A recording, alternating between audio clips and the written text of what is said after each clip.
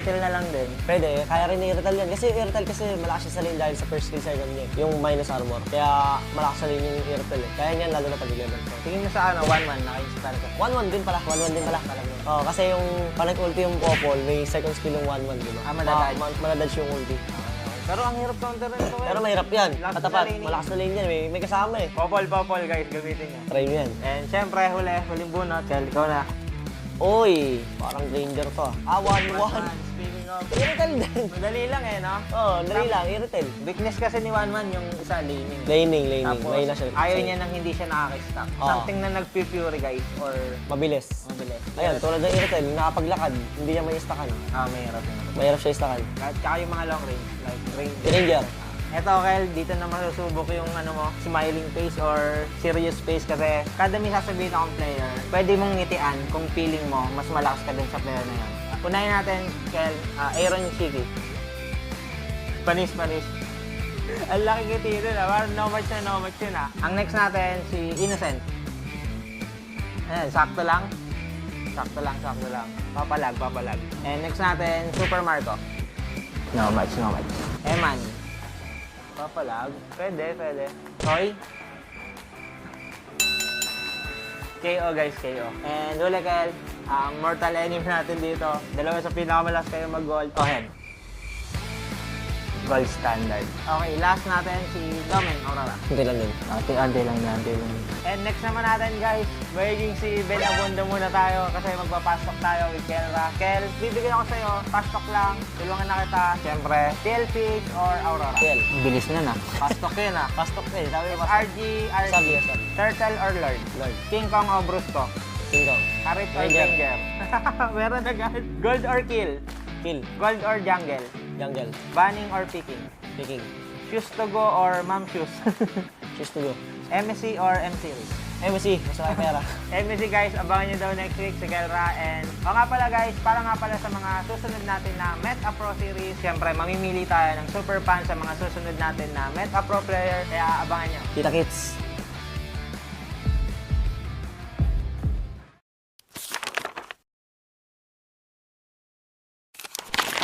Kung yung isa ka sa mga player na napiling matatag sa MPLBH, anong sekreto ng isang field? Para sa akin siguro yung passion ko sa gaming talaga. Kahit anong game kasi gusto ko maging magaling eh. Yung passion ko sa gaming is nakuha ko siya simula nung bata pa ako eh. Parang sobrang saya ko sa mga nilalaro ko and sobrang saya ko lalo kapag nananalo ako. So, piling ko din ko nakuha yung passion ko. Nabanggit mo din na CPU yung vote mo. Kasi nung MPL Season 1 nakita ko siya mag-funny, sobrang nagalingan ako sa kanya. Mga tropa natin dito. At nakita mo naman si Pew! Tapos sinasayawan lang dito from wall to wall sina Pierre Angela pero he still got the kill para dito kay Karina. Tatlo! Pew! Tapos ngayon naman, kaya siya yung GOAT ko kasi sobrang tagal niya na tapos nasa top pa rin siya. Nabanggit ni Cartesi na ikaw daw yung player na iniidolo niya at tinawag niyang GOAT. Siyempre masaya kasi yung lahat ng tao na parang nag-ML ang sasabihin ko na si Carl talaga eh. Lalo na siya ng international and masaya pa rin na nakikita niya na ganun. Siyempre pinagdaanan ko, marami munang talo bago nag-champion, ganun. Ganun naman yung cycle eh. From child prodigy to the face and now MLB's greatest of all time, KTC!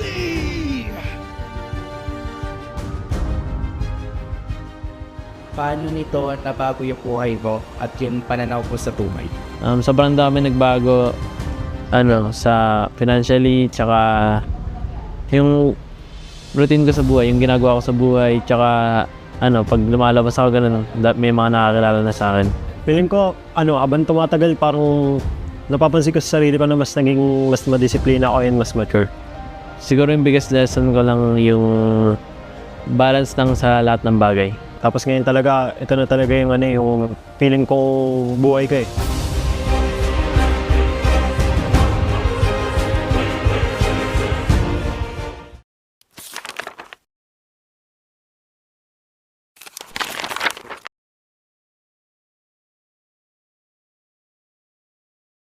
Team Liquid. Nako. TL. Ay, may mga sasabihin mo. Ako pa muna. Ikaw muna, ikaw bumunot eh. Ang lineup na to, they're still gonna define the meta. 100%. Ito pa rin yung magiging template pa rin talaga ng mga teams. Legit. Sila talaga yung susundan at sila ang iyong iidolohin. Midman ako eh. Okay, kung midman. Sige. I'm still in the nanalo sila ng MSC state of mind. Yun pa rin. And wag natin kakalimutan yun. I think we should go into season 16 knowing that and respecting that. Kasi yung team na makakalimot na yun yung nangyari, magsisisi. And even I think fans who do the same. Like, don't forget na porket, baka kasi posibleng in the early days or in the early weeks, mahirapan kasi basa. Alam mo yun? Because everyone's looking at you. All eyes on the champion eh. The world is watching. Baka mahirapan. Feeling ko you haven't seen everything yet. Hindi yun yung katapusan nung era ng lineup na to. Yun na lang. That's my thoughts for the Cavalry in season 16. Ako medyo natatakot ako sa lineup ito eh. Kasi kung may roster change pa na wala, di nila alam. Kung may roster change pa na wala, nakakatakot pa rin yung dadaanan nila this season kasi yung challenge na karamihan sa kanila ay busy sa ibang bagay. And even if, let's say, champion sila ng MSC, tama sila yun na it comes with, challenges, comes with problems. Kasi tinititigan ka ng 7 teams sa MPL. Kitang-kita nila yung playstyle ng mga player, most especially yung finals MVP na I doubt naman makawala sa roster na yan. So, there is that big magnifying glass na ito yung pwedeng butasan. Pero hindi lang magnify. Target lock o sniper scope, ganun, rifle, ganun yung nakatutok sa kanila. And knowing yung mga dadaanan nila in the next few weeks, next few months na may ibang bagay pa silang makikitaan sila ng butas. So for me, even though we say na parang Team Liquid stands at the pedestal right now, malaki yung hurdle sila for, the upcoming season.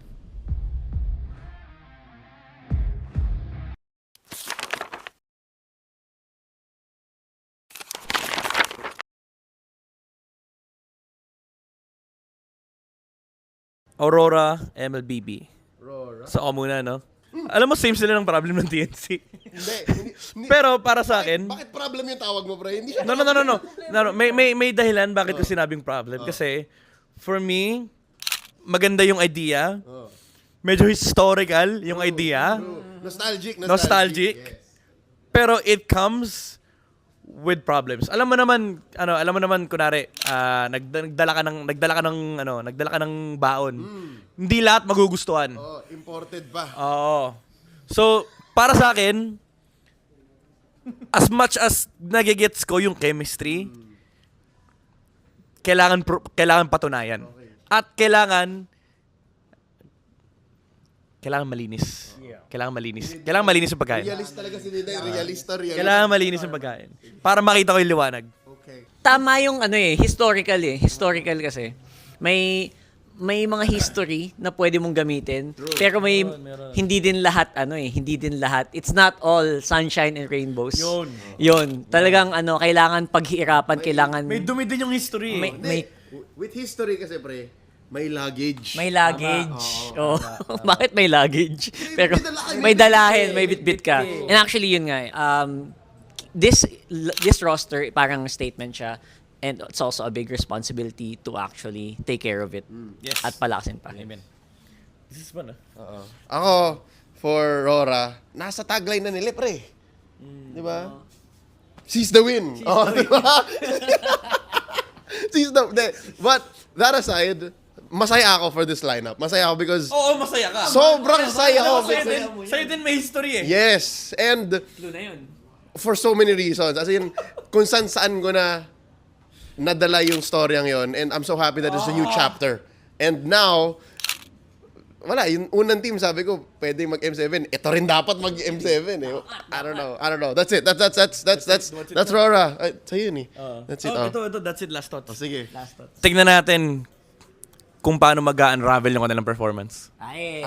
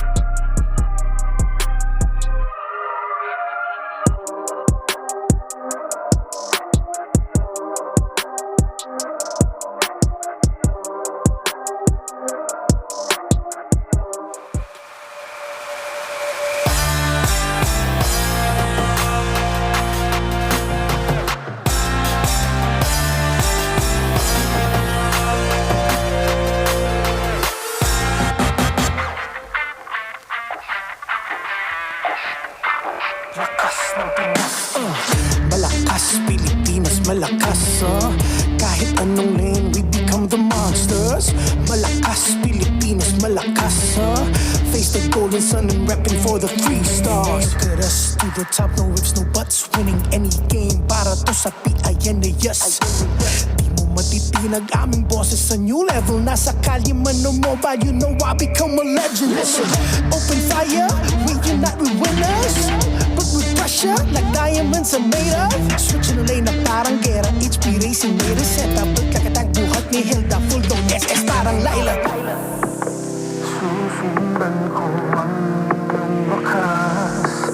Kasama pataas, tagumpay natin to. Dahil tayo'y malakas para sa Pinas. Nasa amin ang alas, hindi to atas. Kinikilala sa taas kasi kami ang malakas para sa Pinas. Nasa amin ang alas, hindi to atas. Kinikilala sa taas, ganito kami sa Pinas. Yeah.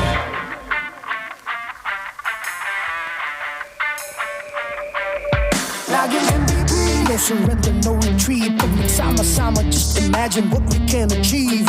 Laging MVP, no surrender, no retreat. Giving 100 on my all, cause we just cannot be defeated. We are unstoppable, immune and invulnerable. Ready ang equipment, lahat frozen, mala, crowd control. Pakita on the jab, beast to the southeast. Taas ang watawat, proud and loud, cause every enemy we devour. Susundan ko ang iyong wakas.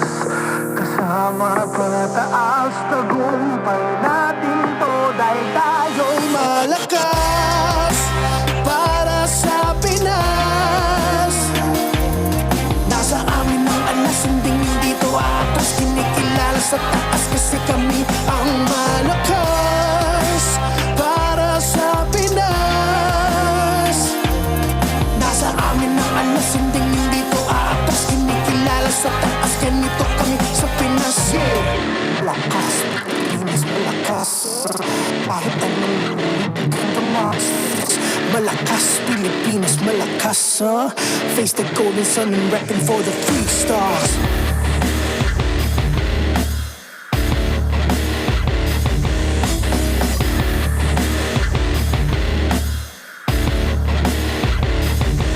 Ang lakas ng Pinas, we unite, we the stars. Ang lakas ng Pinas, we unite, we the stars. Ang lakas ng Pinas, we unite, we the stars. Ang lakas ng Pinas, we the stars.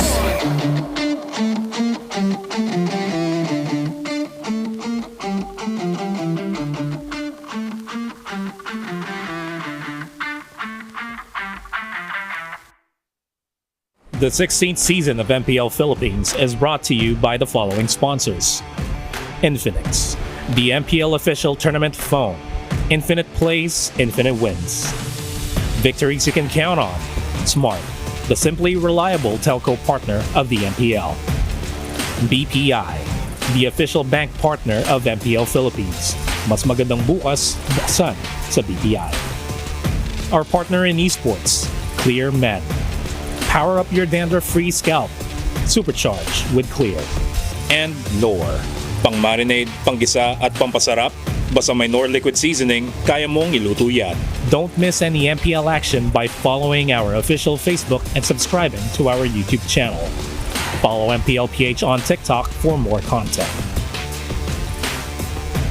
Experience the lakas ng Pinas of MPLPH Season 16 action live at Green Sun Hotel. Grab your tickets now via the official MPLPH website. MPL Philippines is monitored and supervised by the Games and Amusements Board.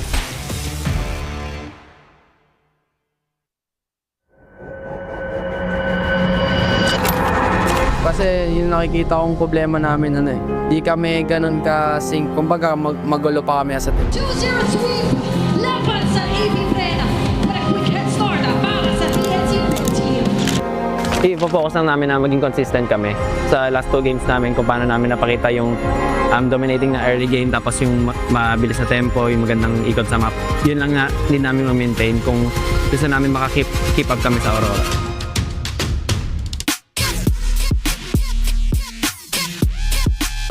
Alam ko na mainit kayo kasi sunod yung panalo nyo. Kami rin naman galing din naman kami sa panalo kaya Bigyan natin ng magandang laban yung mga fans. Tapos kayo din yung kagalingan. Confident naman ako mananalo kasi feel ko pares lang naman din kami ng nararamdaman.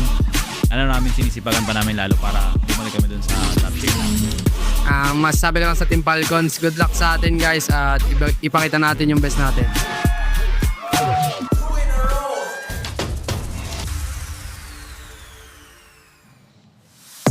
Welcome to MPL Arena. This is your very own Odin and we're down to the final day of week 3. At alam kong hindi pa rin natin nakakalimutan ang mga naging laban kahapon with our triple header day. We were able to witness a back-to-back sweep and then a Game 3 plot twist sa pagkapanalo ng Twisted Minds laban sa Onyx Philippines. Ikatlong linggo pa lamang ng ating liga at nagpapasiklab na ang ating mga kupunan. Patunay lamang na every match ay nagpapakita ng playoffs or grand finals level. Marami pa tayong masasaksihan ngayong araw kasama ang ating mga casters. Sabay-sabay natin muli tunghayan ang lakas ng Pinas! Welcome back to FL Philippines Season 16. It's your girl Athena on the English desk. Together with me is this fine gentleman. We have Naisu and Renmar. Wow, Athena. Welcome to the English desk. I guess I'm in the right place, right? Yeah. This is the English desk. Welcome. And I know you're quite surprised, but this time, there's going to be two fine gentlemen here riding with me and guiding me all throughout the day. But how are you guys? How do you feel for today?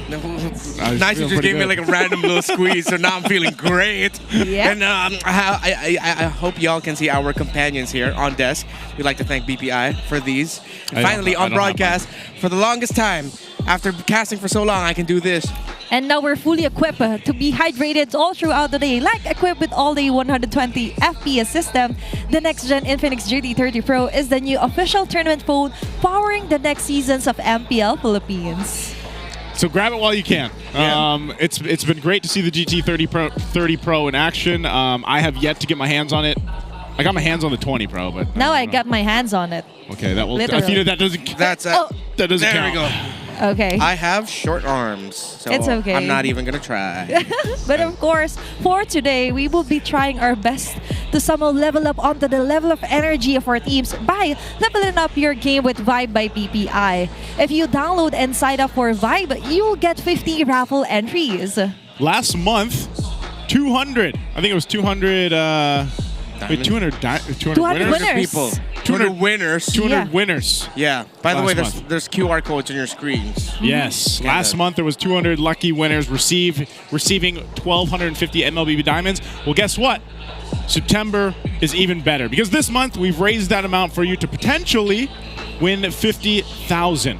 That's so diamonds. much. Yeah, that is one more diamond than 49,999. So download and sign up for Vibe now. Begin an epic tomorrow with Vibe by BPI. Thank you so much for Tumblr, of course, BPI.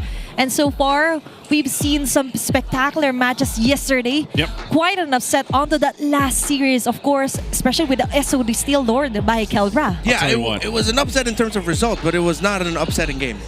This guy You're right. did an amazing job. I did. He did. Because I was watching the match at home yesterday, and I was freaking out with you guys here on desk. And I don't know, man. There was so many crazy things in that game 3 in the last match that I was just thank goodness it's Renmar right now. Yeah. Because you were losing your mind because of just how many good plays, how many good things happened throughout that last match here. And of course, here's our Infinix standings currently as we are about to close out week 3.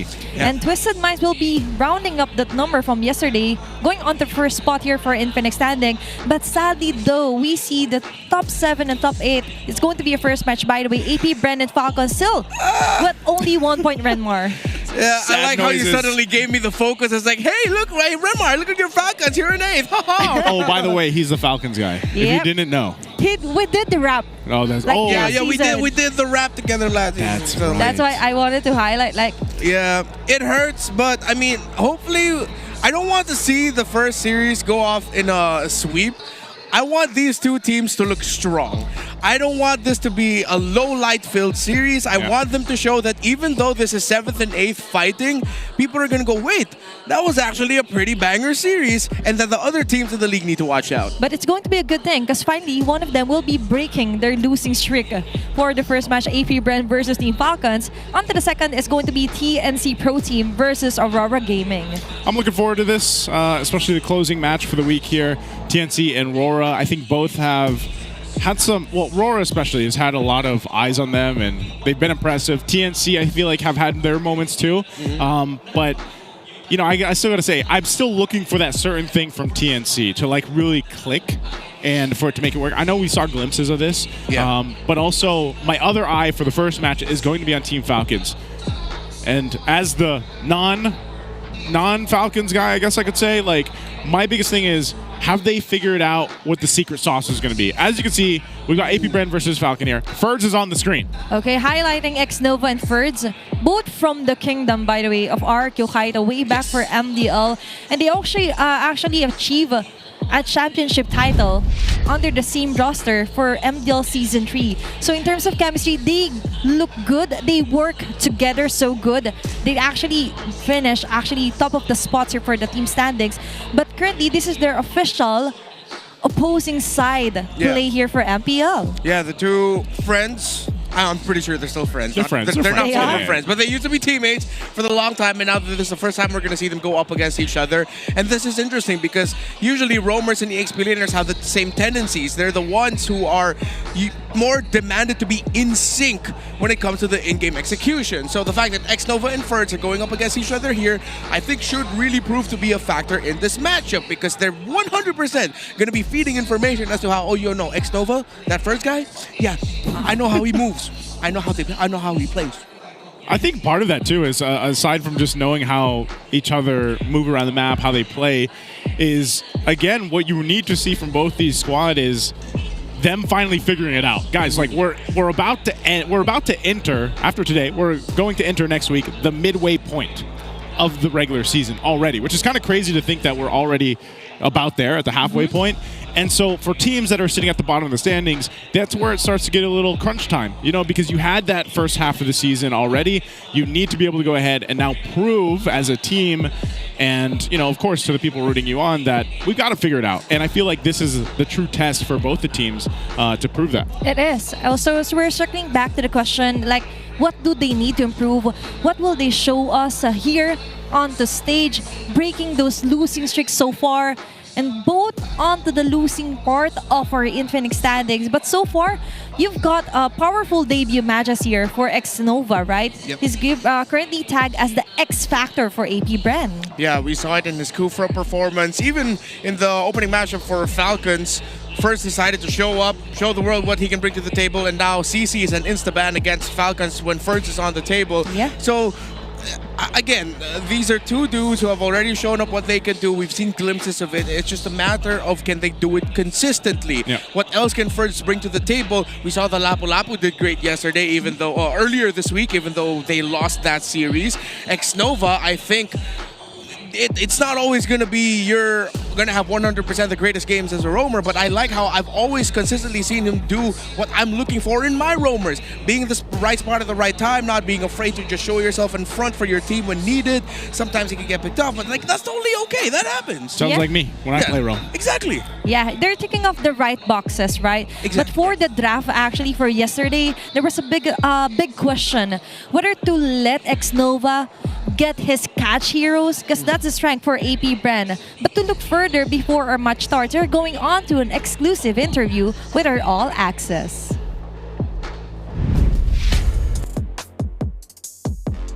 Kasama natin ngayon ang RRQ Kaito from MDL Philippines.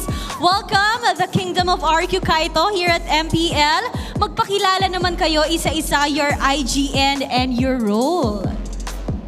Ako si Karasu, explainer ng RQ Kaito.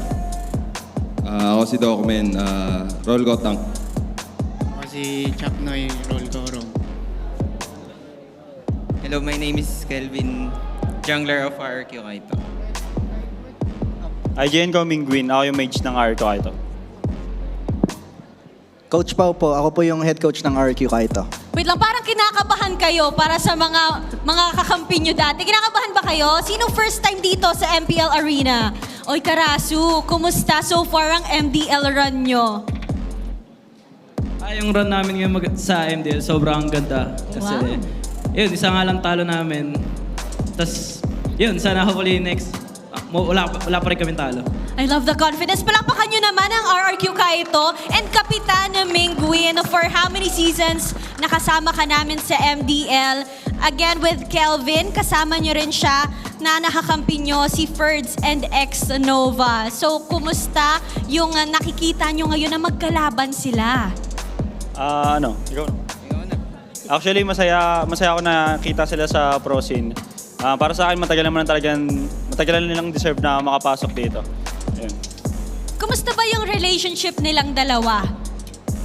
Si Ferds and X-Nova? Hindi yung isa kasi nonchalant si Nova Si Ferds kasi madaldal Maingay yun So, sa team namin medyo sila. Sakto lang, ganun. Parang nilaglag mo daw. Nagre-react yung Falcons dito. Parang nilalaglag mo daw si Ferds. No? Pero anong gusto niyo sabihin ngayon sa kanila as their former teammates, Calvin? Good luck sa kanilang dalawa. Galingan nila para di napapakamot na ulo tong coach ko. Coach Pao, baka meron kang gusto sabihin sa mga players mo before. Sa akin, sa former players ko, I just want to tell them na stay humble. Huwag nilang kalimutan yung mga natutunan nila, kung saan sila nanggaling, at saka puso lang kasi they're both on the bottom right now. Pero I think they could pull through. I love it na nakikita natin yung good relationship with the players na makikita natin magkatapat ngayon. Invite nyo naman sila manood here at MPL Arena, Doc Men. Manood guys ng MPL, mga nanonood dyan.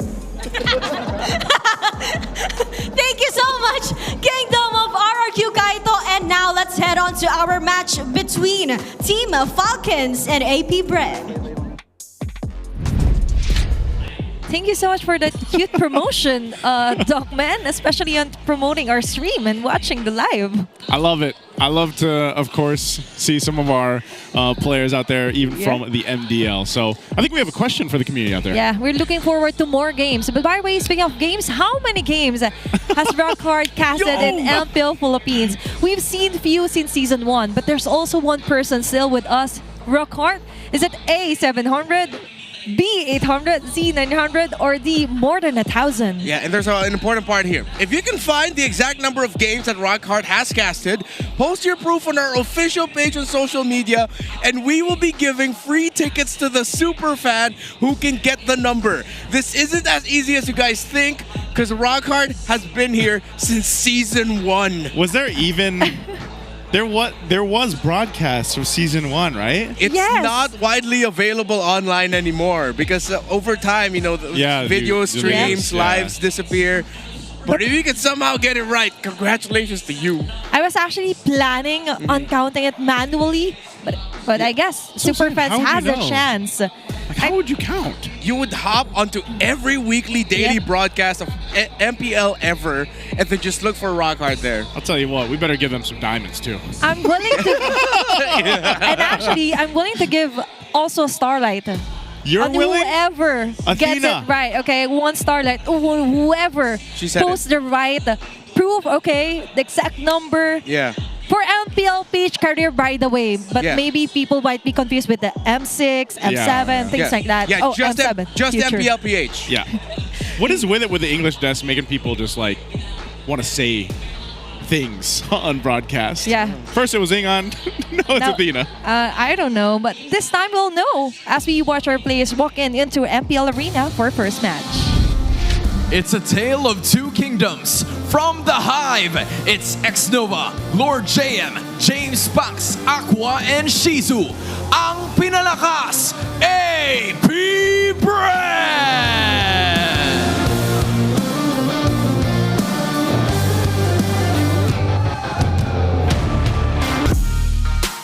Can these wounded wings soar to be the legends we know that they are? It's Ferds, Kyle Teasy, Few, Ogwen, and Super Marco. Take flight, Team Falcons!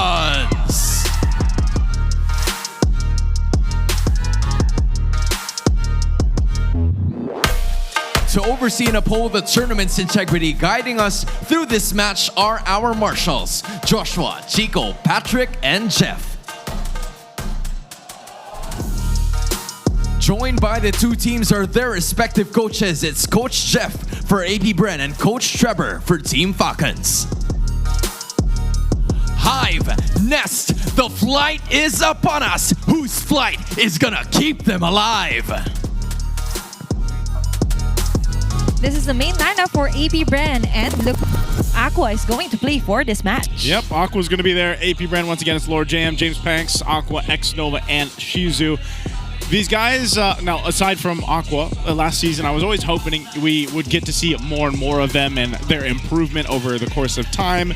And I feel like they're definitely on the course of that. It's this, there's still, there's still moments of struggle. There's still moments of them obviously making some mistakes. But I think every single time we do see them play, especially this season 16, they have made those improvements. So, even Lord JM, follow Lord JM. Go with Lord JM in some cases.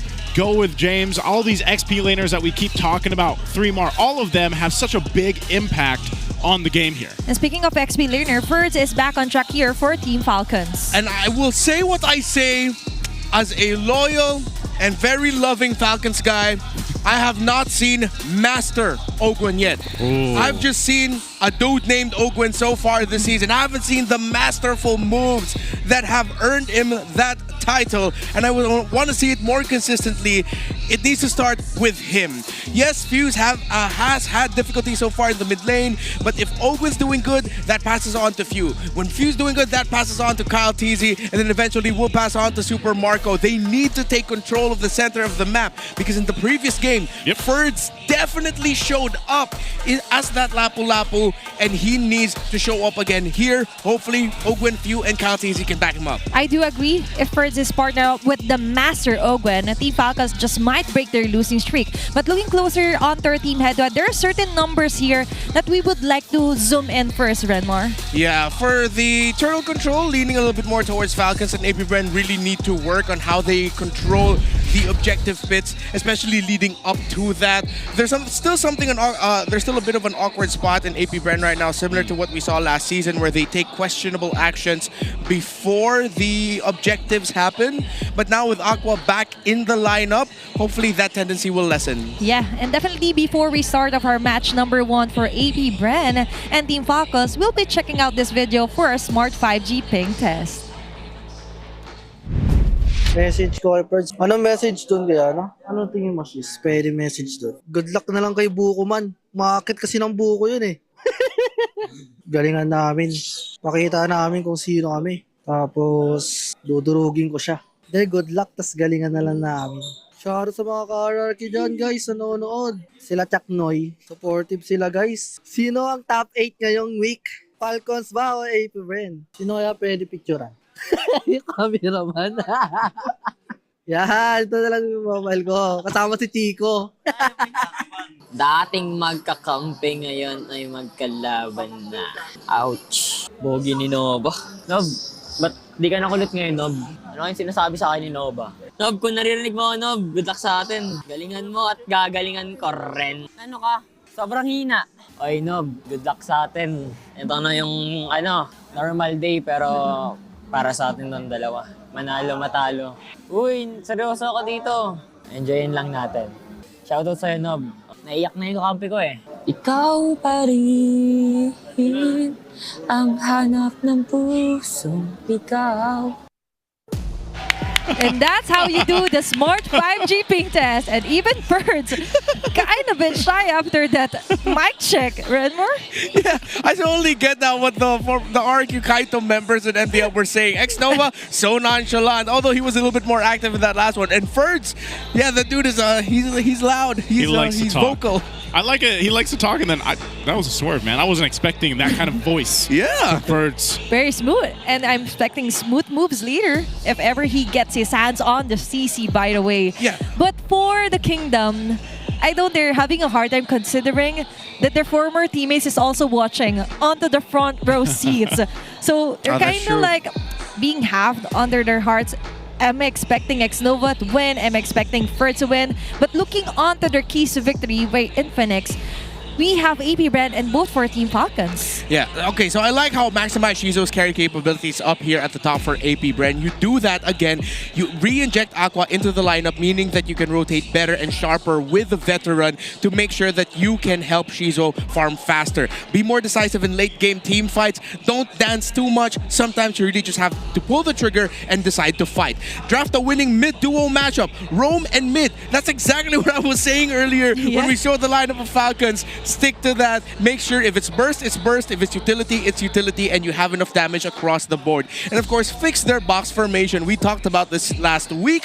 Their team fighting formation is so off. Kyle Teasy would be a little bit too forward. The other members of Falcons are diving a little bit too deep with Super Marco not being too ready just yet. Ferds, I feel like he's the one whose timings are a little bit more on point. The rest of Falcons just need to go with him. If for Twisted Minds, we have go with James. For Falcons, go with Ferds. Yeah, I'm a firm believer, and that's going to be the concept for a lot of the teams out there, because that's the word XP lane has transitioned into. We talk about this a lot, how it's like this, it eventually either alleviates some of the pressure from the roam or it turns into a pseudo roam in a way throughout the game, especially depending on what hero is drafted there for the team composition. But overall, I think both teams are going to have to rely on that. But, you know, I want to go ahead and agree with Renmar earlier when you mentioned, especially with Ogwyn, I think a lot of our roamers have always had this spotlight on them because they are essentially the ones that are setting things up, especially in the early game. And we know how much focus right now is currently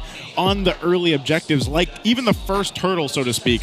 It's literally a key to victory for a lot of the teams just to control that and make it happen. And your roamers they're the catalyst for a lot of that early game potential to happen here and to get started. So those are a whole lot of things that both these teams really have to prepare for as they go into game one. Yeah, and absolutely here for our match number 1, game 1, it's going to be blue side here for AP Brand. They're going on to the first pick. As you mentioned, you have to be earlier in terms of decision making.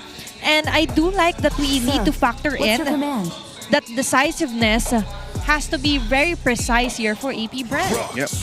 So let's see what they're deciding to do with the draft. They've chosen to ban out the Phoveus, which is quite dangerous because when you ban out Phoveus first phase, you're opening up Falcons with rushing Harith as one of the first 2 picks on the red side.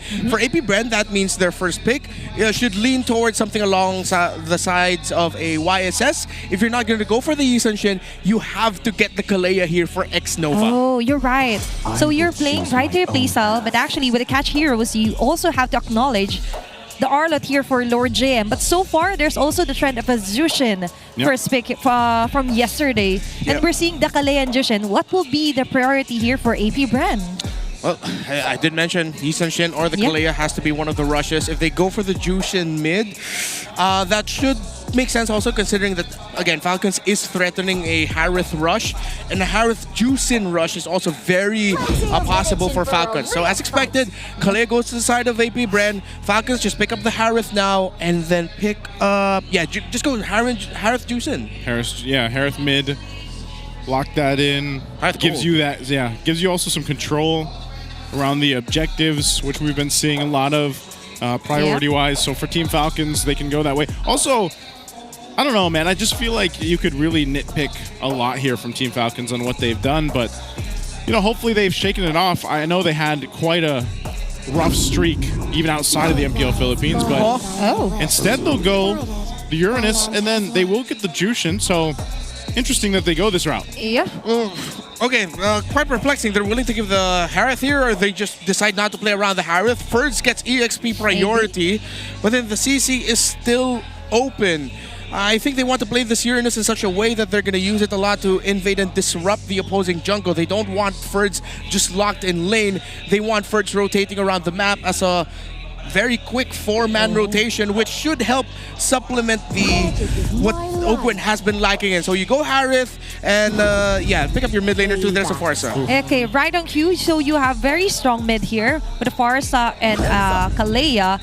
So they're sticking their ground to somehow capitalizing the catch heroes here for X-Nova. Meanwhile, for Team Falcons, I'm kind of confused because we've mentioned that you need to partner efforts with the Master Ogwyn just to assist onto those lockdowns. But with the range, we're pretty sure that you're just going to somehow interrupt the whole process here for AP Brand. Yeah, he's just going to be basically a a standing front, you know, for the most part with this. Now, that can still be useful. It can still be effective in one way or another. But again, it's going to be up to what they decide to throw into the roam, I feel like, here for Team Falcons, really, because even the fact that they didn't take the Harith earlier on when it was open for Marco, it makes you wonder what the plan is there to play around. But yeah, I think the roam is going to be crucial for Team Falcons. You can see they'll close in on the XP lane choices here, taking out the Lapu Lapu. Do they take out one more, like a glue or something there? Yeah, I think they should consider taking out either the glue or the CC to continue pressing on the XP. So as expected, they banned the high loss here for AP Brent, considering the lineup that they have, and it would slot in very well for Ogwin. Another roamer that AP Brent needs to consider taking out is actually the Gatot Kacha. Would slot in very well with the Falcons lineup, meaning that Ogwin might be left with having to play something along the lines of a Badang roam. Oh. Yeah, interesting though. If ever Coach Jeff foresees that Gatot Kacha ban here for AP Bren. But moving forward, there was a wild thought at the back of my head. I was actually considering a Uranus jungle. Just so I just wanted for us to actually get a CZ or Lapu like that. But with the Hayabusa locked in, we're pretty sure that they want that early action here for Team Falcons. Yeah. Okay, CC. So then it's going to be a glue pickup most likely for AP Bren in the EXP lane. Unless AP Bren wants to add a little bit more magic damage and go for something like an Edith, but that's going to be quite rare. Glue makes so much sense right now for the lineup of AP Bren. They could also potentially even go Hilda or Esmeralda. Oh, yeah. Considering it's Lord JM. Like, yes. That's more of like a unique thing to him. It is. I think that Hilda would work great, but it was Hilda and Esmeralda. That's right. Just a little classic, eternal match between the Uranus. But for me here for Team Falcons, they're not really that scared here. If ever AP Brand gets that Hilda. But currently, for a fun fact, X-Nova is still currently the ranked #1 as the player with the highest unique heroes used in the whole MDL Philippine history. So, are they going to put that in use here? Because so far, for AP Brand, we're still not seeing... Maybe they're going to go for the Kalea XP, but so far it's still an XP or rather Roam Kalea. Yeah, I've seen some pretty crazy people try even a Kalea jungle in ranked games, but that's so rare and it's MPL that, you know what, I'm going to turn off that idea in my head right now. I've gotten a bit too excited at times with some crazy picks. So yeah, for Ogre, just pick up the Badang at this point with the Hylos taken away, the Baksha taken away, Arlot's also gone. But that's going to be your best option. Just save the Super Marco pick for last so you can adjust or go... Are they? Oh, wait. Oh, okay. They want to save the roam pick for last. Okay, Granger makes sense. You needed a bit more range so that you wouldn't be so too close ranged for the side of Falcons. Yeah, and that's just the classic matchup in the gold lane. The Harith Granger. We've seen it so many times. I think statistically, doesn't Harith still have like the advantage in that matchup? I remember even a time back in some of the internationals, it was like we saw Harith Granger so much that it was like they had that specific stat too, like the matchup itself. Yeah, in the gold lane. Harith does have a okay. I like the surprise. Just to add real quick to what the 90%, 60% is the win rate of the Harith this season. Benedetta EXP, and then they go jungle Fredrin. Very stable for AP Bren. I like what they showed up here, but going up against the Juicin. Could be 50-50. It really depends on how well Lord JM handles the EXP. He has been Mr. 50-50 as the Benedetta in previous games this season. So let's see if he's a little bit sharper this time. For Super Marco, though, you can go safe and just play the Moskov, but I want to see them pick something quicker. Maybe go for the Bruno even. Yeah, but they already have the Granger. Yeah, excuse me. It's Roamer. Just go Badang. It's okay, yeah. You could go for Dang or even a Matilda, but with the Matilda, you're too squishy if ever. Yes. It's AP Brand and you're up against a Fredrin, so you would want someone with additional sustainability just to try and hold your lane. And it's going to be the final pick here for Team Falcons. This is a chance for him to be if he can channel the master in the Ogwin here. Okay, this is going to be how do I say this? A redemption game for Ogwin. The last time I saw him in the Grok, I could not hold myself with my frustration. So hopefully this time it's a better Grok. Land more tectonic charges, and if he's going to be frontlining, make sure Few is close enough to supplement him and help him out if he gets caught out. Because the last time, his Ogwin just did not do it for Falcons. His Ogwin. His Grok. His Grok did not just do it for Falcons. We do understand the frustration, though. Even if you're part of AP brand, there's also that hint of revenge, just so they could finish this week strong, especially on the week number 3 of MPL. You're looking forward to somehow change the story, change the chapter here. And for us to open the chapter, let's head on over onto the Land of Dawn for match number 1, game number 1. Both looking to change their fate here for week 3, last day. I'm excited to see how they're going to be starting off with the rotations, especially with a Benedetta. So they set the Grok wall. Is that actually going to delay the minion? Yes, it will. Yeah, it does. It will, yeah. And with the Mighty Swing as well, so we could see, or we could definitely see some early pickups here for Team Falcons. But looking closer onto the lineup for AP brand, with the Benedetta for Lord JM, we've seen his performance, Renmar, and it's too early to say that he's going to be phenomenal yet, right? Yeah. Hopefully we get the better side of the Mr. 50-50 for Lord JM's Benedetta. I mean, the last time we saw it, he was hitting those petrifies and combos, but there were times where his opponents were just ready for it because he became too predictable in his movements. And so far, if you're too predictable, which means your whole rotation will be disrupted. Now for Team Falcons, there's the famous delay onto Ogwin's Grok. Yeah, so he's going to go ahead and do that. You got Aqua was down there to get some of that extra XP, of course. Yeah. But nothing too crazy. I think this is one of those lineups, too, for both sides where you really have to wait for that first objective for either team to get that first blood. And so far, Xnova and Ferds, with their all-time MDL Philippine assists, ranking 3rd is Xnova, and while Ferds is ranked 6. That's 835 and 666 here for Ferds. He has to channel his inner demon here for game number 1. Impressive stats. MPL Philippines setting their own records as well. So heavy bottom side rotation for AP Brent so that they can really put priority into Lord JM. But First has been handling the lane very well so far. Good pressure. I think this could be a big 50-50 when it comes to the first turtle.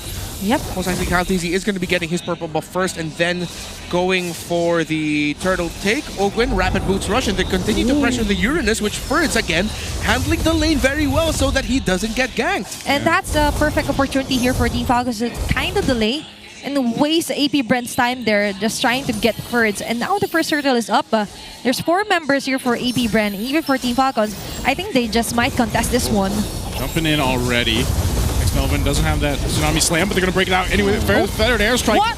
But Few goes down first. Aqua laying down the covering fire. Ferds next to follow. Right now the 1-for-2 trade, but James Panks is gone. So no turtle here for the taking. Yep, going to be a quick little reset here. Kaltizi and Ogwin will be able to start things off, but with Aqua and Xnova close enough to contest, similar to Lord JM, that's an entry! He goes in with a Tsunami Slam anyway. Whoa. Kyle's trying to get away with the quad shadows. He'll juke the best he can. Still on the run, but he's got nowhere left to go. AP Bren will take out the jungler of Team Falcons. Now Lord GM zones out Ogwin. It's a hard-fought battle, but the turtle finally goes to AP Bren. Just when we were about to analyze things, and there's a continuation here for AP Bren. Yeah, I really liked how Xnova really saved his flicker there. I thought he used it earlier in the fight, but then he was able to utilize it so that he'd be able to pick Kyle TZ, and then eventually that led to AP Bren taking control of the situation again, and that's good because now with Shizo being able to build the Enchanted Talisman at around 330 or counting less than that. Yeah. So pretty much all within the timers right now for AP Bren. Falcons needs to find a way to recover, and a gold side gank should do it, but with how Shizo has been playing, might not be able to find it. Oh, there's an opening. Oh, no. Shadow kill. Shadow kill is going to be used.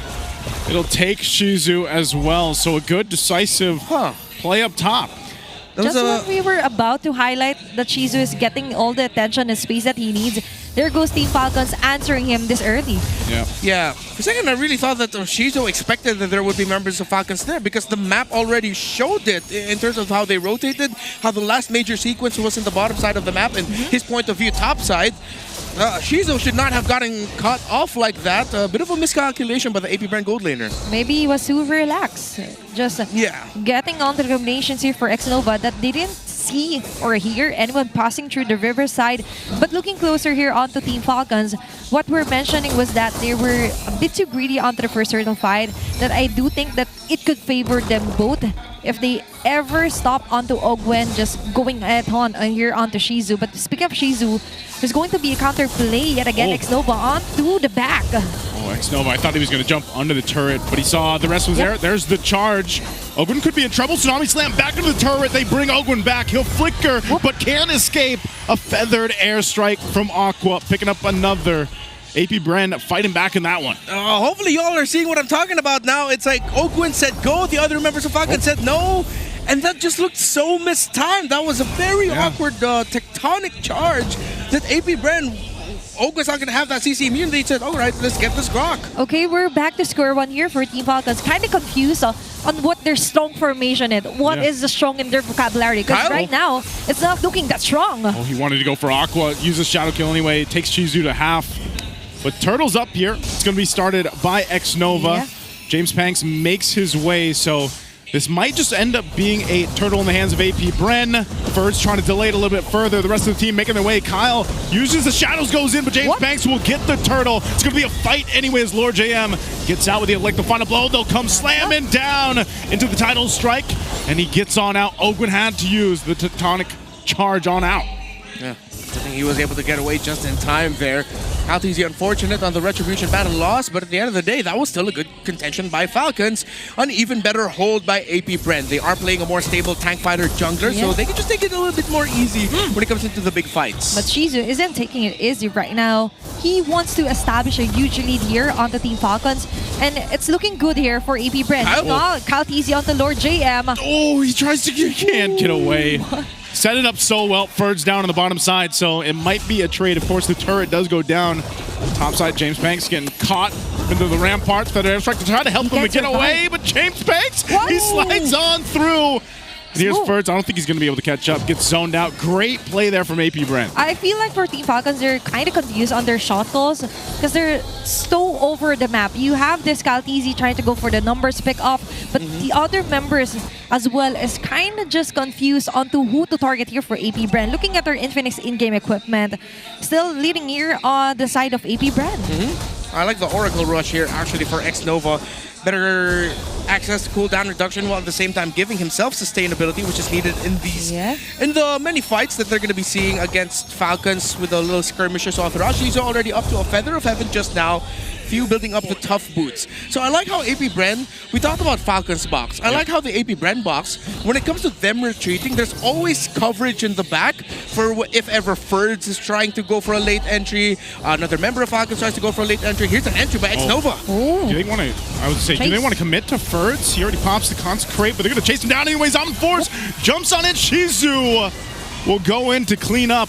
And it looks like they might just trade for the turtle here. It's up now. Team Falcons will start it up. Lord JM and James Panks might face us off. The rest of the team runs on down. So without Ferds, this could be a little difficult for Team Falcons to take. Ogwen using the conceal, going on the off angle. Xnova is there. Has a title strike. There's the charge again. Xnova gets out. They're going to fight. Fuse in trouble. Has to pop the beacon, but James Panks will get the turtle. Still going to break it out. Shadow kill already committed, and Kyle will get caught. A feathered airstrike comes down on Fuse. No! He can't escape Aqua. And they're on the run.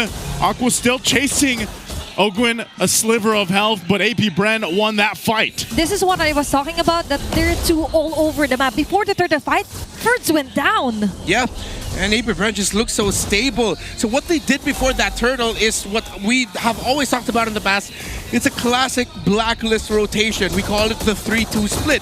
Three members of the team go opposite the turtle lane, while the EXP laner and jungler get left behind in the turtle, even if there is a numbers advantage on the opposing side, considering that you're playing around the Fredrin and in this case a Benedetta, that is a strong duo that can hold. so that the other members of AP Brand, the 3, can go and join in the turtle. That is classic 3-2 split. And you would think that a team like Team Falcons would know that rotation, right? But I'm kind of confused, like, they're forgetting the basic fundamentals. When 3 of the people are missing when it comes to the objective fight, you're sure to see them onto the opposite lane. And right now, it's the opposite for Team Falcons. They're just crumbling down. They're finding the right targets, but not the right pick up for smart targeting here for Team Falcons. Oh, Lord JM, he used the Petrify. He got the turret. I guess he's happy with that. He knew that he'd probably get caught out, but he gets a tier 2. Yeah, so this is one of the lights of hope here for Falcons. Wait, in the mid. They're going to be able to get the energy eruption off Team Falcons, though. Eye on the tier 1 mid lane. Appraiser's Wrath with a fettered airstrike. Look how much damage one shot does to the Team Falcons lineup. They have to back off, so can't even put pressure on tier 1 and mid. Yeah, good call by AP Brett to actually commit a lot of their abilities to clear that minion wave. First again. First again. He's tanky enough, but can he get away? He had to pop the Purify. A whole lot thrown at him. And again, this is why teams like this hero, this Uranus. Yeah. Okay, they're finally seeing the silver lining here by picking up the Rangers here for first, just to try and waste the time here for AP Bren. Oh, Kyle's jumping in. He's going for Aqua. He'll find him with a shadow kill. And now Kyle Teasy on the run with the shadows. He gets back towards the Lord. They're fighting in the jungle anyway. X-Nova is gone. Team Falcons fighting back, forcing AP Bren out of the jungle. Shizu takes a couple shots with the Rhapsody. Couple Daytonas. Lord JM able to keep Sumo Marco from potentially getting a kill on Shizu. They did all they needed to secure, hopefully, this Lord for Team Falcons. And it's held up. They're off to a great start. That's a 3-for-1 trade-off before the Lord take. Oh, no. Ogun, Lord JM, if he somehow does something here... There's no okay. No way. All right. Way too risky. Way too risky. Shadow kill going to be used. Oh, Lord JM. A sliver of health will go through like the final blow on out. He survives. He didn't get the Lord or anything, but he at least... He got some information, he gets out. Yeah, you know, that's such a tight window to pull off what Lord JM did. There was a chance he would have just bumped into the wall, awkwardly so, but he was still able to get away. Oh, good coverage! Tectonic charge again! They're going to go for it. Few jumps in with the beacon. I think they're just going to have to disengage. A whole lot thrown here from Team Falcons. But AP Bren will be okay. They're going to go ahead and fully reset and get back to the base. Okay, now we see better trades up here for Team Falcons, and especially onto Ogwen hitting the right targets with a tectonic charge. Yeah. And to add up to that, with Ferds going onto the sustained front lane against AP Bren, that's the job of Uranus. Just try and get all that you can, waste their time, and for Team Falcons, all they needed to do was just wait for their time. And the time is right now as the Lord marches onto the top lane. One of the few times I'm very happy to see a brute force breastplate rush at the hands of Ferds on that Uranus. That item is what's keeping him alive in especially the sequence that the members of AP Bren were trying to take him down before Ogwin and Kyle TZ pulled the trigger on that big team fight and around this purple shrub, leading to this scenario now with Falcons in the lead. So now it's just up to Falcons to not drop the ball here. They should expect X-Nova to commit a conceal, flicker, tidal strike into the tsunami slam, and they have to be ready for that. And so they have to play a little bit more back in the bushes that they hold. And if ever someone's going to be playing forward, make sure someone is there to back them up. Let Ferds go front. Let Ogwin be the guy to answer with a surprise crowd control counter. Let your Uranus provide the vision. I think part of this, too, is just... You got to remember, AP Bren had a pretty good lead. 4,000 at one point. It's been diminished. Team Falcons clearly have fixed some of the things we were talking about in the early game, like that box, like that formation, being able to get a lot of attention from AP Bren. I mean, think how many times we've seen AP Bren throw multiple ultimates or resources at Ferds, for example. And so now you're going to have to see AP Bren shift the focus on how they approach this. So I think that's why you have this kind of steady moment, obviously leading into that first objective, or the next objective, which is the Lord here in about 30. And for Team Falcons, all they have to do is somehow stick their ground onto letting Ferds light up the way before Owen tries to go for the surprise move. And we've mentioned the strength here for Team Falcons was that if they're inside that box, they were able to counter out AP Bren because all of their resources was wasted on the Ferds. But alongside with that, for Team Falcons, one of the steady pillars is actually Super Marco delivering that bullet. Ooh, Kyle Teasy's found some pretty good pressures with the shadow kill. Now on Lord Jam, again, perfect timing. Lord is up, but you can see Team Falcons will go ahead and push this lane a little bit further, potentially get that tier 2 down. It's just a hit away. Yep. And now go for this Lord here.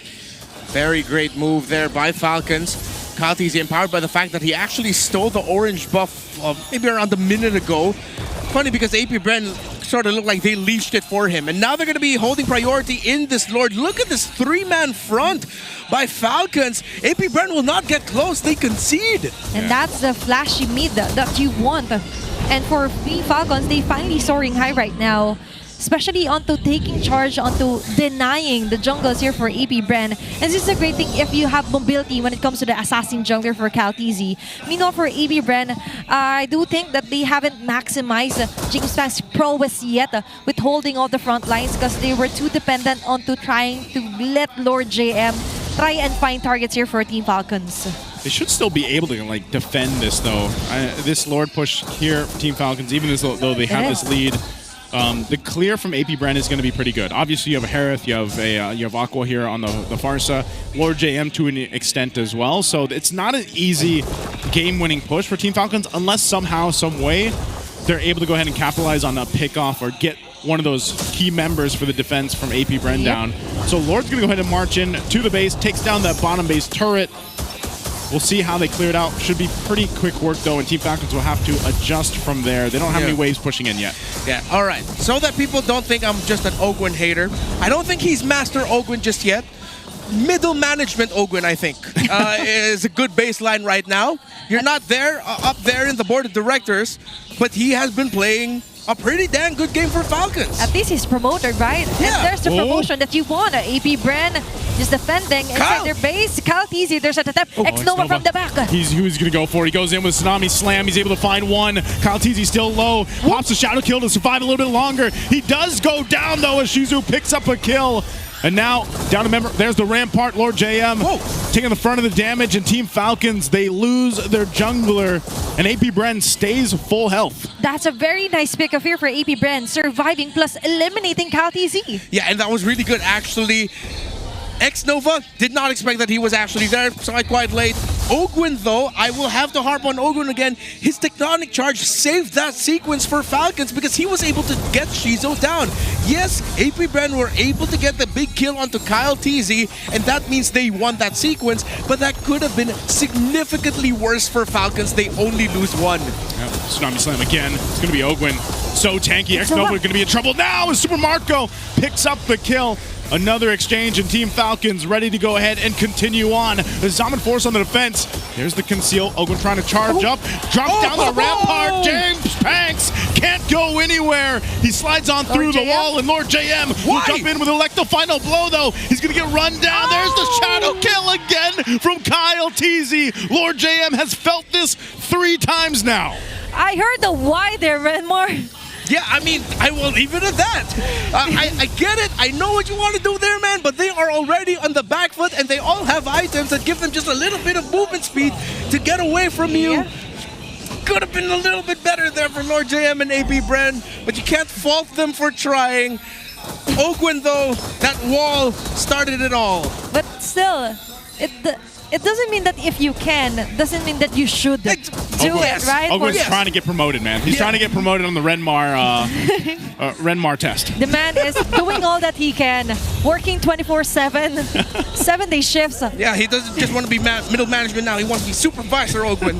Okay. Working his way up. Oh, good conceal by APBR. Okay, working their way up. Nova jumping in, and they're going to fight it anyway. There's a Tectonic Slam charge. Again, Ferds jumping in, trying to zone out Aqua. Shizu's going to help him out. Ferds pops his own crown, and X-Nova is gone, and Ferds is still alive. And now Team Falcons on the chase. Another winner crown going to be used. Kaltizi's working on the Lord. He'll secure it, and James Panks goes down with X-Nova. APBR loses 2. Little by little, we are seeing them back in their top form. Ogwin again. That is 3 major sequences now. But then even Super Marco, hey, Bulletproof is back. 7-0-2. APBR, they're scrambling and they have to defend this Lord. Okay, now we see you guys and Team Falcons establishing that huge lead especially picking off important players here for AP Bren. And now they're looking to finish this game. The Petrify will catch Kyle Teasy, but it might not be enough. Shizu coming down the Zaman Force. He's got to clear out the Lord. X-Nova jumps in too. They got to clear out the minions. Lord still up. X-Nova could be in trouble now. He takes a couple shots from Super Marco. Picks up the kill. Base being worked on. They'll just lock it in. And Team Falcons will take game 1. Now they're back at the game. Soaring high. Might be a shaky start, but still ending the game strong against AP Bren. That's the first game win for Team Falcons. It's been a while. It's been a while. I got quite scared there in the final siege. Lord JM, I did not expect that. That was the right call. Yes, he was only able to pick down Kyle Teasy, but you're already building advantage for your team. That's one less body to deal with.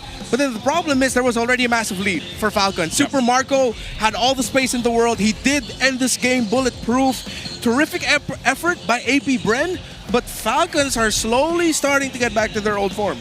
It was like one of those things where it's like it starts out kind of rusty, you know, and then once they get warmed up, then you're hitting the reps, you know, a lot smoother for them because you were right in some of the things that Ogun was trying to set up and everything, and it just took some time.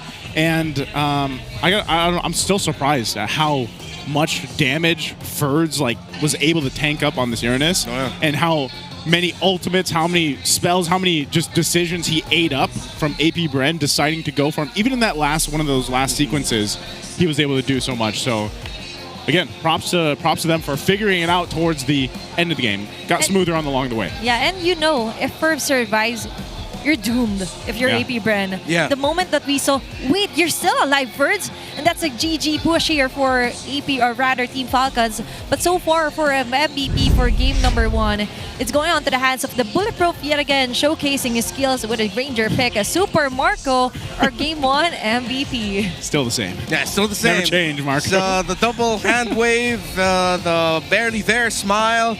Can I move yet? Can I move yet? All right, thank you. And he is the MVP. 0 deaths on him. And yeah, he just played a terrific game overall. I think it was probably on his end that the call to gank Shizo topside after Falcons lost Turtle 1, and which eventually led them being able to build a little bit more advantage. Oh, right here. I think it was actually Super Marco who was feeding the information and probably called Ogwin and I believe it was Few up there to say, hey, guys, I feel like we can get this guy. And then after there, it was just a slow climb back for Falcons. They were able to get pick after pick and answer very well through what we described in the draft as the very clear game plan for Falcons. Number 1, let your Uranus front. Number 2, let Ogun be the guy to follow up and answer with a big tech charge to counter what AP Bren throw in a team fight after they see Ferds. Be the shadow for Ferds. So far, Ogun is doing a terrific job onto the mid and latter part of the portions here onto our game. You know, for AP Bren, I do feel like onto the early facing, they've got this in the bag. But we were kind of confused that you know that Ferds is going to do this. They're just going to waste your time. Yeah. They still gave up all or most of their resources just to try and take this guy down. Yeah. I think that's a little thing that they needed to recalibrate is, yeah, you could bring the Uranus down, but don't blow out all your abilities to take him out. Because that means you've wasted already so many resources to try and just take out the Uranus that can eventually heal back the damage you deal to him anyway. And it's unfortunate because this was a fantastic game by Aqua. He was a menace for Falcons to deal with. He's still so dang good, dude. Yeah, they were too tunnel vision onto their range that they forgot to somehow check onto other lanes. They did check off Super Marco so far deathless, and then there's also the fact that we mentioned that Aqua was still playing so good. Yep. You have that circle, you have that strength, but you're not using it right. After getting most of the kills onto the early, what's next? Where's the consistency here for AP Bren? Well, I think that's where they had to rely on, you know, what was capable for James Panks or even Lord JM. Of course, AP Bren had their own mistakes throughout this game, but even so, like, for example, like the Fredrin, it's still like the impact of the Fredrin, if you compare it to obviously the Hayabusa, is generally going to be different anyway as heroes and their purpose. But even so, I just feel like we didn't get to see that work in the way that AP Bren probably wanted it to. Yes, you have the ability to go ahead and catch a couple people with the energy eruption, and you can work well with the Kalea, but it just didn't come to fruition. Like, the idea of the concept of the lineup is there. It's just after some mistakes and then the adjustments from Team Falcons and them having a better time. Because you got to remember, how many times did Kyle Teasy put pressure in a lane, and a lot of times it was Lord JM, he picked up a kill. You know, and in those moments where you're down a number, that's where Team Falcons likes to play. That was their play style before. You know, it was, let's go get a pick and then get an objective. Like, that foundation of Team Falcons, even though it's Ferds in here playing, that's still true to them. I think, again, that's been why they've had this adjustment period into the current meta that we are in, because the current meta is shades of all the eras we've been talking about for the past 3 weeks. Yeah. And it's definitely still evolving now. And I mean, that's going to be the case for the rest of the season. Yeah, I'm not really a big fan of a Benedetta XP yet. Because so far, I do feel like you need an additional damage and setter if you're going for a Kalea. Because you're too dependent onto who X-Nova is going to catch. Yes, you're able to get micro plays against Kaltizi. But after that, what's next? What's your next move? Without the Petrify, the Benedetta is still just a Benedetta. And you cannot really dodge all those bullets from Super Marco. So I feel like if Lord James is given much more of a hero that fits his playstyle, that could have been an AP brand game. But so far here for big titles, we have the BPR rich guy, Super Marco, that left with a GPM of 806. Again, everything which is set up well for himself to shine. Yes, it demanded that Kyle, TZ, Few, and Ferds needed to play a little bit more risky so that they can provide even more space for Super Marco. But eventually, since Falcons played a much tighter and improved formation most times, not gonna say all the time, then that means Super Marco was able to shine and walk away as the BPI rich guy. For the side of AP Brand, this is one of the reasons why we pose the possibility of an Esmeralda. I will say this now. I like Lord JM's Esmeralda significantly more than I like his Benedetta. His Esmeralda's very stable and would have done, I feel like, a better job in the composition that AP Brand brought out here, playing a bit closer to the Fredrin instead of playing so far that then suddenly the whole team needs to adjust around this Benedetta as the game goes on. Yeah. It's like a midlife crisis here for Lord JM. Like, what am I going to play? I'll go for the Benedetta. But still, you don't want to miss out on the next games for today, and don't miss out on this early Christmas gift because tickets are now at 189 pesos from September 5 up till September 19. So go to the MPL Philippines website and secure your tickets now. That is, again, we'd like to go ahead and let everybody know that in the Philippines, we like to start celebrating Christmas in September. It's bare months. There's a prelude of November for Halloween, and then we're back again for Christmas season. Yep, and right now we're back for you guys to snap a photo of any MPL PH player during very specific moments while inside the venue for a chance to win diamonds. Yeah.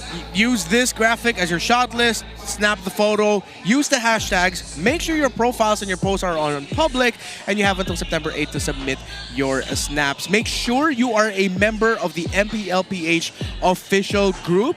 Get a chance to win MLBB diamonds. Make sure all the hashtags are on there. That is a hard requirement, folks. And that's why you have to take advantage of our huge discount for our MPL tickets, because you're able to go and participate for our Snap a Photo if you are a ticket holder for MPL Arena. But before we head on for our game number 2, which won on to the favor of Team Falcons, we're going for a quick break, going on to our All Access.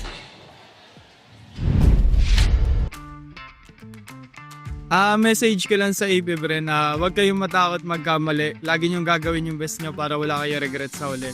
Tiwala kami mga Beast community sa inyo na makakapag-playoffs at balang araw mag-champion din kayo. Good luck sa Aurora. Lalo na sa idol ko si Edward. Gusto kita makita sa M7. Kay Edward tsaka kay Domeng, kahit sana makapasok sa playoffs. Domeng, galingan mo. Katulad kita mag-arit. Ang message ko lang for Onyx, galingan nyo guys. Let's take this season one game at a time. And I know babalik din ang Corona sa mga Sonics. So yun lang, whatever the result, we're gonna support you all the way and God bless. Sinusupport ko pong team ay Team Liquid and sana mag-champion po sila ngayon. And galingan nyo dahil nasa inyo na si The GOAT, Carl TC. Para sa Team Liquid, galingan nyo and pagpatuloy nyo lang yung pagiging champion and depensahan nyo hanggang dulo. And para sa idol ko, Oheb, galingan mo lagi. So message ko sa sinusuportahan kong team which is Twisted Minds. Sana magtuloy-tuloy yung momentum nyo kahit na mas marami sa inyong rookies. Patunayan nyo kung sino talaga kayo. Onyx Philippines po, tsaka si Kelra. Galingan nyo lang basta kahit manalo-matalo, siya ang pinakamagaling sa amin. Sa Omega pa lang, siya na ang pinakamagaling. To Onyx Philippines po, you had a great start na and just continue and consistency lang and just give your all until the playoffs and finals. Hopefully. And those are the heartfelt messages and support from our super fans all over the different families, starting with the Mines, we have the Cavalry, and of course, I do like that they show their support live here on the MPL Arena. A whole lot of families, a whole lot of course, supporters here. And again, you got to give it up to our audience, not just our super fans and everybody that's made it out over the past couple weeks here, because let's be honest, the weather has been pretty crazy. It's been cheeks. Yeah. That's what the kids say these days. Cheeks? It's been very cheeks. What does that mean? The peach emoji. Why is that a thing? Cheeks, I will explain later because I do not want to lose my job, sir. Yes, no, I get it. There we go. I was trying to ransack my mind, Peach. Where did I hear that? I get it. Yeah. Sorry. It's okay. I feel my age now. And we're all roughly the same age. We're all roughly the same age. Right? We're all mid-20s, right? Yeah. Liar. I'm sorry, I wasn't You're cheeksing me, bro. the age. But right now, we have to somehow discuss the conditions here for APBR. We've seen the keys to victory earlier, right, Redmar? But for me, it's all about the hero for Lord JM. As we all know, XP laners are the tempo controllers also here for our games. I'm going to say this now. Give a little bit more time in the workshop for the Lord JM Benedetta. Because it's not an individual performance thing. It's more of like more cohesion with the rest of the team to make it work. And now we're back to the blue side here for Team Falcons. They're going to be onto the first pick, but so far they have a very low win rate because of the recent happenings for weeks. Well, I mean, just in general, Team Falcons, their stats are going to be pretty, like, relevant to where they are in the current standings, I think is the way we can go ahead and put that.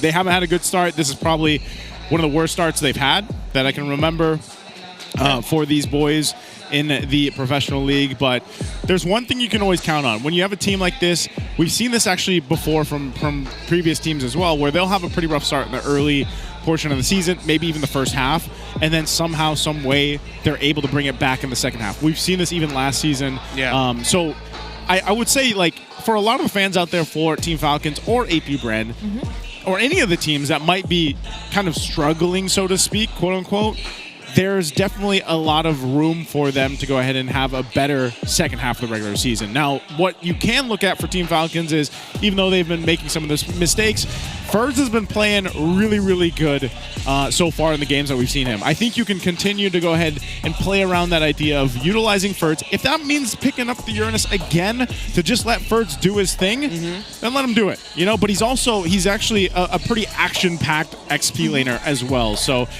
Team Falcons definitely could play into that. You see here they are on that blue side. We got APBR on the red. I think for APBR too, I'd like to see James Panks be on a hero that's a little more proactive this time, a little better than the Fredrin, so to speak, and be able to set the pace, especially in the early game against Team Falcons. Let us see some of those million moves if you're James Panks, right? So I'm looking forward to a better matchup.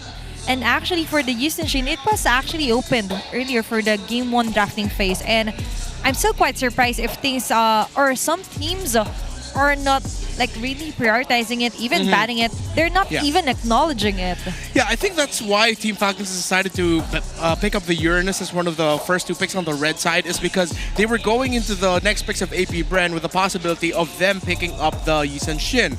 What we've seen recently is, yes, Yisun Shin is still a very strong pick, but he is very susceptible to, if the rest of the team makes one big mistake in the river, suddenly the opposing team is just constantly invading you. The Uranus is one of those heroes that are very strong at doing that, so they decided to play it safe and just swerve into playing the tank fighting junglers. Now, Falcons decided to not respect them, but take out the Uranus option, because I feel like they've also shown to APBR how good and how strong a Uranus rush is.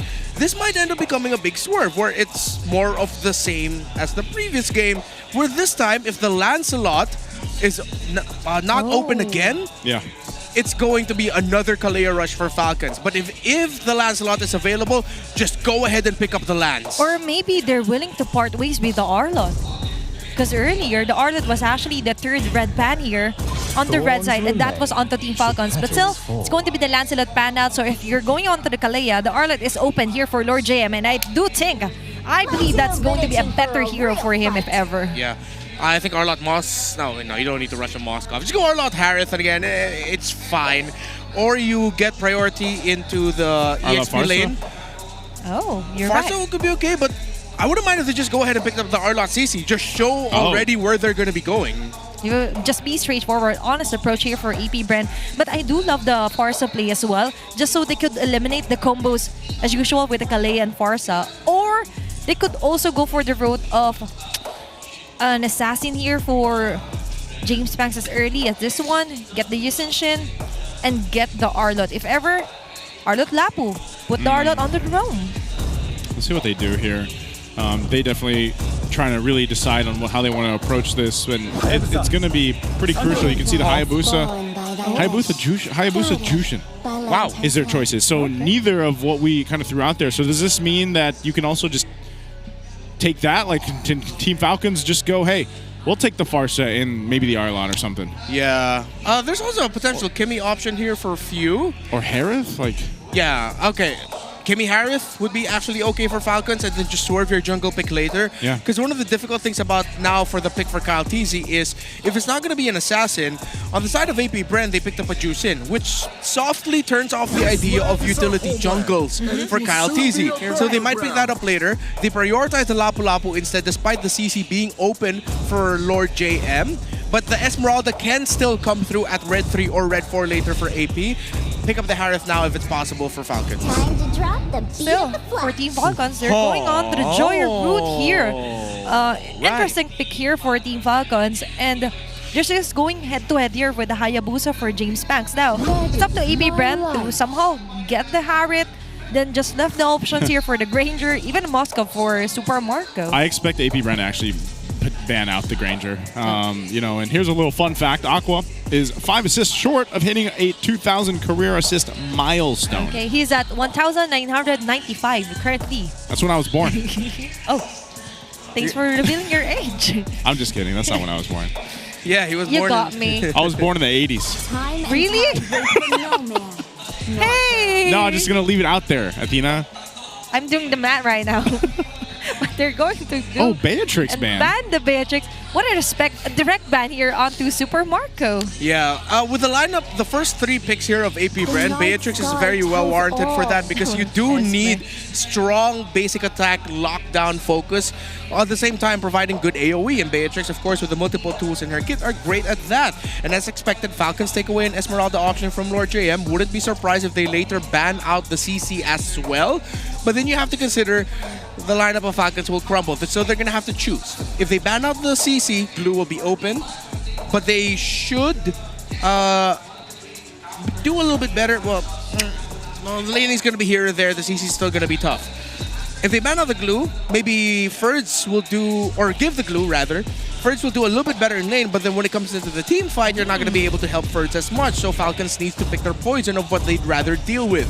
Better lane or better overall team fight. I think they're going for a better team fight if ever. But Farsa ban here for AP Brand. Just to, as you mentioned, eliminate the risk of that instant burst. But there's still the Kimi route here. Even the Eve, I am still waiting for the Eve here for MPL. What would they ban out next year for Team Falcons? Well, there's the answer. It's the Arlot, because we were talking about him earlier. Which actually could have worked pretty well for AP Brand. So, yeah.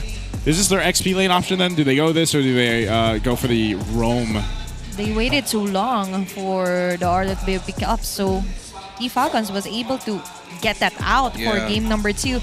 And I do feel like they're stuck with the kind of like the Hilda or even a new hero here.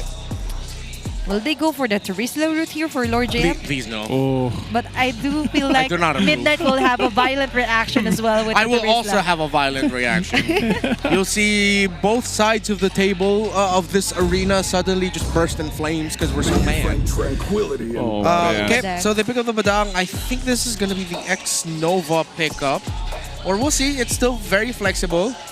And now this means that APBR Falcons have to think a little bit more because APBR showed a flex pick, 4th pick. So now Falcons really have to choose their matchups wisely. I think still very strong basic attack lockdown would be important. Okay.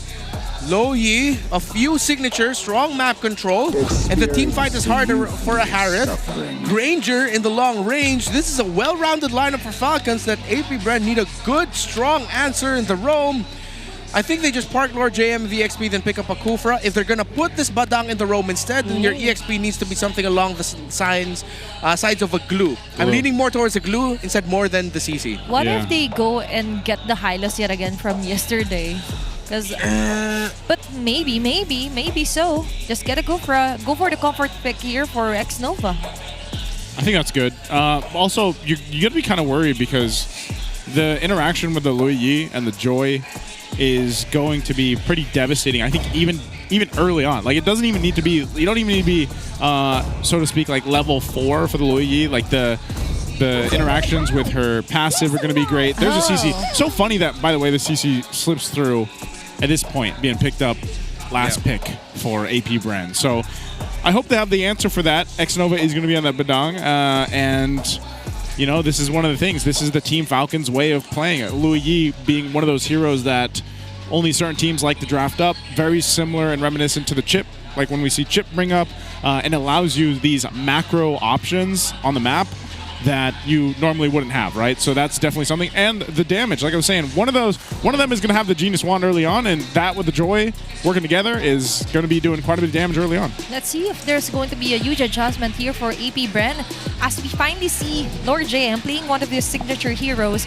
But for the survivability, yes, you have that Jushin as well, not easily picked up. Both onto the Purify, by the way, with the Harith here for Shizu. But let's head over onto the Land of Dawn for match 1, game number 2. Team Falcons still eyeing another game win to secure a match point before this weekend's. This is going to be a very demanding game for both the CC and Badang of APBR. With Falcons showing a Kalea Lo Yi combo. As long as Ogwin really just times his entries and respects the trading in the center of the map, then Falcons should be okay, giving even more difficulty to Aqua and X-Nova. Yeah, and so far here for APBR, they just need to somehow capitalize here on the early phasing of the game, which went great actually for game number 1. But for this round, I do feel like they have the answer ready here on the Birds by Lord JM getting the CC.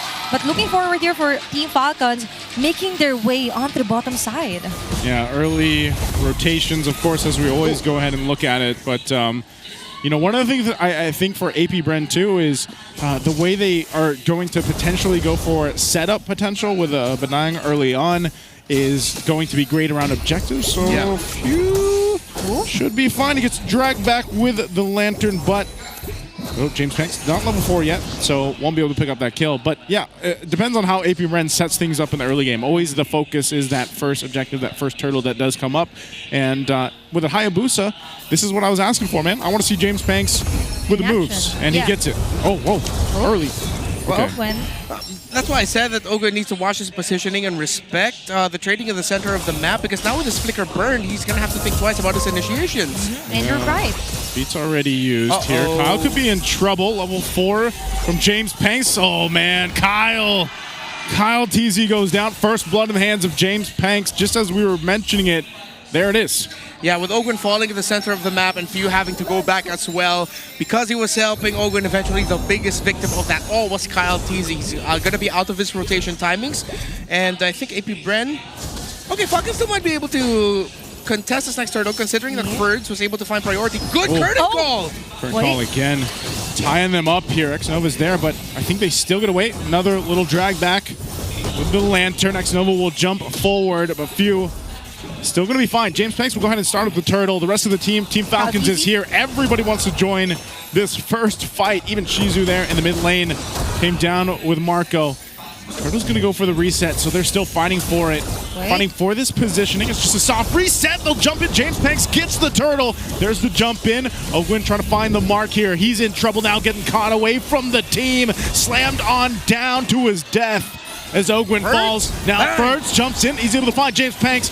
Oh, Ferds, you can't take all these guys on, even though you're the Lapu Lapu, as he falls too. APBR wins that one. Going wild with the wild one, but still, that was a 2-for-1 trade-off in favor of APBR. Yeah, well, we're seeing the domino effects of Ogwin falling and Kyle TZ falling earlier.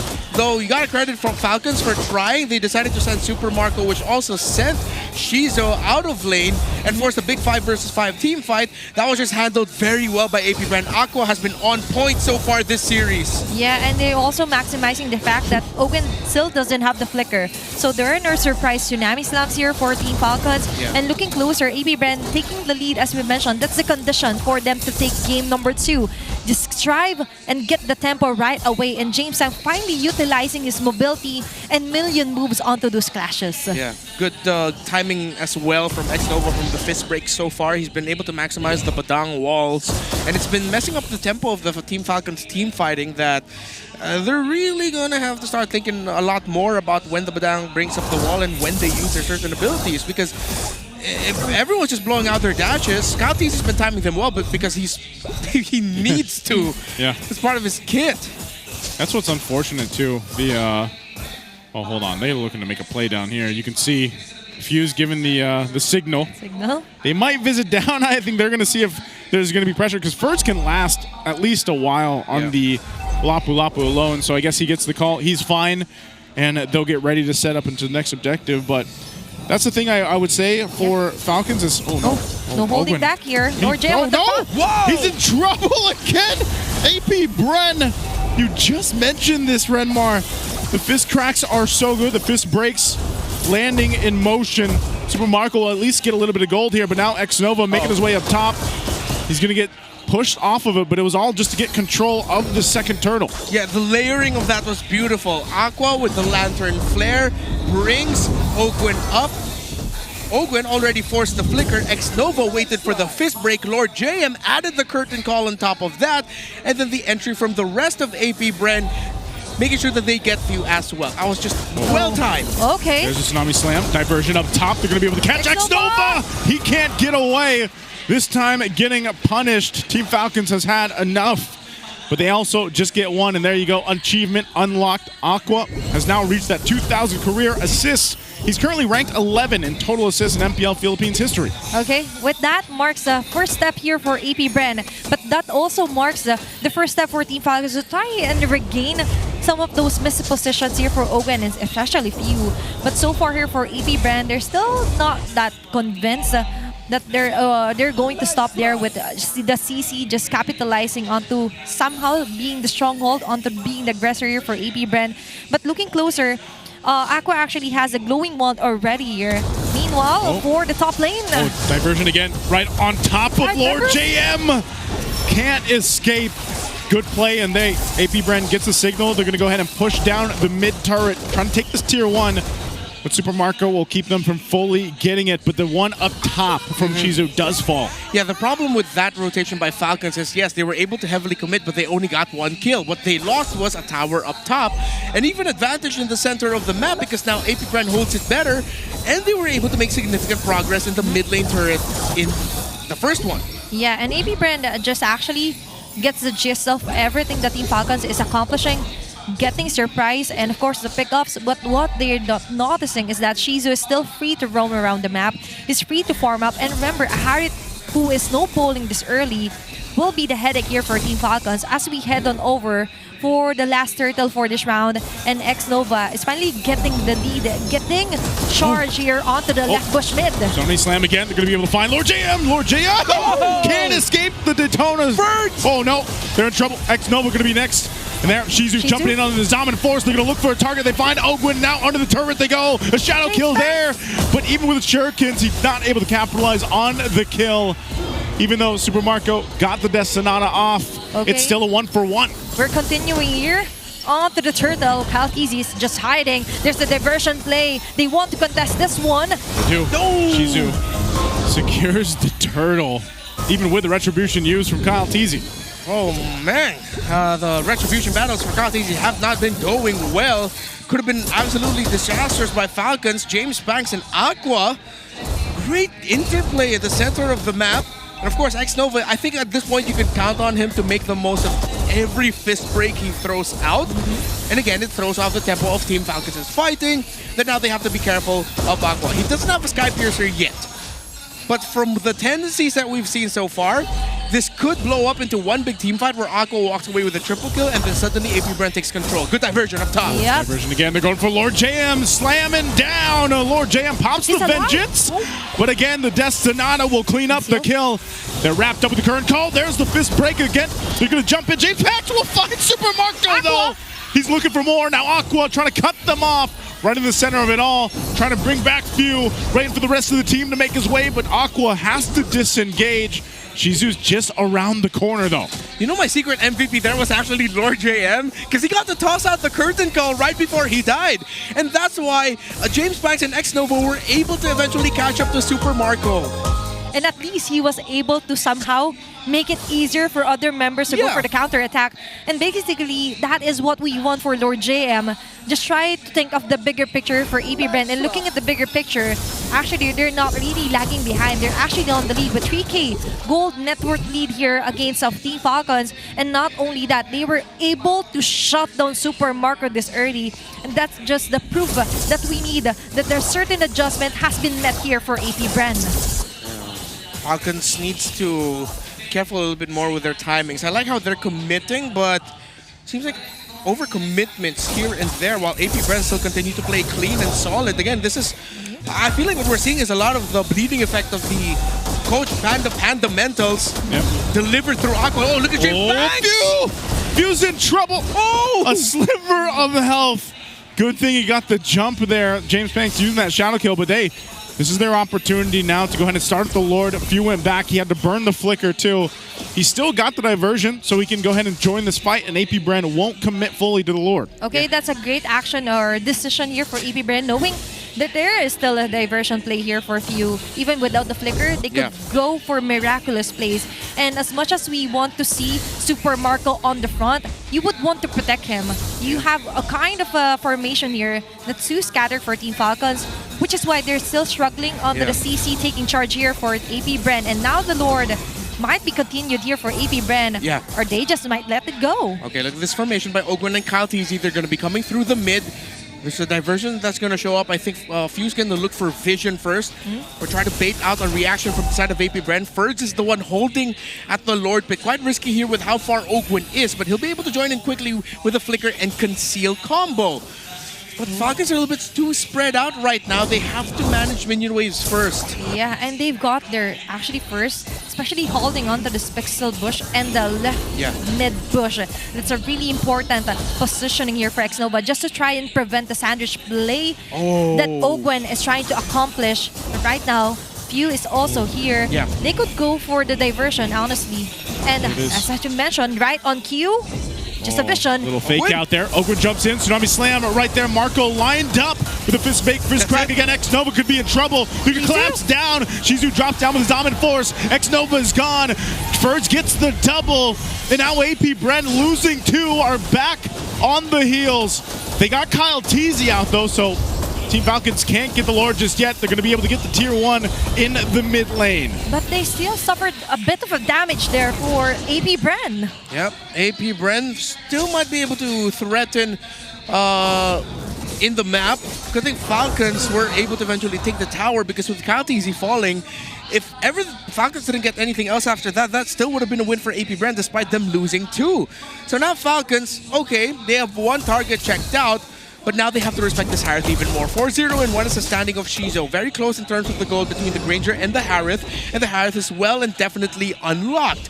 So Falcons, next engagements, need to really think more about the Juicin and the Harith. Yes, Lord JM is a very appealing target now, but at this point, the ROI that you're going to get through taking out the CC hit diminishing returns. You're gonna have to really get the juicing and the Harith if you want to give APBR a difficult team fight. Yeah, you need to think of that AS. And now for APBR, you just have to watch your back, right? And Team Falcons on the other hand, they really watch that left bit. That so far, they were able to get 2 members out of APBR. Now we're going in onto where Owen is trying to play it safe here for Calteezy. Just let APBR start the Lord. As we all know, they will just reset it. There's still the threat here for the diversion. And as you were mentioning it, Ferds is still on the intel here onto APBR.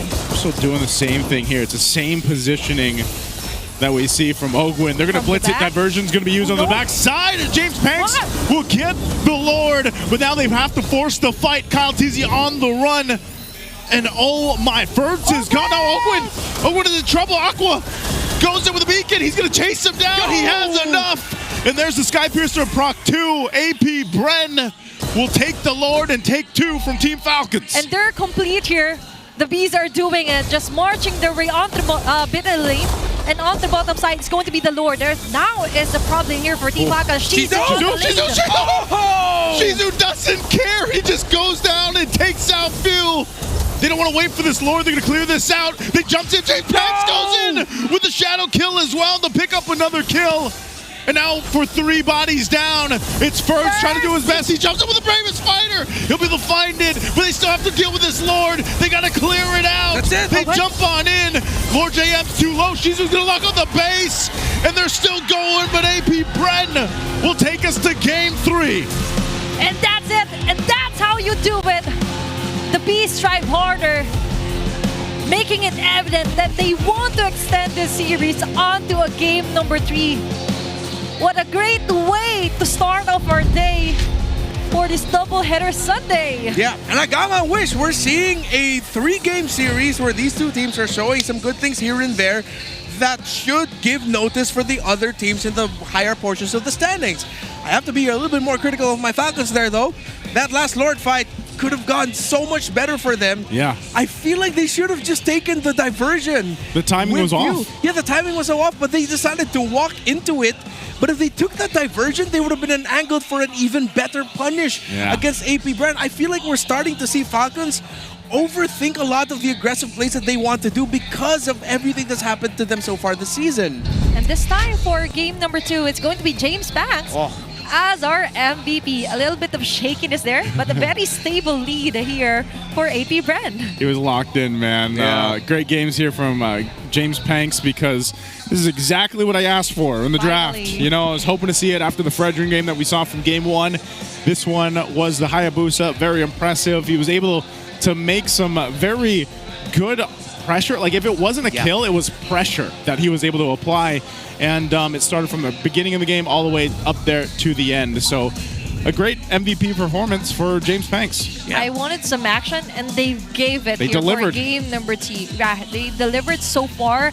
And one way to put it is also, this is what we want when we say we want a hero that fits Lord James' playstyle.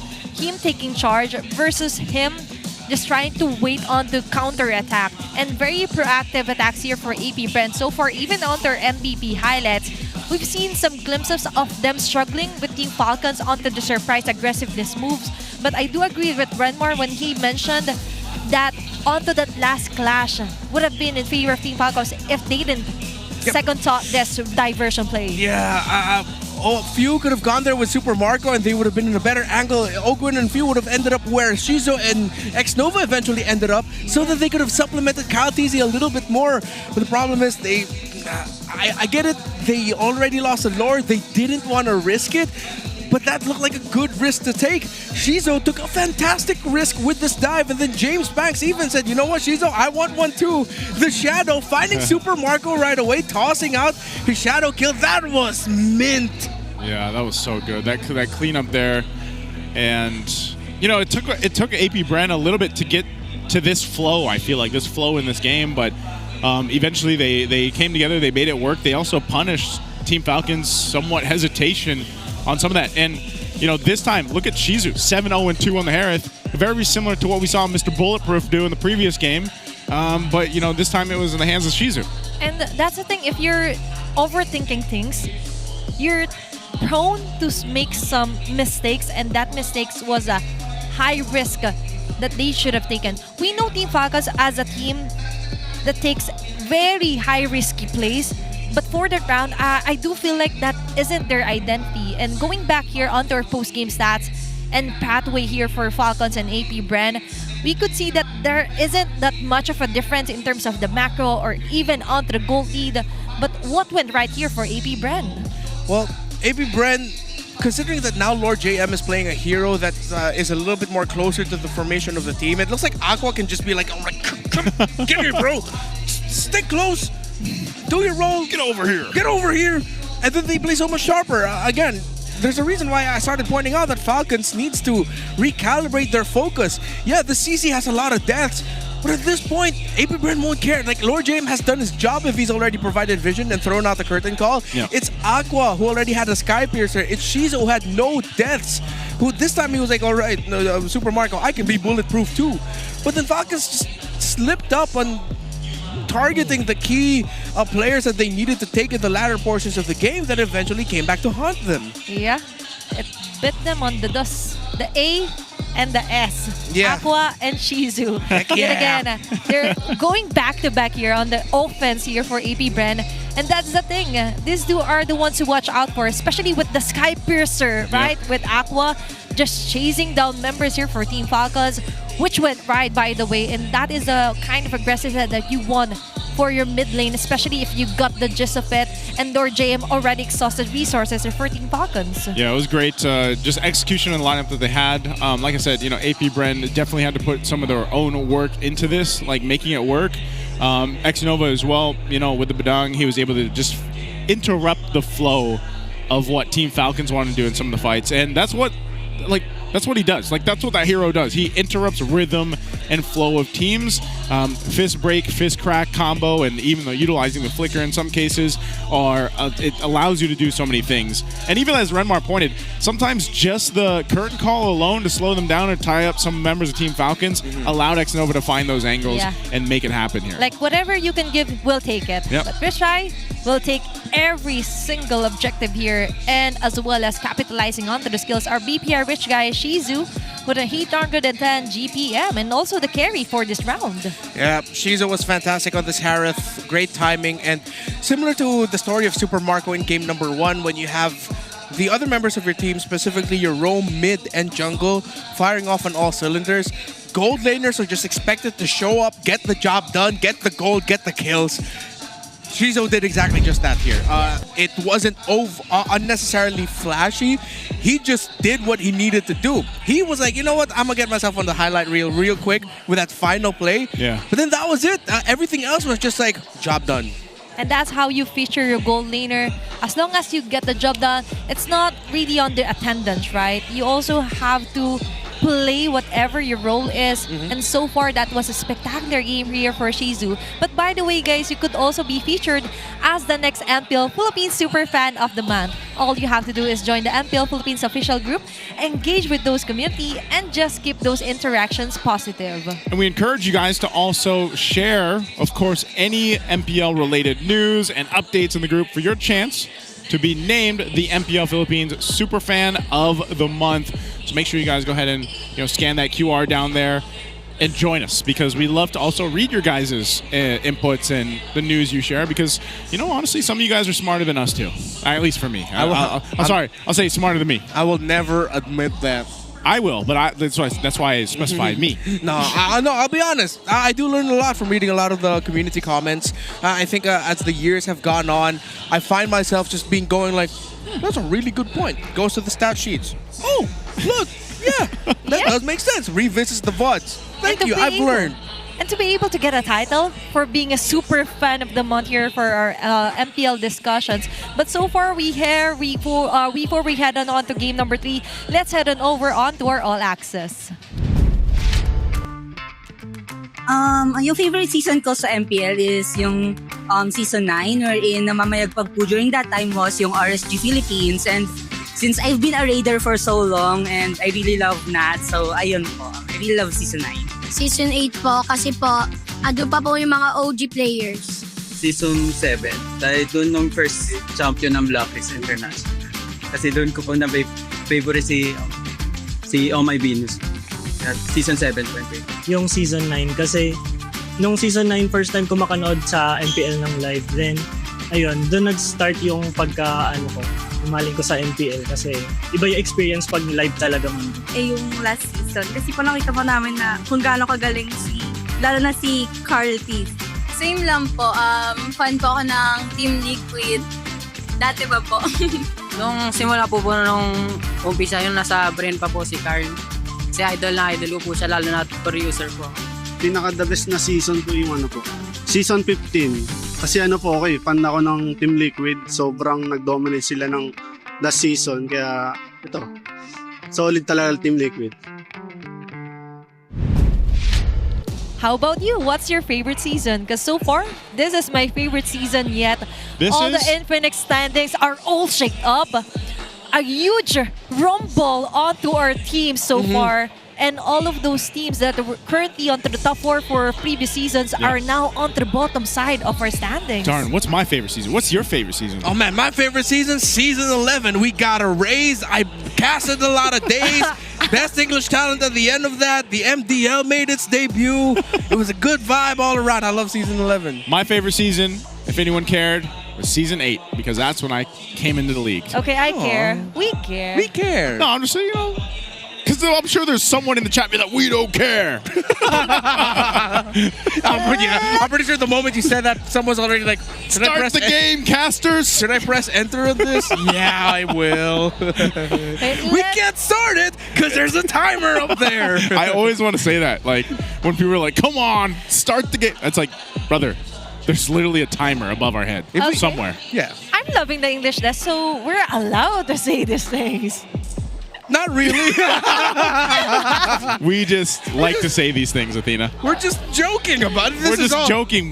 This is all jokes. Okay, I'm learning fast, but am I learning right?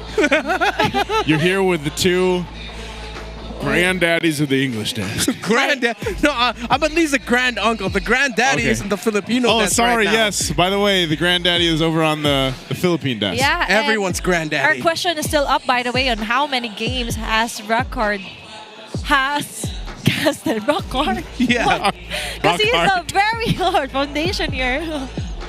Onto MPL. I'm dying out here. Help me, guys, because the draft is starting. Oh my God, Athena, you're killing me. Please don't clip this. I'm begging everyone in English. No, it's fine. It's fine. Just pretend it didn't happen. I'm sorry, Rockhard. It's cool. It's cool. You are a solid foundation for MPL. Solid was not the right choice of words. I think I have to stop. But what's not stopping? Is Rockhard. Hey, let's get back to the game. Okay. We're going on to game number 3. All right, we are going on game number 3. Yeah, and for their side selection, yes, it's going to be AP Brand onto the blue side. Have I seen that right? Yeah. Now I'm questioning my existence. No, yeah, I think you got that right. Okay, so if it's AP Brand going blue side, let's recap the bans that they had earlier. They banned out the Phobius, Fanny, and Lancelot first, putting a lot of focus into the picks that Ferds can bring out to the table, and of course respecting the picks of Kyle TZ in the jungle. If ever there's something that they're gonna switch up, I'd actually like to see them open up the Lancelot for themselves. I get why they would want to ban the Fanny, but if ever they do make that as the one that's left open... Oh wait, no. Banning blue side Fanny usually means they're saying that James Spence isn't that comfortable playing a Fanny in this kind of meta game. So with Falcons actually the ones going to the blue side now. Juicin is banned. We're not going to see that. I think they should forgo with the Kalea Rush. But if Baksha is left open and Lancelot are left open, oh, they ban it. Oh, okay. So interesting. Wow. Now we see Povius not being prioritized onto the blue side. So this opens up the avenue, as you mentioned, that the Lancelot might be a possible jungler to be contested here for game number 3. Fanny might be banned out. What's your command? Yeah, Ooh, for there it is. AP Brand. Good call. So Yeah, we might see something different, I guess, in the jungle, which is going to be good. There's a Hayabusa ban. So this will leave either the Lancelot, also the YSS, open. And I know the YSS has fallen off a little bit here for some of the teams to go ahead and pick it up. But we can still see that. Lancelot. You want the Lancelot. You want the Lancelot for Kyle? Yeah. I do want to see it onto the hands of Team Falcons. And then we get the Arlot here for AP Bren. Yeah, I think APBR should be willing to take that trade. Take it. CC, they're going to have to take out one. I think they're still going to end up with a Harith against the first two. Falcons are not going to rush pick the Phoveus. I think APBR are still going to end up banning the Lancelot. They probably will not be willing to give that. Yeah. Oh, okay. Do bat it out. So just Kalea again? I'd rather they don't. But then they banned out the Juicin, so it really might just actually be the Kalea. I feel like they could just let go of the Kalea and just give a here for Ferds. Give the Kalea here for AP Bren. Get the likes of the Arlot or even the CC here for Team Falcons. Yeah. It worked into their favor onto their first week, right? Yeah, CC Rush is okay here, but it is going to be Kalea. Okay. This most likely going to be one of the Harith pick somewhere here. Harith CC? Harith Arlot? One of those two. They rushed the Hayabusa earlier, but with that banned out, Lancelot, they're trading YSS, Fredrin, Joy in the jungle now is the jungler picks that we have to watch out for these two. Okay, that's going to be the Harith here for AP Bren. As you mentioned, they just need to stick onto what works best here for Shizu. And I do feel like this is the time to actually get a here for Lord JM. Even the Lapu, or even the CC as you mentioned, is open. But surprisingly, it's going to be the ranges here for AP Bren. Yeah, this is already a great first two picks, obviously, for AP Bren. Serves a purpose. Shizu, he's been having a phenomenal series so far, so just give him the Harith. And then over here for the Uranus, like we just saw, you could tank up so much. You can take up so many of the resources from Team Falcons, and it could, again, you could still say the Uranus could be flexed. It's probably not going to happen. Yeah. But it serves that purpose of just being that bulwark for the team. I want Falcons to consider picking up the Selena here. I know Farsa and Kagura are the more obvious options, but I think a Selena would do really well. That provides a lot of space for Yi and Shin in the jungle. They still lock in the Farsa though. I get it. It is the safest pick out of them all. But then now you're just going to be seeing James Banks. The Joy is an option and will probably be the pick. But again, as that guy who's been preaching him since July, please consider picking up a Kai. Wow, that was a rhyme. Yes, sir. I like it. I was thinking about it.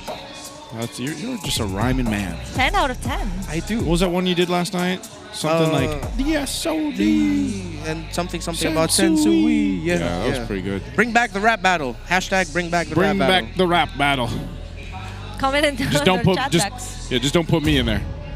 We'll make you dance. Just when you think he's down. Get the one-liner for Naisu, like, yeah. There's a Kagura. Okay, so the intel here for AP Bren is to somehow overload onto the burst that Falcons is able to get with the Farsa, but on the safer route or action, still onto the combos, this is a pretty explosive first P for Team Falcons. It is, but also isn't Aqua one of the specialists on Kagura? Yeah. He was one of those guys that brought it out even seasons back. Yeah. Because it's just one of those picks for him. Yeah. There is an edit somewhere with Kagura's face gone and it's just Aqua's face. Just Aqua's? Along with Kagura's hair, dress, and everything. So yes, that has happened. I'm gonna have to find that. Yeah, you should. It's actually pretty funny. The problem is though, AP Bren is overloaded with magical. Yeah. That they're. Oh wait, no, it's James Banks. They might be shoehorning this Uranus in the jungle instead, because in terms of the physical damage, they're gonna need it to come from either the EXP or jungle. Your best physical damage junglers are gone unless you're gonna show us something completely different here. So I think this is already a Uranus jungle. Yeah, that's an angle that we could look onto, as long as it's not the Lucas, honestly. And I'm glad you brought that up because I think APBR are even considering that option open. The Lucas? They might swerve and just pick up a Lucas jungle again. Please no. How do we feel about Lucas overall? Very meh. Just meh, right? Like, I mean, I remember seeing him yesterday, and I was What's just the like, Gen Z term? Mid? yeah, it's very mid. He's very mid. Yeah. You would know, you're Gen Z. Yeah, it's very mid. Yeah, I'll take that as a compliment. But not putting down the Lucas here for AP Brand, but I do feel like they could stick to the ranged jungle. But the Lucas, it's kind of tricky because it's already a Yisun Shin and a Farsa here. So you'll be having a hard time onto the contesting the jungle. But meanwhile, for AP Brand, they could still go onto the pathway of a Gatatkacha if ever here for X-Nova. Yeah. Or even the Badang. But the question mark is still, what's the hero for James Banks? Are they sticking their guns onto the Renius? That might be the best option to go for here, unless they're really willing to surprise with a different jungle pick. If they end up going for like a tanky fighter jungler, that's already too much utility. You're going to be just playing around that Harith. I think Falcon should take out the Gatatkacha at this point. Would slot in very well as a roam. That would mean 4 magic damage dealers and even more pressure for Lord JM to show up with a really good game here.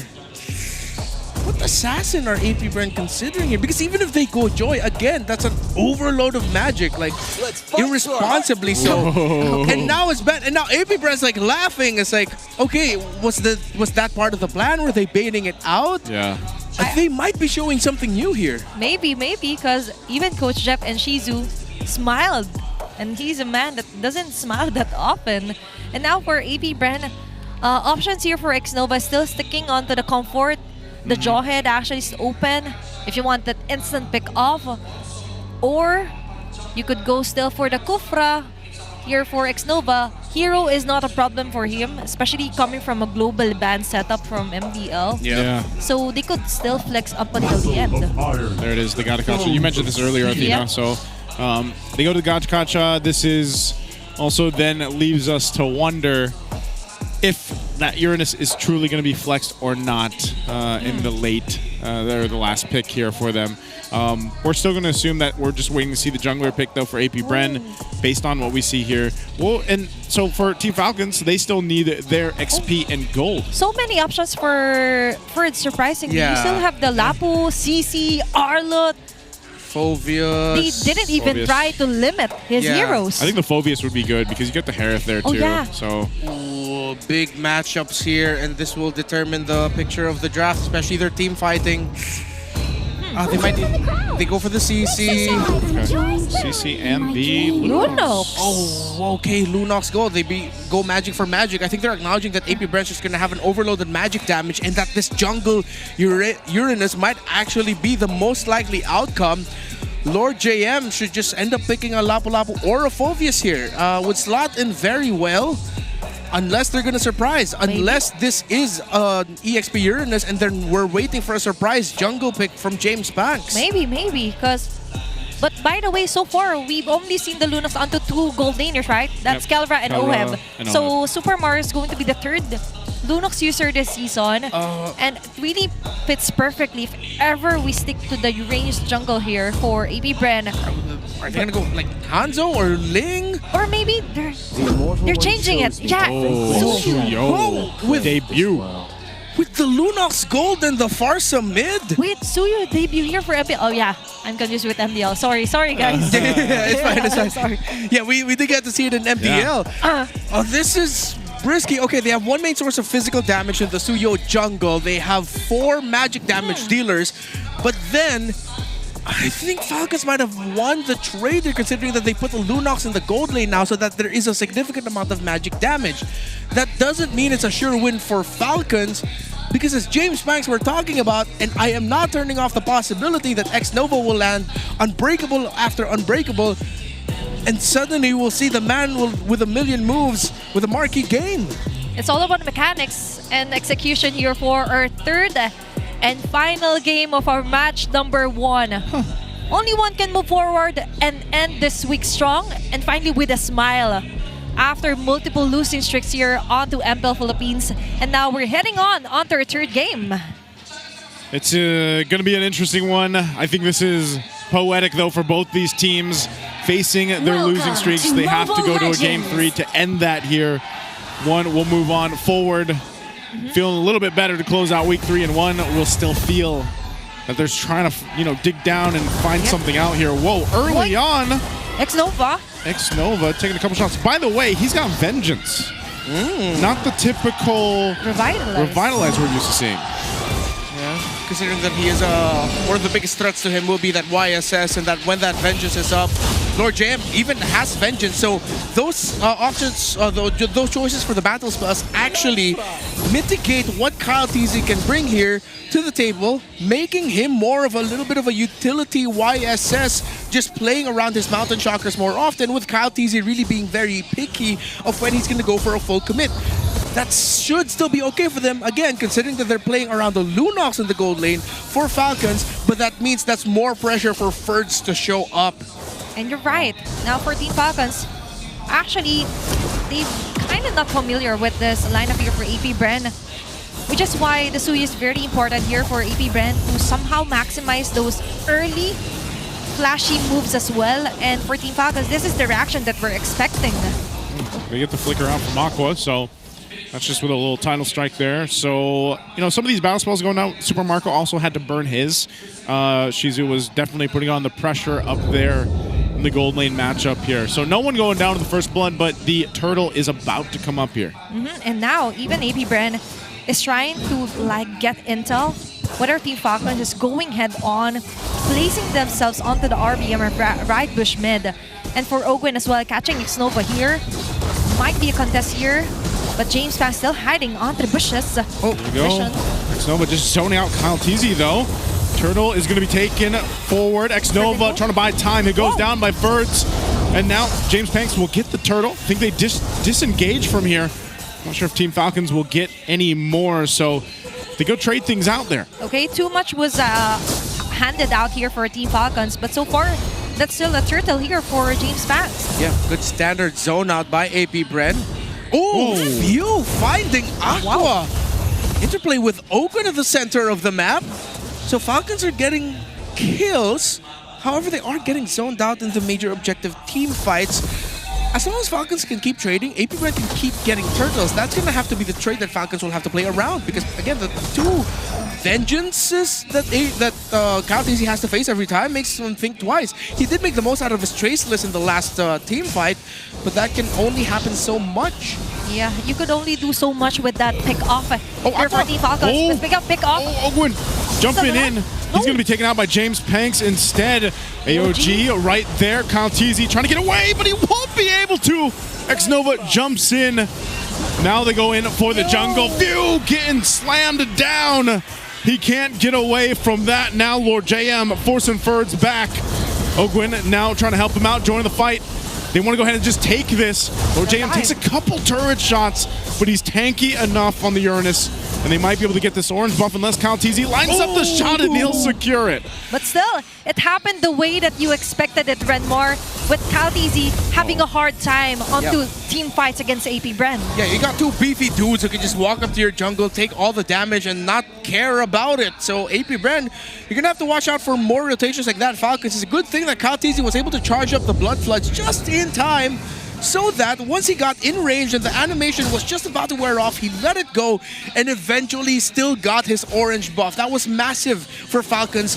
Good timing by Kyle TZ. And now we have to somehow see some contest here onto the second turtle of the game, as Few places himself.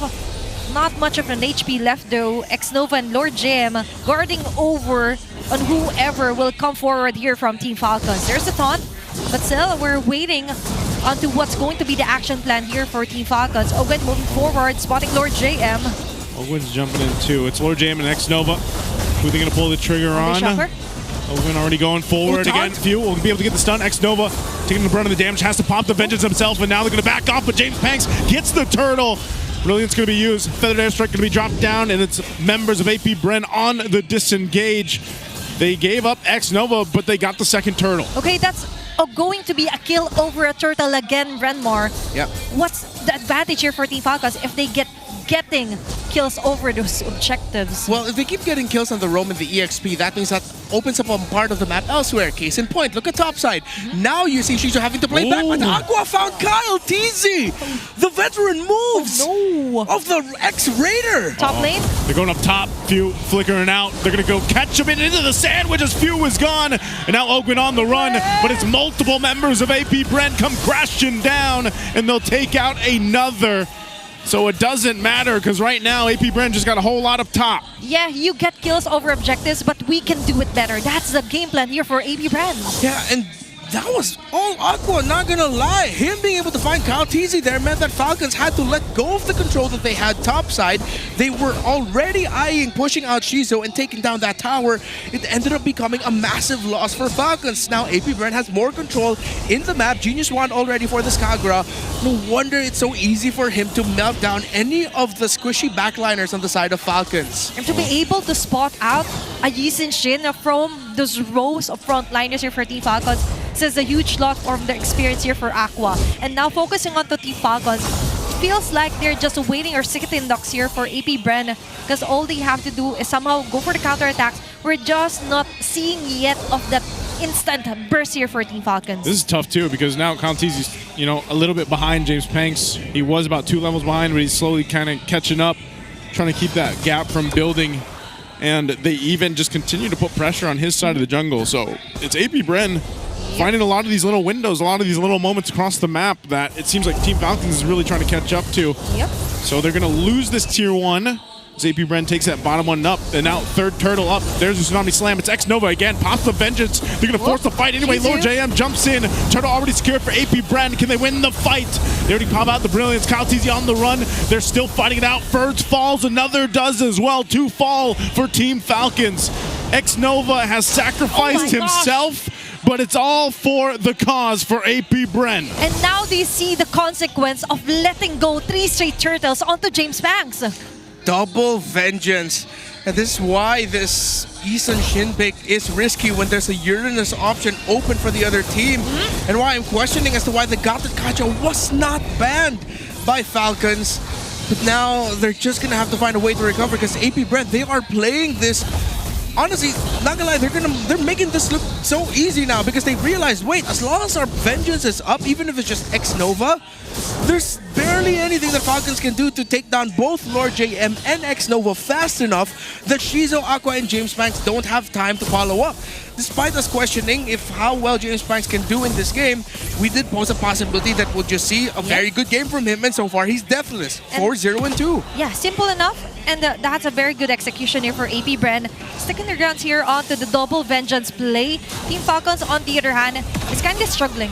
It's kind of depressing knowing that you have veteran players here, but still they're falling onto the basic fundamentals, onto trying to limit the heroes that will potentially counter you, especially with the Gatot Kacha being open onto the hands of X-Nova. Yeah, I'm definitely feeling something. And it's not a smiley face. Oh, Ogwin? Ogwin. What is he going to do? Did he just conceal to get out? Yeah, okay. Yeah. I think that was an escape. And if ever there was a side of a member from AP Brand that was just a little bit off position, he could have Tsunami slammed them. Yep. This is rough. Okay, let's go back to the start here for Team Falcons. We know they're kind of struggling here. Not kind of, they are struggling here for Game 3. But still, what are certain conditions that could be made so they could get the opening that they want here for Ferds and Ogwan? Well, if they can somehow get James Banks first, that could be one of their best options. Aqua isn't going to be that easy to get, but we did see yesterday that that was one of the reasons why Omega lost, is because Haji just got suddenly picked off. Aqua's positioning has been really great, though. Okay. I think they want to force this. They're zoned off, though. Shocker going to be used. They're going to go in anyway. Aqua jumps in with the yin-yang overturn. Lord already secured, though. James Panks get it. They could just disengage, a whole lot thrown, but they're fine. AP Bren gets the objective. Oh, there's a Sonic Slam that's going to come down into the AOG, forcing the fight. Ogwin could be in trouble. X-Nova pops the vengeance. He's got to run. James Panks went back and he's like, guys, we're fighting. What's going on? Okay, that was a huge slip up there by AP Brand that they decided to commit that, but good thing Ferds was able to get the curtain call off just in time to make sure Falcons will be able to recover with some kills. AP Brand do still have a significant lead, though, that Falcons desperately need to break through. And that win in that team fight came more from an AP brand mistake than a Falcons initiation. Yes, it was a tsunami slam that started things off, but it ended up becoming a bigger win because AP brand slipped up. And that is something that you wouldn't want to depend on. Like waiting for errors here for AP brand. And for Team Falcons, they need to be more proactive. I do like the fact that a perfect vengeance play here for Ferds, especially with the curtain goal, was highlighted onto AP brand. But so far for AP brand, little adjustments must be made, especially onto overstaying their welcome here on the bottom side of the map. They already got the Lord, but so far there were uncalled overextensions here for their position, and now their position will be revealed with the Mountain Shocker. There's a wave clear here for Team Falcons, so AP brand won't be able to push off the map. They basically didn't get anything. You know, off the Lord that they got. Team Falcons, their wave clear is going to be pretty good, despite even being down 4,000 or 5,000 gold earlier. They're still relatively okay to clear up the lanes and keep things together. It's just, it might be AP Bren deciding to just go and start a fight. Now if Ogwin decides to Tsunami Slam someone, they just gotta hope they can find the right targets here. They're gonna go for it anyway. Feathered Airstrike dropped down, and he'll go ahead and back off. So essentially what we gotta wait for is that next Lord to come up in about a minute. Okay, that's a good thing for AP brand, still respecting the damage out of Bird's CC. You know what's tough here? I think Falcons did all of that to try and force a vengeance to get popped, but Lord GM and X-Nova, they did not budge. None of them used it. Oh no, they're already gonna drop down the Zaman Force too. Shizu trying to do work. It's Ogwin though, he's tanky enough. They're just trying to get this orange buff maybe, but they might force a fight. A Mount Shocker forces the flicker out from Aqua, but Few goes down. Few is gone. He should be up for the next Lord, but man, that was not the plan they wanted. But still, they were able to get Few out of all the people here. Few with a flicker, and Few with a wings by wings. And for AP brand, they could still get another pickup if ever, because we're seeing Team Falcons still struggling to spread all over here in the map. Oh man, Few getting taken out there was a surprise to me. I'm honestly watching the replay. As we're looking at the game right now, we're looking at the items. Massive lead here for the Suyo. It was a last-ditch effort umbrella toss by Aqua that got him. Aqua just legit just threw that out as Few wanted to close the gap, and it was just unfortunate that the flicker forward meant that Few was in the path of the yin-yang overturn. And now let's see if Falcons will be able to crawl back here, because at this point it's really starting to look like an AP brand game and an AP brand series. Unless they catch the right target, they're going to be able to find Lord JM. He's gone. X-Nova jumps on it first, taking the brunt of the damage under the Zombie Force. He's got to revive the team. Feathered Airstrike come down. Aqua goes in on the backside. Is that the connection he was looking for? He'll back off, but Ogwin is gone. Kyle TZ to follow. A double kill, but here's Jay Panks going for the triple. He's going to run down Super Marco. He'll shut him down, and they'll wipe out Team Falcons. And this might be it, as AP brand marches forward onto the top lane, and Team Falcons just waiting for another batch of minions. And that's it. AP Bren are going to be the ones to end their lose streak here, offer a decisive fight as they win the series 2-1. And that's how you close off this week with a smile. AP Bren accomplishing a reverse sweep onto Team Falcons. It should be up and up moving forward here for AP Bren. Aqua rejoining the lineup, and they look reinvigorated. Well, this has to be the lowest points of the Falcons so far, as AP Bren, they need to build on this win and on this momentum. What a game! A start is still a start here. Still for Team Falcons, still struggling to fly high onto our Season 16. Still, just give it up for showing us a great fight, extending the series onto a game number 3. But we have to give it up for AP Bren, especially with the Kagura specialist. Aqua from the back, targeting the right targets, and accomplishing that sandwich move, ensuring the last game win onto Team Falcons. It's really difficult, again, even for Team Falcons. They've been struggling. They got a little bit closer here, but they got more to work on. But let's hold on over onto our main stage with our host for our winner's interview. You're gonna have to give it for the Hive, everybody. Here are your winners, AP Bren! It was an experience na nakuha ninyo since nandito ka naman na X-Nova. I'm gonna toss it over to you, Odin. Quite a familiar player. This one is for you. X-Nova, nandito ang Kingdom kanina na sinusuportahan kayo together with Ferds. And kanina rin nasabi mo sa checkping ninyo na kayo na ang makakatalo sa kanila. Anong gusto mong sabihin ngayon kay Ferds na kayo ang nagwagi dito sa laban na to? Okay, more or less. You can use it. Nice game sa kanya, siguro wala, di ko, parang pangit din kasi matalo din sila kasi dati ko rin kampi. Parang gano'n. Pero masaya ako kasi nanalo ako. On a personal level, medyo heavy for you na kayo ang nakatalo sa kanila. But what's your advice to Ferds na alam natin na kailangan nilang bumawi in the next matches that they have? Siguro ano ba? Nasasabi kay Ferds? Wag siya ma-down, kaya niya pa yan. Niya lang yung confidence niya. Taas lang ulo. Yun lang. At least para maiangat palalo ang kumpiyansa ni Ferds because that is definitely what they need. Just testing as of the moment. Okay, Nova, you can have this again. Gusto ko lang din malaman more or less about your transition patungo sa MPL Philippines. How was it like being part of MPL? Gaya nga na nabanggit ni Odin, maraming teammates mo ang nanood sa'yo para sa araw na to kasi kakampi mo. Pero how was the transition like for you after 3 weeks of being in MPL Philippines? Yung transition ko feel ko kaya ko naman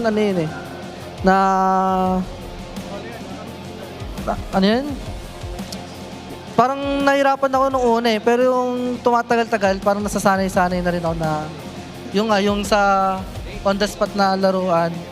Dati parang lang kami online lang sa MPL Tapos ngayon, offline na. Kaya naman, yun yung pinaka nahirapan ako. It takes some time, right? But nakuha nila yung kumpiyansa nila para ngayon. And apart from their win today, merong nag-celebrate ng kanyang milestone, Aqua! Right now, nakita namin lahat na 2,000 assist ka na and nasa leaderboard ka na ng MPL Philippines. Siya ang pang-11, number 11 na tanging naagawa nun sa MPL Philippines. Congratulations, Aqua! What can you say about that? Ngayon na nandito ka sa Season 16, masasabi mo ba na ito na yung era mo? Opo. Ang season po kasi sobrang gigil ko bumawi since wala po ako nakarang season. Ngayon po siguro papakita ko po yung mga pinag-practicean ko po. Kitang-kita natin yun kanina, Hans, sa kanyang Kagura. Yung mga pinag-practicean niya, ang ganda ng naging performance mo. At meron pang isa na maganda ang performance doon sa game number 3 with that debut pick na Suyu. James Punks. James, ano nararamdaman mo na napili mo yung hero na yun ngayon this season? Mukhang nagwawala ka gamit yung Suyu na yun Sa totoo lang, kinakabahan ako kasi di namin talaga na-practice yun. Wala pang practice yan, Hans. Oo, alam mo dami nga nagsasabi na hindi daw meta ang Suyu as of the moment, pero napagana niyo siya. Talk to us about, even in those kinds of situations, napapagana nyo pa rin. Kasi during the past few weeks, medyo nahirapan. There were a lot of close games. Ano bang kinailangan na i-adjust ng team aside from the heroes na pinik ninyo para makuha nyo yung panalo nyo ngayon? Sa Suyu? Or in general? Yun, hindi ko maintindihan, sorry. Okay lang. Ang kailangan lang i-adjust siguro yung tapang namin sa tsaka yung tapang ng mga team sa paglalaro sa game. Kasi tingin ko yun lang yung nagiging problema Kasi lahat naman may macro na tsaka pindot Yan.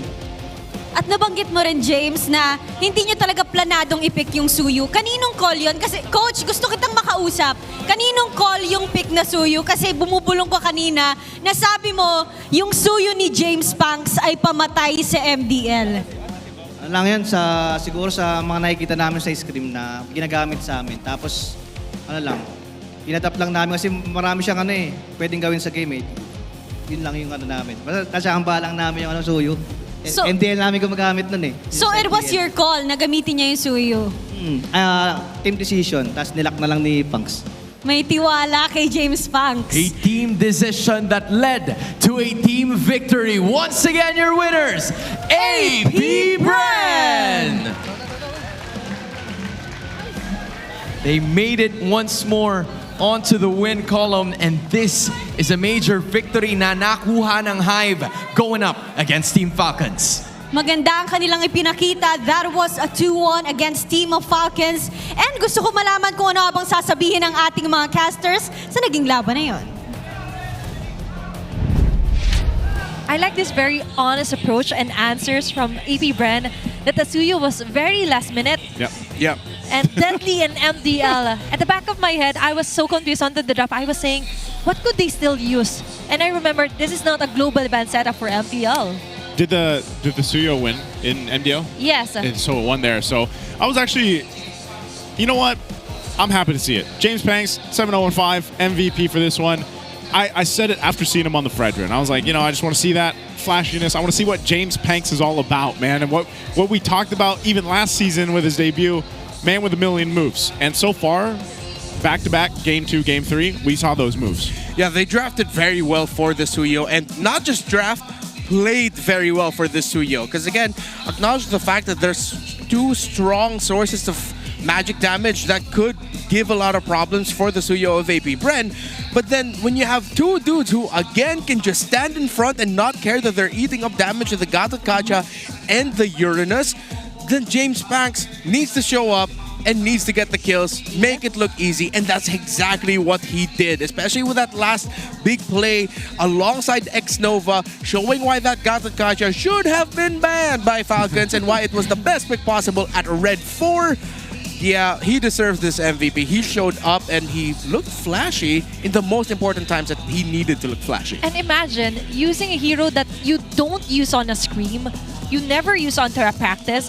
Yeah. It just shows the mechanics of this player, James Panks, that he's capable onto extinguishing fire here for Team Falcons. And as you mentioned, a very huge role here is given onto X-Nova by getting the Gatot-Kacha, totally annihilating members here from Team Falcons. There was just no way out here for Caltesi as well. Yeah, it was... It's weird how Suyo's in this position where, he was so dominant for the longest time, kind of fell off a little bit, but clearly utilized correctly with a lineup that really supplements it, can be quite effective. And we saw this here in this game. But not only that, just, I think you painted the picture well. The double vengeance, the Gatot-Kacha with the Uranus, just seemed to solve a lot of the physical damage that was basically between Ferds, but also was mostly for Caltesi, where it's like the team fights, they didn't even go in favor of all for Team Falcons because the damage profile was primarily magic. It was magic damage, like few. And then Super Marco didn't really have an opportunity to get to where he needed to be. I know at this point in the game, he's got, the 3 items there, even the Divine Glaive, but it's like, in those fights, they weren't really able to do too much, in terms of getting through this because Lord JM, you look, he's got the Athena shield, and then X-Nova, he had a Radiant armor and an Athena shield, and that was enough to deal. And then you just have the Vengeance too. So how do you get through those two beefy boys? Yeah, I think we really have to acknowledge here that APBR straight up just outdrafted not Falcons, but specifically outdrafted the Yisun Shin pick. Yeah. And that's why we started to see Yisun Shin's priorities decline because of the presence of a hero like Uranus. And then I think over time, especially with what APBR showed up here, it's add the Gatot-Kacha to that as well. But even with just the Uranus open, it'll be so risky to pick Yisun Shin.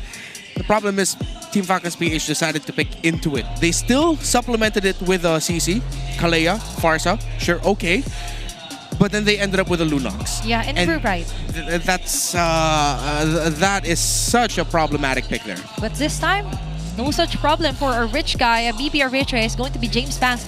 As we've mentioned, that for Team Falcons, they suffer the consequences of giving objectives here onto this man. So it reflected heavily onto their net worth. Yeah. And in my opinion as well, you mentioned the Athena shield, of course, build it up here, easily countering out early on the facing here for Super Marco as well, and even for few. Yeah, we really can't downplay the decisions.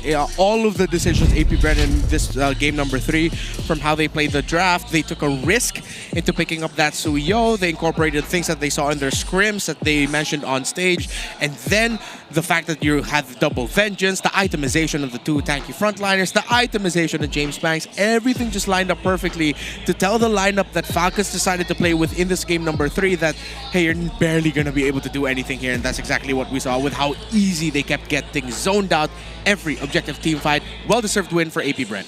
Still, I don't know, man. I'm not the Falcons guy, but like I said, I'm still feeling for the guys out there, man. The boys. I'm feeling for them and everyone in the part of the nest. You know, I wish we got to see more of them. Yeah, it's a sad reality here for Team Falcons. And after so many seasons, dominating, still onto the top 4, leading the charts for Infinix standings. It's sad to see them somehow still suffering that aftermath after the C-Ball. And even so, for week number 3, ending it with the loss against AP Bren. Yeah, there needs to be a massive shakeup in terms of how Falcons plays the game, their understanding. They're going to need to rediscover themselves, really. It should be a tough ask, but let's see. Yeah, they need a reality check here. But let's check out on what Wolf has to explain. And Summer is on to our series. Muli, Athena, Nice, and Renmore has been your casters for this first match. Thank you so much, casters! And unfortunately, para sa Team Falcons, magtutuloy ang kanilang losing streak. For AP Bren naman, napakagandang panalo as they are looking for their recovery in week number 3. Simulan muna natin sa ating konting criticism sa mga ginagawa dito ng Team Falcons. Actually, sa pangalawang beses na gumawa ng keys to victory this week para sa Falcons, hinighlight ko yung box or yung formation na ginagawa ng Team Falcons. And kitang-kita natin sa games number 2 and 3 and some parts of game number 1 na hindi pa rin naayos yung formation ng Team Falcons. They're all over the place. Yung mga time na nakita natin na nanalo sila sa team fights, it's because of the fix o sa kanilang box strategy. But in this scenario, lalong-lalo na nung game number 3 around the neutral objectives, dun sila nadadali. So kailangan din ayusin to ng Team Falcons kasi kahit yung mga 50-50 neutral objectives na usually ay ipinapanalo ng Team Falcons, lalo na with Kyle TZ, ay hindi nila nagagawa this time. James Banks wins the 50-50 battle at paano na lang yung mga uncontested na neutral objective team fights para dito sa Falcons, lalong kailangan nilang i-work on. But we also have to look at the brighter side. Para sa AP Bren, I think it's very notable na yung flexibility nila with their jungler ang nagbibigay sa kanila ng parang maluwag na draft. Lalong-lalo na dun sa game number 3, high pick dun sa Uranus at tapos bigla sila nakakita ng Suyo na tingin nila ay swak na rin dun sa ating metagame. We also saw yung Hayabusa naman na pinartner nila with Harith, showing us that James Banks as a player is a threat for teams dahil pwede nga siyang mag-utility or mag-assassin bigla o kaya naman kakaibang lumang pick bigla. This is what really gives this AP Bren their edge. And hopefully they can carry this over and hopefully magawa nila ng paraan din na mahanap yung sarili na momentum. For Falcons, there has to be a lot that they need to fix. But we believe in them. Naging champions sila before and I know for sure that they can bounce back. Yan po ang ating analysis for match number 1. Later on, it's a win streak team versus win streak team naman. Kung losing streak versus losing streak kanina, this time it's going to be RORA versus TNC. Kabang-abang yan. So, Kirales, magbabalik ang MPL PH Season 16.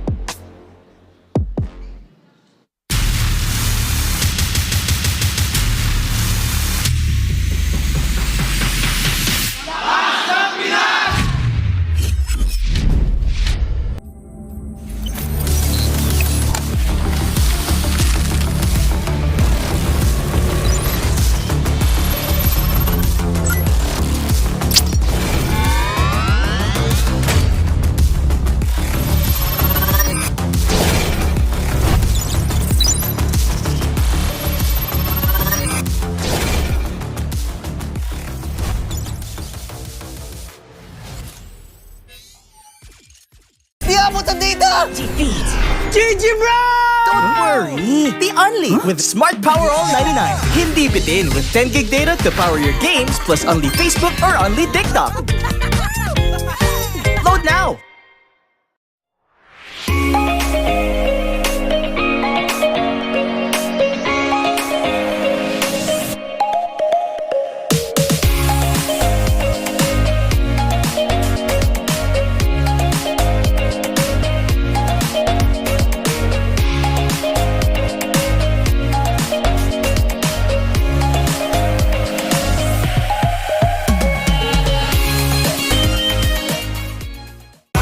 Enemy alert. Your scalp gets 1.5 times greasier, causing dandruff.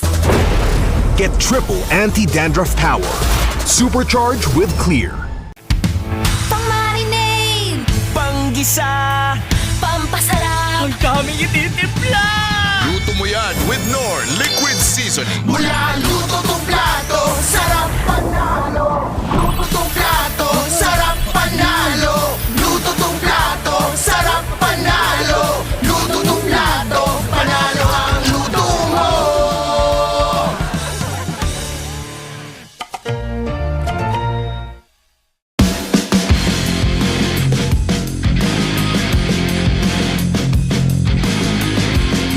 Hello Super Fans! Episode 2 na tayo ng ating Meta Pro at syempre kasama natin si Edward dahil siya ang nagbibigay sa atin ng tips, hindi ako. Uy! Ganun ang Meta Pro. Yun pala. Oo, Hindi ko alam mamimit yun, ah. ang Pro tapos magbibigay ka ng Meta. Paano? Umpisa natin. Sige, bigyan example para mabilis. Sige, ganito muna. Sa mga nagdaang panahon, matagal ka na, naka 500 games ka Oo, Palo eh. ka Ano yung pinakatumatak sa'yo ng Meta? Siyempre yung pakita Bene. Pangit Bene. Oo, season 7. Ubet. Oo, Ubis Strat. Ubis Strat. Okay. Ano yung mga pinaka-nadalian nila or nahirapan? Nadalian mo. Nadalian sa Meta. Season Season 8, Pakita Bene pa rin. Oo, parang yun yung naging pick ko nun eh. Pakita Bene, Esmira. Parang ngayon, balik. Okay. Yung mga nahihirapan ka naman, yung bad trip, sana matapos na itong meta na to. Yung season 14, 13-14 ba yun? Yung tao. Gatot din! Gatot din! Ayaw mo na! Yung walang highlights, gatot. Pas tayo doon, mabagal. Walang ginagawa, no? Wala masyadong pinipindot. Tawa ko May lang. masaktan dun. Sorry. Mabagal. Hindi yun. Okay, pangalawang tanong, Edward. Kung gagawa ka ng sarili mong meta, kung may-ari ng inmate, anong gusto mong meta? As a whole ba na team or sa akin lang na explain? Okay, full team na. Sino ng hero yun? Bigyan kita idea. Okay, sige. Si Kelra, all assassin daw. Bakit yun? Ano sa'yo? Sa akin, tatlong fighter, dalawang mage. Dalawang mage. Ano yun? Rambulan meta. Rambulan meta. Rambulan yun. Kagulo yun.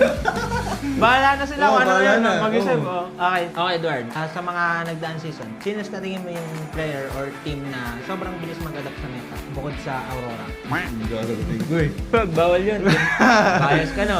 Bias ba ako doon? Okay, siguro sa team na lang. Yung Onyx or TL. Kasi ito. Pagod sila. Mabilis. Mabilis. Okay lang. Okay lang. Okay lang. Masaya nga yung masaya eh. At syempre, ngayon lang to, may special din tayo. Yun yun. Galing sa Super Fans. Syempre, Super Aurora Fans. mismo. Uy. Welcome na natin si Miss Sino Pia. yun? Hello po. Congrats dahil ikaw yung napili na makausap si Edward na ating prof ngayon. Syempre, may karapatan ka. Bibigyan kita ng karapatan na magtanong ng 3 tanong para kay Edward. Sige nga. Ano yung golden rule mo bilang Legend Zero and to remain Mr. Consistent? Golden rule. Grabe. Hirap ng tanong na yun din. Ano yung maganda sagot doon? Yan. Para sa akin, disiplina lang talaga. Doon lumalabas na yung pagiging consistent doon kapag disiplinado ka sa ginagawa mo sa everyday life mo. And yan. Okay. Pangalawang tanong, Pia. Anong pangalawang tanong na gusto mo itanong kay Ed? Curious ako kung ano yung ginagawa niya kapag yung enemy team is parang lahat ng hero pool niya at that meta is binaban nila. Edward, ano daw nasa isip mo or ginagawa mo? Semi-proud kasi, ayun, at some point, ako yung nakikita nilang threat or nire-respect nila yung hero ko. Siyempre, nakakaano yun, kasi nakaka-proud lang din. Mina-mindset ko lang na kaya kong gamitin lahat ng hero or kahit banan nila ako, kaya kong gamitin at anytime, kahit wala akong practice. Ganun lang. Pangatlong tanong, Pia? How do you make yourself adapt and be adept sa bagong heroes? Adapt sa meta, yung parang magigets siya, tapos nagiging proficient kapag sa hero na yun. Gumagaling ka sa hero na yun. Next question lang. Next question, pwede bang skip? Okay na ba Tagalog? Tagalog yun lang. Yung sa meta, di ba? Like, mag-shift ganun. Tingin ko naman, all throughout ng bago mag-start yung MPL na de-determine agad kung ano yung magiging meta, which is kung ano yung ginagamit ng kalaban, maggagayahan. Kung sino yung una maglabas, maggagayahan pa yan. Doon pala magkakaroon ng idea na counter pickings, which is doon lalabas yung mga off-meta heroes na yun, tulad nga ng dati na tank EXP. Yun. So, doon mo ma-determine pa lang kung yun na lang. Ano yung ginagawa mo para mabilis ka maka-adapt din sa game? Wala eh. Sa ano lang talaga eh. Experience ng screen kung ano yung nagiging meta, ganun. Kumbaga, wala, adapt lang. Minsan kopya-kopya lang, ganun. Kailangan gamit din, no? Ginamit niyo sa amin, gagamitin sa inyo. Thank you so much, Pia. Maraming salamat sa pagsama. Okay, Ted? Thank you. And ayun lang guys, kung gusto niyo rin ma-experience yung kayo na mismo yung magtatanong sa ating mga mamimit na pro, huwag niyo kalimutan, bumili ng ticket. Dito lang sa link na to. And Ed, maraming salamat sa pagsama. Hanggang sa muli sa ating Meta Pro. Amazing!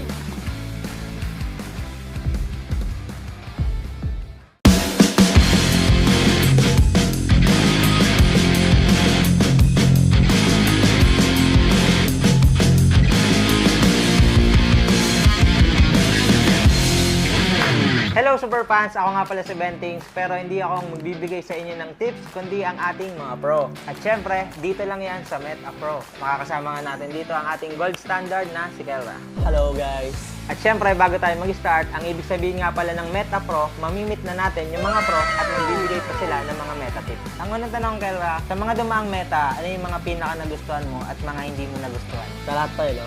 Pinaka gusto ko yung mage. Yung mga Alice, Lunok, Sarit, Parsa, Kagura. Kasi masaya gamitin yan, tapos mas may mechanics yan guess sa mga marksman. Ang pinaka di ko naman nagustuhan is, parang wala naman akong di nagustuhan. Parang lahat gusto ko, gusto kong fighter. Nakapag-preya ka? Nakapag-preya, nag-ruby. Kung i-rate mo na lang from 1 to 3, ano doon? Mage, top 1? Marksman, tas fighter. Marksman pa rin talaga. Tas fighter. Kyle, pangalawang tanong, kung gagawa ka ng sarili mong meta, ano yung gagawin mong meta? Tapos, ano yung itatawag mo? Ano siguro? Assassin. All assassin? Hindi, balik lang assassin meta. Assassin meta na lang. Oo, yung parang last season. Tapos tatawagin mo siyang Kel Assassin. Kel Assassin. Ano, ikaw yung core o ikaw yung ano? Pwedeng assassin gold, pwede rin ganyan. Basta dalawa assassin. Kel Assassin. Kel Assassin. Okay, good yun. Pangatlong tanong, Kel. Isa kayo sa pinakamagaling mag-team fight. Ano yung mabibigay mo sa kanilang tips na para mag-success sa isang team fight? Siguro ano lang, yung proper comms and proper targeting sa team fight. Ayun lang kasi yung talagang ginagawa namin. Pero pag nagawa yung simple na yun, talagang malaking chance manalo sa team. Simple pero sobrang laki ng impact sa team fight. Ang next na tanong natin, ano naman ang mabibigay mo sa mga nanonood sa ating mga gold laner? Kahit yung pang-RG na tips lang na mapapakinabangan nila. Siguro sa mabibigay ko sa mga pang-RG na tips, unang-una, wag kayo, lalo na pag solo kayo, wag kayong matitilt. Kailangan enjoy nyo lang yung game kasi kaya nga game, ini-enjoy, di ba? Enjoy nyo lang game, tapos siguro sa in-game naman, kailangan nyo maging patience kasi kailangan nyo mag-farm, lalo na gold game kayo. Kailangan nyo ng pera para makasama sa team fight and mapanalo yung team fight. Napakaganda nun. Madami kasi sumasama agad sa team fight, tapos nauuna pa sa mga tank. Mga una pa. Kaya nadi-disaster sila. Ayun ang pinakaiwasan dapat. Pag sumama ka sa team fight, huwag ka mauuna. Kasi once na sumama ka, tapos nagpaparm yung kabilang gold game, bosset ka nun. Lugi ka sa gold. Napakagandang tips from gold standard. Ang next na tanong, Kel, sinong team or player yung feeling mo napakabilis umadapt sa meta o kaya sa mga hero na bago, sino sa tingin mo? Yung previous season siguro yung player. Tapos sa player naman, si Carl. Kasi di ba, UT jungle talaga siya. Tapos nag-assassin, isang season lumipas. Pero yung season na natalo sila nung assassin meta nung season 14, maganda pa rin yung performance ng assassin niya doon. Pero kahit na UT siya, di ba utility talaga siya nakita? Parang utility, mga friend. Doon siya. Kasi matagal, hindi, sikat na siya sa assassin, mga lance. Pero di ba matagal siya hindi assassin? Kasi napahinga. Naging utility ng sobrang tagal na sobrang habang season. Tapos nung nag-assassin, parang nandun pa rin talaga yung prime sa assassin. Isang beses lang natalo yung assassin meta nila, tapos wala tuloy-tuloy na. Tuloy-tuloy na. Champion na. Champion na ngayon. Kyle, the-goat. Taste of MLBB. Okay guys, next naman, may bubunutin dito sa Kelra. Ano to guys, mga player din to, tapos isasabihin mo, Kel, kung ano ba yung weakness or strength ng player na mabubunot natin. Start na natin. Ikaw na bumunot? Di ako na. Sige. Isa muna na. Isa. Wala mo kuha. Super Yoshi. Rome siya, Rome. Rome. Omega. Siguro yung strength niya, magaling siya manghuli. Ang weakness niya lang siguro, pag may time na nanguhuli siya, wala siyang kasama. Yung magaling siya manghuli, pero madalas walang follow-up. Timing na lang. Timing. Next, tulungan na kita. Yeah, tulungan mo na. Oheb.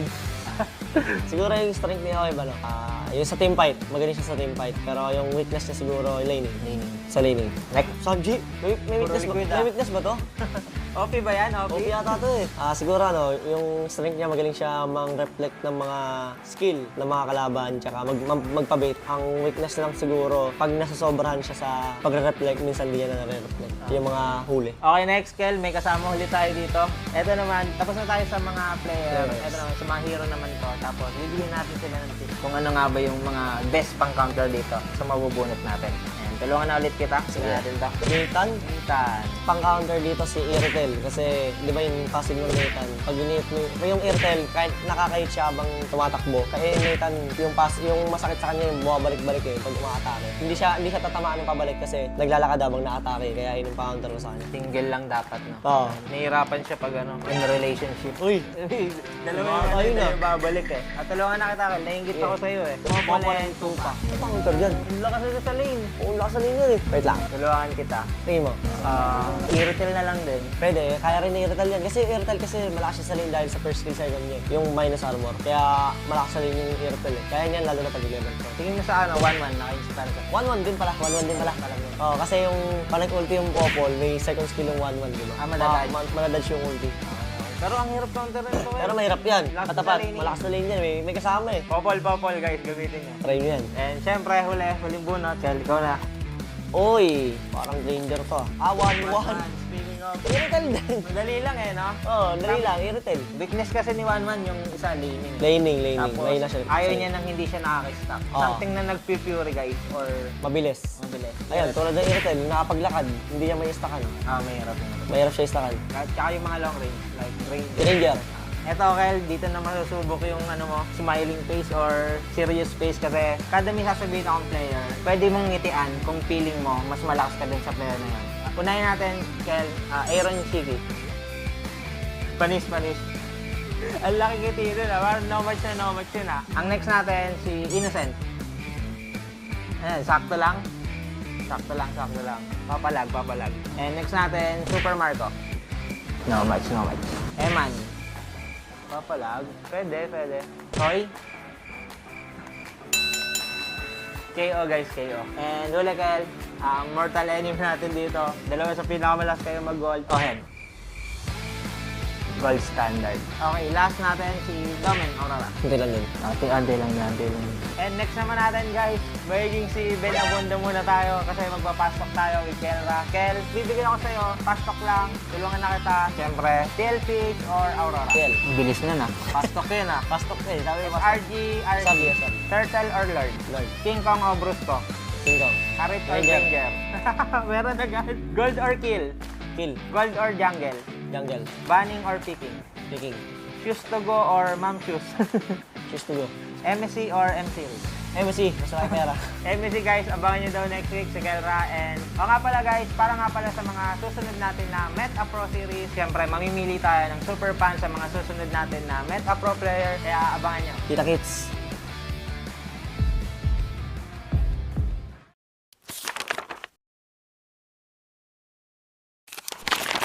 Kung yung isa ka sa mga player na natigil matatag sa MPLBH, anong sekreto ng isang field?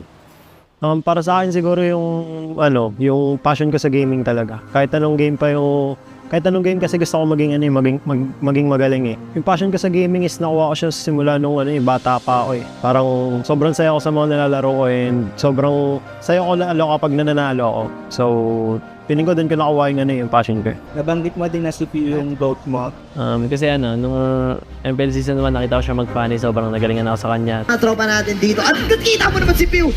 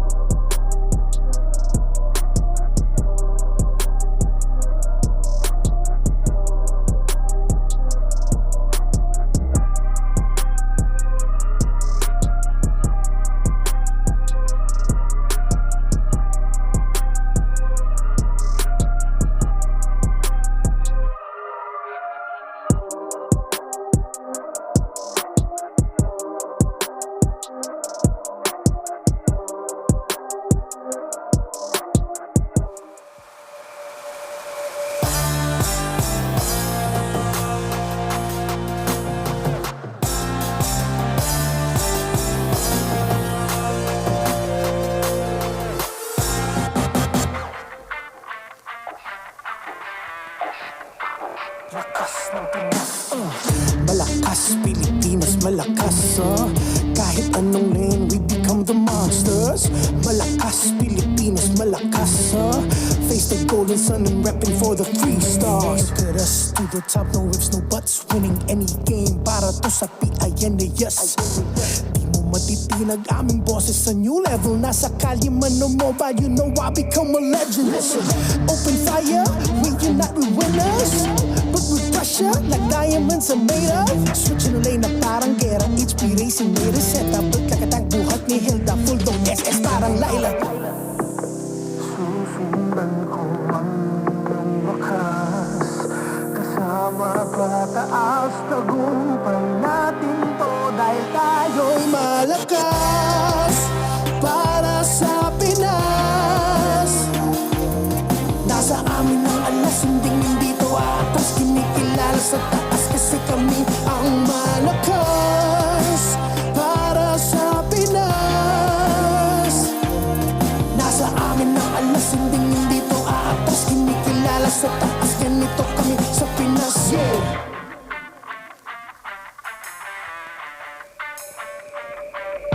Laging MVP, no surrender, no retreat. Pag nagsama-sama, just imagine what we can achieve. Laging MVP, no surrender, no retreat. Giving 100 on my all, cause we just cannot be defeated. We are unstoppable, immune and invulnerable. Ready ang equipment, lahat frozen, mala crowd control. Pakita on the jab, east to the southeast. Taas ang matawa, proud and loud, cause every enemy we devour. Susundan ko ang iyong wakas, kasama pataas, tagumpay natin to dahil tayo'y malakas para sa Pinas. Nasa amin ang alas, hindi to atas, kinikilala sa taas kasi kami ang malakas para sa Pinas. Nasa amin ang alas, hindi to atas, kinikilala sa taas, ganito kami sa Pinas. Yeah. Malakas, Pilipinas, malakas, kahit anong monsters. Malakas, Pilipinas, malakas, face the golden sun and repping for the 3 stars.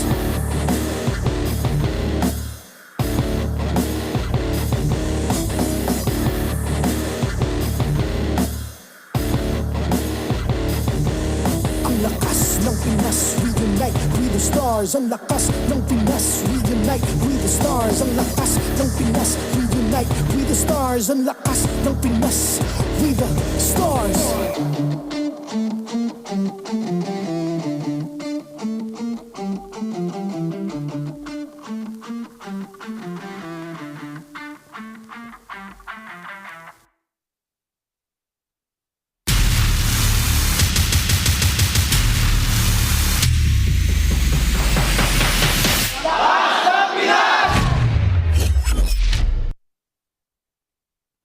Lalay. Gawin nyo pa, gawin nyo pa. Stun mo. Patay. Nice, pre. Kalma ha. Kalma kayo. Tingin. Nice one! Nice. Patulong. Lunox ka nyo. Patay. Tingin. Go. Oh, Lunox. Birds nga. Flicker. Okay. Kaya, busan. Borolo. Pre, wag na tayo mag-throw, pre, ha? Sige. Atin to, legit. Tingin. Diabot. Walang burst lahat. Light lang meron yan. Ato ko, pre. Ligo. Kaya nyo pa? Kaya ni Pangs. Pangs, ha? Mamatay ka. Di kaya. Kaya mo, ulit mo. Tangki ko. Pakit matay na ako. And that was our Infinix mic check for our match number 1, AP Brand versus Team Falcons. And once again, welcome back to MPL Philippines Season 16. It's Athena. Together with me is Naisu and Renmore. What do you have to comment about that mic check, especially on to don't overthrow, please? Don't throw. I like how they said that. Let's not throw this. Yeah, I feel like that's like the best shot call that you can hear to just straight up tell your teammates and your friends, hey, no more throwing. And I do like that they also acknowledge the fact that it was also a game that could easily be maneuvered by Team Falcons, but that was more games with a game 3 for the first match. By the way, there's more data, more GG. Experience the winning power of Smart's only 5G and enjoy it with the Smart Digital Prepaid eSIM. Do you know who the simply reliable telco partner of the MPL is? I'm sure you know. It's Smart. Victories you can count on. And that is something that we could count on, especially moving forward on their weeks here on MPL. But by the way, guys, you could also power up your Dunder-free scalp supercharged with Clear. Why'd you look at me like that? No, because we shared this desk. Oh, yeah. The one day where that spiel said your dandruff scalp, not dandruff-free scalp. I'm glad we got it Yep. I'm glad and we got that's it the fixed. importance of Clear for That is- Dunder-free scalp, right? I use Clear, by the way. Do you? Yes. Yeah, we do. My dad uses Clear. There you go. Why are you giving us that look of like, yeah, you guys are old. My dad's old too. That's lore. recap. Yes, that's a kind of a rewind. But this is a recap for match number 1. It's AP Brent finishing off our series with a 2-1 against Team Falcons. That's pretty impressive, though. I think if you guys missed that match, if you didn't get to catch it, I think still people would say that there's been improvements for Team Falcons. They're just in that slump. And we've seen even the best of the best be in this situation before previous seasons pass. Hopefully they can go ahead and fix that before we get too far into the regular season, because even, again, next week, we're going into the halfway point already, week 4.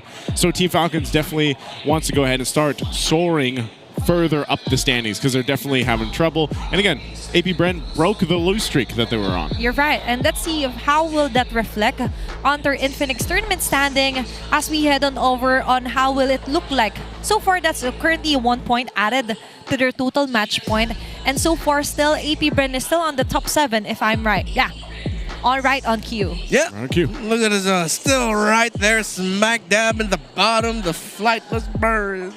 It hurts. Wings have been clipped a little bit. Yeah, it hurts. But now we're going to be looking into the final match of the day that sees number 4 and number 5 RORA. Both of them are coming off of some really cool win streaks. So either TNC can threaten RORA's position, or RORA can not only solidify their position, but also threaten TLPH in the standings. You're right. If they manage to get this round, they're going on to a total of 4. We'll be up against Twisted, eyeing for a tie for 4. Meanwhile, for TNC, if they able to get this game, they'll be ending the week onto a tough worst spot for Infinix standing. But going forward, it's going to be TNC versus RORA. It's Chaknu versus Light, both veterans in the league. But so far for Chaknu, he's already cemented his legacy here on MPL. I love this about. I always love when we get to go ahead and talk about Chaknu. There's something about Chaknu and like his history, the Mamba. I know there's been discussion about him online as well, but one thing's for sure, you can't deny his accolades, his achievements, everything that Chaknu has been able to achieve, and also the other roamers out there and players that he's inspired along the way. And so far, one of his accolades actually is the MSC 2021. So looking back, or looking on the throwback rather here for Chaknu, with Etumax as well, it's kind of a reunion, right? Yep. Of course, we're talking about, Etumax, Chaknu, Edward, and Coach Dexstar as well. Of course, they made up the Execration and Blacklist International rosters that competed in that MSC 2021 Grand Finals, where Execration won 4-1. We asked the community about which is the most iconic rivalry in MPLPH history, and they said it was this. It's Execration and Blacklist. And it was especially during this era where Chaknu solidified himself as a cultural icon for MLBB here in the Philippines. It has been years actually. Even when I go to barangays communities, kids always say, I want to be like Chaknu. I want to be the Chak Mamba. And that is how relevant he still is up until after all these years. I think one of the great things about Chaknu and like his story is not only the things that he was able to accomplish within the game and in these historical moments, but also the story of him just being, I think a lot of our players, especially here in the Philippines, could relate to Chaknu. As a player, even as you see him here on your screens, he was your typical shy guy, playing, and then he would be making content, and he would be, a lot of content creators and everything else would go and collab with Chaknu, and then he would showcase his personality, which is, even in his interviews throughout the history of his career here in MPL Philippines, he would be rather shy to speak and everything else, but then he's like a totally different person in game making these crazy highlights and plays. And there's been a time, of course, in the past couple seasons where it's like maybe he has struggled to replicate some of that, but there's always a moment in the season where it's like, damn, that was the Mamba. You know, that was the Mamba mentality that we see from Chaknu. Yep. And it's great to see, and hopefully he continues to be able to do that. The Gen Z has a term for that, Chaknu core. And we're looking closer onto Chaknu's core or prime for our millennials out there. He has already surpassed 12 seasons in MPL, MSC 2021 champ, and you've mentioned this very iconic duel against Execration versus Onyx here, and some of the highlights here onto his MPL career. Yeah, Execration really saw the height of their power in MPL Philippines Season 7 when they were threatening the placements of teams such as the legendary Aurora squad coming off of the back-to-back wins as Sunsparks, AP or then Bren Esports, of course the eventual champions Blacklist International. They made it to MSC as Omega. They fell short. They were eliminated by fellow Filipinos RSG. But even then, Omega really solidified themselves in the eyes of the international audience, especially Chaknu, as one of the guys to really watch out for when you're watching MPL Philippines. He has had a storied career, yet he has yet to win the MPL Philippines trophy. And he is the only Hall of Legends member so far who has yet to achieve that. You're right. And definitely he's onto adding up titles under his name as he heads back on, and this time under a different banner, which is TNC Pro Team. But by the way, for our community, we have another question for you. Who is Chaknu's biggest rival? Is it A, Light, B, Yawi, C, Lusty, or D? Comment down below what you think about other players as well that has been his biggest rivals. Who would his that's biggest rival? Would it be? I think me. Because in the interviews, he has this one-liners. Oh, that's true. I'm prone to that now. You're his rival right now. Okay. But on a serious note, would it be Yawi though? Like, I don't know. Or Lusty. Okay. It can't be Light, right? Like maybe currently. Yeah, a lot of our newer fans might not be familiar with just how heated the rivalry was between Lusty and Chaknu, because it was those two for a good amount of time. It was like, oh yeah, they are the best. But I think we also cannot downplay the Light Chaknu rivalry, especially during the MSC season, because that was heated. That was a really good one from MPL Philippines Season 9 heading into the MSC season where 22? Yeah, 22. And it could still continue for this match number 1. He's up against Light versus Aurora, and TNC is looking to somehow solidify their win from yesterday, right? Yeah. So for TNC here, I think this is really going to be a difficult matchup considering the heavyweights that Aurora has faced off and won against, but more on that later. And let's welcome on our players. It's going to be the last match for this Sunday. It's TNC Pro Team versus Aurora Gaming. The fire continues to burn for the Phoenix Army. It's Three-Mar, Zaida, Lancy, Chaknu, and Benny Cutie rising once more. TNC Pro Team.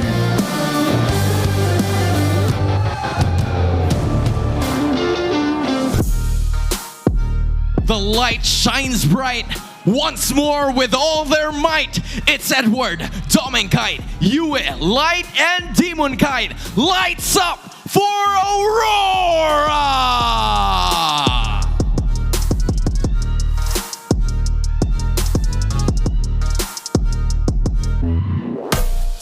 To oversee and uphold the tournament's integrity, guiding us through this match are our marshals, Joshua, JJ, Patrick, and Jeff. Joined by our two teams are our coaches. It's Coach Etomax for TNC and Coach Master the Basics for Aurora. Will the lights shine brighter? Will they burn even hotter? MPL Arena, I want to hear you scream! Coming up from a great match, it's TNC Pro Team up against Aurora. And here we go, TNC once again. It's Three-Mar, Zaida, Lancy, Chaknu, and Benny Cutie. There's a whole lot of guys we can focus here on, but also for Three-Mar specifically. I love what the XP laners in general have been able to do, man. But also, again, we talked about Chaknu, his potential, his value to this lineup, allowing them. So Chaknu and 3mar is always what you really want to look at. It's the XP laners and the roamers really coming down to a synergy to work together, allowing Zyda the space to be able to move around the jungle, and then eventually Benny Cutie as well. What we expect from Benny Cutie himself. And now they're up against Aurora Gaming with this time with Light on the lead as well. Yeah, I'm pretty sure Chuck is very familiar with Light's playstyle and how he loves to manipulate the sneaky surprise angles. But if TNC want to give RORA a challenge, they need to address two key figures here, Yue and Edward. Yue has found himself to be just a Kimmy mainstay right now, with Aurora constantly giving it to him, and they look very comfortable playing around his Kimmy and supplementing it with Baksha roams, Gato roams, anything that can just hold the front line. High loss roam for Light. And of course, Edward, who is now touted by many here in MPL Philippines, not just the community, but the players themselves, saying that Edward is currently the best EXP laner in the league this season. And right on cue, onto our team head-to-head, we're currently seeing some of the stats favoring onto the side of Aurora Gaming. I like that, with Edward specifically, he's had so many monikers, so many nicknames, but definitely this season he's been that Mr. Consistent and been able to do so much for the team here. But that's the thing. I want to just say, I'm excited to see this one, and we get to see it here briefly. And we get to see and hear what our player has to say before we start off our match. This is our Smart 5G ping test. Okay, kalaban na naman Aurora. Ako usapin mo nga anak. Pumili ka dito ng gagamitin kong topic. O, shoutout nga pala kay Edward. Sobrang galing mo mag-XP Sana makaisa sa'yo. Ya, tingin nga ya. Yun no. Anong malakas? Baka yung charisma ko lang. Dami nanonood sa Aurora, guys. Panis sa mga Phoenix Army. Pero okay lang din natin bibigoyin yan. Message ko sa TNC, good luck. Umibig sa'yo. Panis sa akin lahat yan, Brad. Uy, Philippines! Pre, wag ka nga magmadali, pre. Yung minamadali ako, pre. Ayokong pinipressure ako, boy, ha? 4-3! Baka doming to. Oh! Doming! Doming is the man. Pang! Divine Judgment? Divine Judgment? Nandito ako. Woo! And that's it for a Smart 5G ping test. The players are in high spirits for this round. They are. I feel like it's always going to end with someone singing, man. Yeah, I think we need to have one ping test where it's just like karaoke style. Yeah. Like they're given a song to a cappella, and we're going to see who gets to do it better. You're right, but I was caught off guard on the barking sound here for Demon Cat. I was so confused. Yeah, Demon Cat has a devilish laugh. He does. That is a revelation for me. I would like to hear it again. I think even when Demon Guy plays, he does things and you can actually see him laugh behind us. If he could laugh like that, let's see if it will reflect onto their match. But that's it over onto our Infinix Geese to victory with Wolf with the Howl.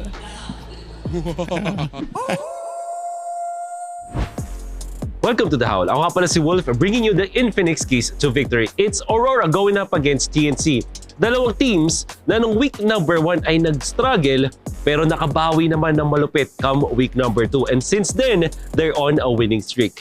And tingnan natin kung sino nga ba ang makapag-keep ng kanilang momentum and whose streak will end today. And for TNC to be the ones on top, ang kailangan nilang gawin ay mag-capitalize sa kanilang late game comfort. It's no secret na ang gusto ng TNC, lalong-lalo na sa members nila and sa kanilang coaching staff, ay yung matapos yung laro in a late game scenario. Mas maganda ang itsura ng TNC at nagtatransform talaga sila when they do get into the late game. And if you compare that to Aurora, na ang main weakness is pagdating ng late game, yung pag-close out nila ng mga laro, kahit lamang sila ng above 10k gold lead or above 7k gold lead, minsan hindi pa rin nila natatapos. Kaya naman maganda ang magiging scenario kapag ang TNC ay nag-capitalize sa kanilang late game. And also, kailangan lang nilang bigyan ang bagyong Benny ng isang winning matchup doon sa may gold lane. It's very clear na si Benny Cutie ay iba rin talaga ang nagagawa kapag sa mga late game scenarios and most importantly, kapag maganda yung kanyang heroes sa kanyang mga nakakatapat.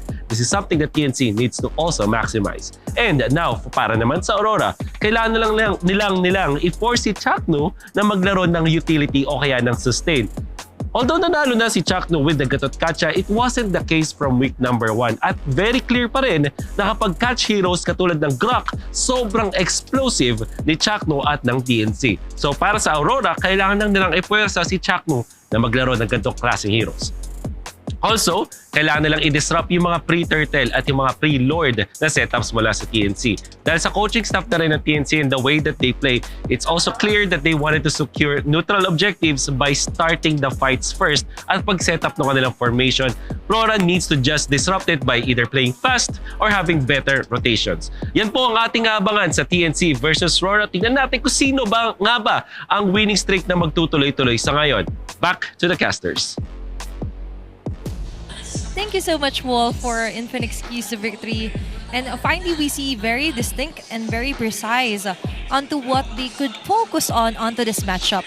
Yeah, and clearly, even in the Infinix keys to victory, you gotta put focus onto Chaknu to force him to play other kinds of heroes. Yeah. So, with everything that Chaknu has achieved in his career, 3rd overall in terms of all-time assists in MPLPH, all-time games played, he's 7th overall at 390, average assists. He was 1st overall in MPLPH Season 14, and that's when we really started to see and feel the threat of him playing our revitalized heroes, such as the Hylos, and most importantly, the Mathilda. So even if Aurora can force Chaknu to play sustained utility, do you really want to give the surprise Mathilda pick to Chaknu, which has proved to be poisonous in the past? That's a good question, just because, you know, again, there are ways for teams to go ahead and approach this. Like when you have a playmaker like Chaknu. And again, there's always that. I feel like, yes, we have a lot of amazing. Wow, I wonder who he's writing, by the way, on his hands. But drawing on himself. When you have a playmaker like Chaknu and he's able to go ahead and you see his accolades there, that's something definitely you can focus on when it comes to the draft, and why even in the Howl you can see how they could possibly hone in on some of the options that Chaknu picks up. We might see that when we get to the bans for the first game here, though, too. But even so, I think Chaknu is going to be one of those players where, like, you can only go ahead and ban so much from him because he's got such a wide hero pool. Yes, we typically see him like on the Kufras, the Groks, the Hyloses, and things like that. But sometimes you'd actually be surprised at how even he can transition to some of those more support heroes, some of those more sustainability heroes, and actually still make pretty good plays off of those. So I'm really curious how RORA is going to go ahead and handle that when it comes to the draft here. Yeah, and remember, he still has a Beleric. They've shown that with the Louis, remember, for Smart Omega. Yeah. And it was quite deadly and poisonous here. And alongside with that, and I would like to reiterate that Chaknu, even though he doesn't have an MPL PH title yet, he is a Hall of Legends in the feed. There's a reason behind that. People and teams are acknowledging his comfort heroes and signature heroes as well. Well, let's head on over onto our drafting phase. It's going to be TNC on the red side and blue side here for Aurora. Yeah. Speaking of comforts, for Aurora, there are 3 comforts you have to watch out for if you're TNC. The Hylos for Light, the Harith for Domenkite, and why am I slipping? There's one more. What am I thinking of? A Juicin for Yue. Excuse me, no, Kimi for Yue. There we go. Yeah. So with the Uranus bans, you're encouraged to pick up heroes that... there we go. Good respect ban here by TNC, but you're willing to give the Rome Baksha for Light, which is going to be massive, actually. There's going to be the triple flex here for Aurora, and they're willing to part ways with the Kalea, by the way. That is still open here if ever TNC gets that opportunity. And I do like that this could still stick to Benny Cutie's side as well onto winning the gold lane matchup. Yeah. Harith is still open, so by the way. Yeah, I'm revisiting the stats here. Baksha is the pick here for TNC. Let's see if they're willing to pick up the Harith for Benny Cutie. Red side stats even. TNC rarely prioritize the Benny Cutie pick for Red 1-2. So let's see if that's going to change here, because they definitely need to take the Harith away from the hands of Domenkai. The problem is with the presence of the Baksha and the Tortoise's Puissance that he brings to the table might not be the best. So here comes the first swerve of the season. TNC locking their 2 cores very early on. This is something that they don't usually do, but I think going up against RORA, this is something that they need to do.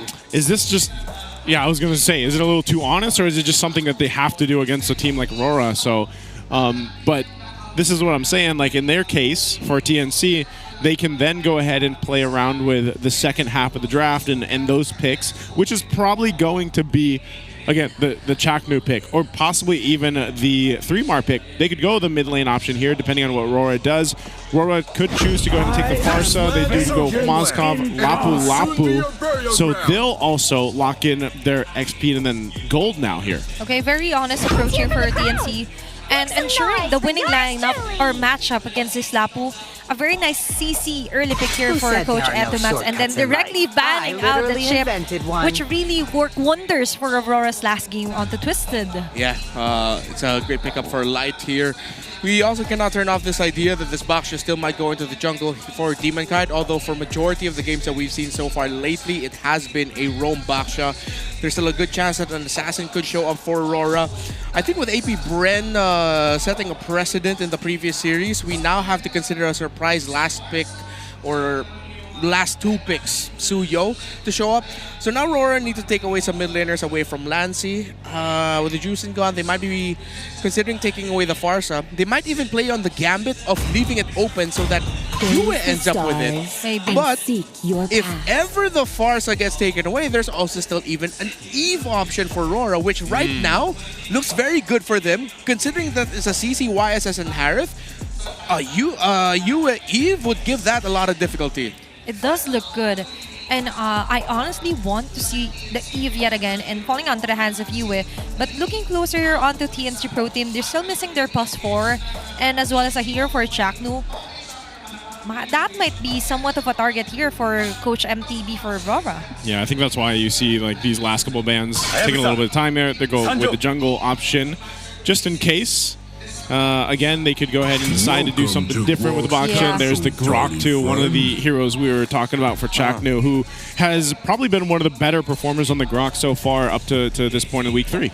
Either a Gata Kacha or a Hylos would slot in very well here for the lineup of TNC. Leaning a little bit more towards the Gata Kacha, considering that a Gata Kacha plus a Baksha somehow, if Aurora find a way to make it work, would be a problem. So they do go ahead and pick it up with the... Gata Kacha sort of softly turns off the Eve. So they still might either settle for Kagura. Can't recall if Yue has a Selena pick. I'm going to have to double check that. You're right. Selena is actually at the back of my head right now for Yue. Just so you could have that mobility in the early game. Shane crowd controls here for Aurora. But meanwhile, I was also eyeing the Akai pick earlier here for TNC, but a safer route will be the Gata Kacha. Plenty of options still. You've mentioned the Kagura here for Yue. Nearly a pathway, let's see if it's possible. Oh, Franco. Whoa! A light special. Yeah. And they do get the Kagura. Okay. This is a bit of a throwback. Light and Chaknu on opposite sides. Light paired up with the Kagura while he has a Franco. Very familiar territory here for Chaknu. I think Lancy would want to consider picking up the Novaria actually, but no. It's he who ends up with the Selena in his hands. Typical Selena, Kagura, a classic matchup in the mid lane. Throwbacks all around. We've actually seen this a lineup before this week. I just forgot the specific matchup. And it really worked wonders. Selena Gata Kacha. Either way, whatever comes first still has the same solution. Yeah. Yep. That was actually Team Liquid Philippines versus Omega Esports game number 2. Thank you. Yeah. You got me. Okay. Anyway. I got him. I got you. Yeah, and anyway, here for the index, Aurora still has the lead here in terms of early to mid game. And even the late game is also covered with the Moscow pick.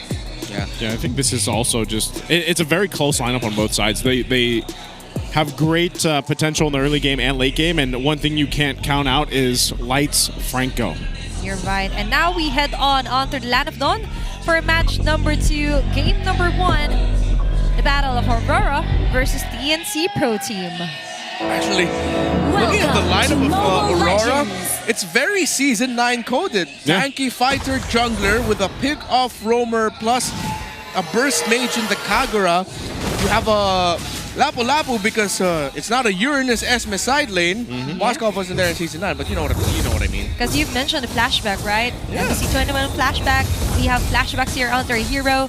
And for TNC Pro Team, we have Chaknu back again. Wow. Arrow hitting. Oh, look at that. What a hook! What a catch! Oh, and they'll catch him anyway. Yue gets the first blood. And that's exactly why I said you can't count out Light Franco on this. Oh what my a play. gosh. That That's an early explosive crowd here for RORA. Yeah, man, if Coach Panda's watching this, I bet he's... Oh, and he even steals away the EXP. You can't count him out, I said. All right, Light is on fire. You gotta heat check this Franco quick or he will keep hooking people. Don't discount Light.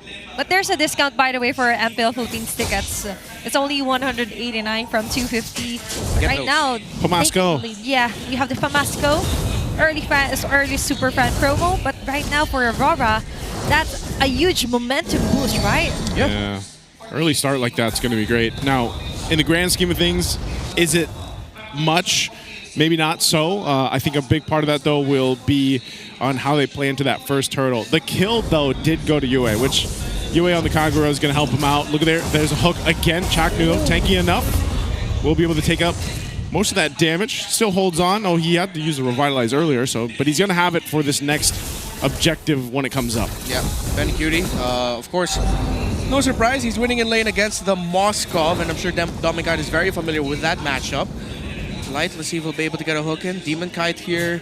I don't think TNC will be able to contest this healthily. They'll have to give it up. Yep, might be a free turtle here. As Edward proactively checks your map. Yeah. Even you, that's kind of scary, lapu-lapu. Yeah, you're not going to want to face. You see a guy jumping in the air, you're like, I'll come back later. Yeah. That's a first red flag. You see someone waving their sword around. That's a definite red flag in my book. Yeah, just don't whip your sword out and start waving it around. That is a massive red flag. TNC, all right. We'll be giving that up, playing it safe, and that's a good call. Again, Aurora know the advantage that they have in their lineups. The proactive choices by Edward, the proactive choices by Light. Oh, there's the arrow though too, but they're gonna have to force the fight anyway. Revitalize is gonna be popped from Chaknu, but he just takes too many shots. Can't AOG out. So now another kill in the hands of Aurora. Good play there, good response. Very good pick up here, Aurora Red again, and Chaknu falling down this early. Yeah, quite difficult here for the lineup of TNC. Despite with being how good the Unbreakable plus Abyssal Arrow combo is for the Gatakacha and the Selena. Problem is you put yourself at risk diving so close against a hero that can flicker, hook you further away to more danger. Demon Card is not going to fall easily. And just the damage AoE that is brought out by Kagura means there's a high chance you're punishing two divers compared to Lancy and Chaknu just locking down one. Yeah. So that in itself from that little trade is already advantage for Aurora. Now as we look at the items, Dreadnought Armor is the rush here for Demon Kite. It is going to take some time till we really start feeling the damage here of Zyda. If Aurora starts rush building Blade Armors, maybe second item after building Athena's shields, oh, it's not going to be good news here, and a lot of pressure will be on Benny Cutie to show up. And for Aurora, they know who to take off first. And you've mentioned, even if the arrow hits anyone from the side of Aurora, you wouldn't really love to dive onto a hero that could easily burst you down with a Kagura here onto Yue, and the Rush War Axe also here for Edward. Now, the crazy guy is activated. Another huge red flag if you're TNC Pro Team, eyeing out the next big objective here on the map. I think they... Looks like they might give this one up too. They're going to be too late by the time they rotate in. Even though Chaknu is here with 3 Mar, he's all by himself. Pops the Revitalize again. Demon Kite will be able to secure the turtle, and now Chaknu on the disengage. It just seemed like the timing wasn't right for TNC as Zyda was off getting his buff. Yeah, that was a risky trade. You're right, and there was a question mark because Zyda was way over onto the other side of the map, and Chaknu was just trying to delay things up here for Aurora? I don't think that was just a delay. There are some moments where the teams would call for, hey, let's just try to steal it. And then maybe someone in the team would also say, we'll be able to survive through it. But that was just way too risky for my taste. However, they were able to get away. So let's give them the benefit of the doubt if ever they decide to contest another objective with their jungler not being close by. You're right. High reward plays. But now, are they taking the risk? Looks like no or not yet here for a TNC Pro Team. Still very close to the gold. Actually, despite Benny Cutie winning earlier, because of the turtle secured by Aurora, Dominic Kite has eked out over Benicudi in terms of the lead. Now TNC are making the smart call with pressuring Dominkite up top, but he holds the shrub well. And now their jungle is getting invaded by Dominkite. A hook again from Light will find the mark on Zyda. Zyda gone, he's gonna lose his purple too, so TNC just chooses to take the tier 1 up top. But they lost the mid turret, so RORA right now taking control. It's gonna be another fight. They're gonna force Dominkite. He's gonna have to rely on the team. They find Benicudi, even with his dominant force, he's trying to run away. Chaknu pops to revitalize again. Even with the arrows from Lancey, all he can do is watch Chaknu fall. TNC just can't get it together. We just see the despair here, still struggling to find their first kill for this round. It's already 6 minutes into game 1. Yeah, that's why I was wondering whether Selena was the big hit for TNC Pro Team. I did pose a Novaria as a possibility because you're seeing with how close RORA can afford to fight together as a team. Not Critical, excuse me, an Astral Echo would have actually messed things up for TNC, but no point crying over spilled milk. It's just now that RORA, understandably so, are just dominating the map. Now TNC Pro Team has to play through a counter-punch style, but Light has just been so good. Oh, where are they going to go? Chaknu charging up the Unbreakable, but it's just a little bit too late. Turtle secured, 3 for 3 for RORA. And TNC, really, it just seems like they don't have much of a choice but to just kind of buckle in for this one, but they're falling further behind, facing a 4,000 gold deficit. They're ready here, so might as well improvise on some things, especially onto the Selena pick for Lancey. As we've mentioned, you would want to shine early on, especially for Selena, hitting those right marks. But with that, their damage just isn't there yet. Chaknu gets hooked again. He falls now for the third time. No, Spear Destruction going to be used, but you don't follow that one under the turret with 4 members of TNC. But RORA just finding these marks from Light. Yeah, way too tough at this point to play around the Selena. 2,000 is the goal deficit between Yue and Lancey. And TNC just has to accept that they're going to have to play a very long game here to try and turn things around. RORA, they are not going to let this up. This is a comfortable, dominant lead. Again, say what you will about their lineup, Light has just been so good. Yeah. But the thing is, even if he wasn't landing those iron hooks, I still see this as a dominant RORA game. Especially for TNC still struggling to find the right targets. Instead, it's RORA keep hitting the right targets onto shutting down Lancey, shutting down Zyda, and multiple times in a row that Chaknu wasn't able to do much so. Activating the Revitalist just so he could survive. And survivability isn't what you would count on for TNC Pro Team. Chaknu trying to hold up the front. They're going to get the tier 2 anyway. Yue anyway for the backside. Light jumps in again, burning the flicker. Won't be able to find that iron hook, but that's what they wanted. They just wanted that tier 2 turret. They'll get some more resources, taking the orange buff now from TNC. And they got 15 seconds for this lore to come up. And for TNC Pro Team, how do you get out of the situation?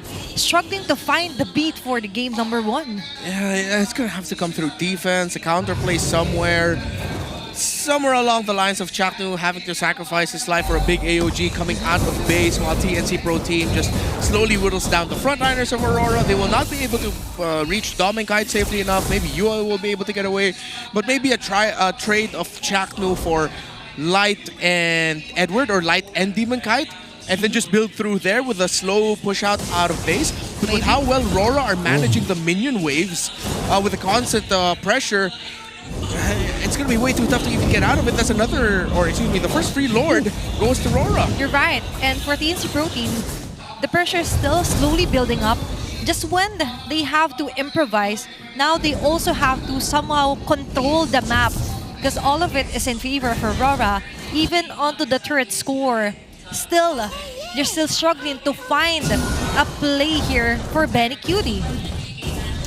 Even looking at this point, you know, for TNC, you got to make something happen, and that something might just be RORA making a massive mistake, because with this kind of lead, this kind of composition, they're going to be able to make something, force a response from TNC, even in this base. I mean, look at Dominkite.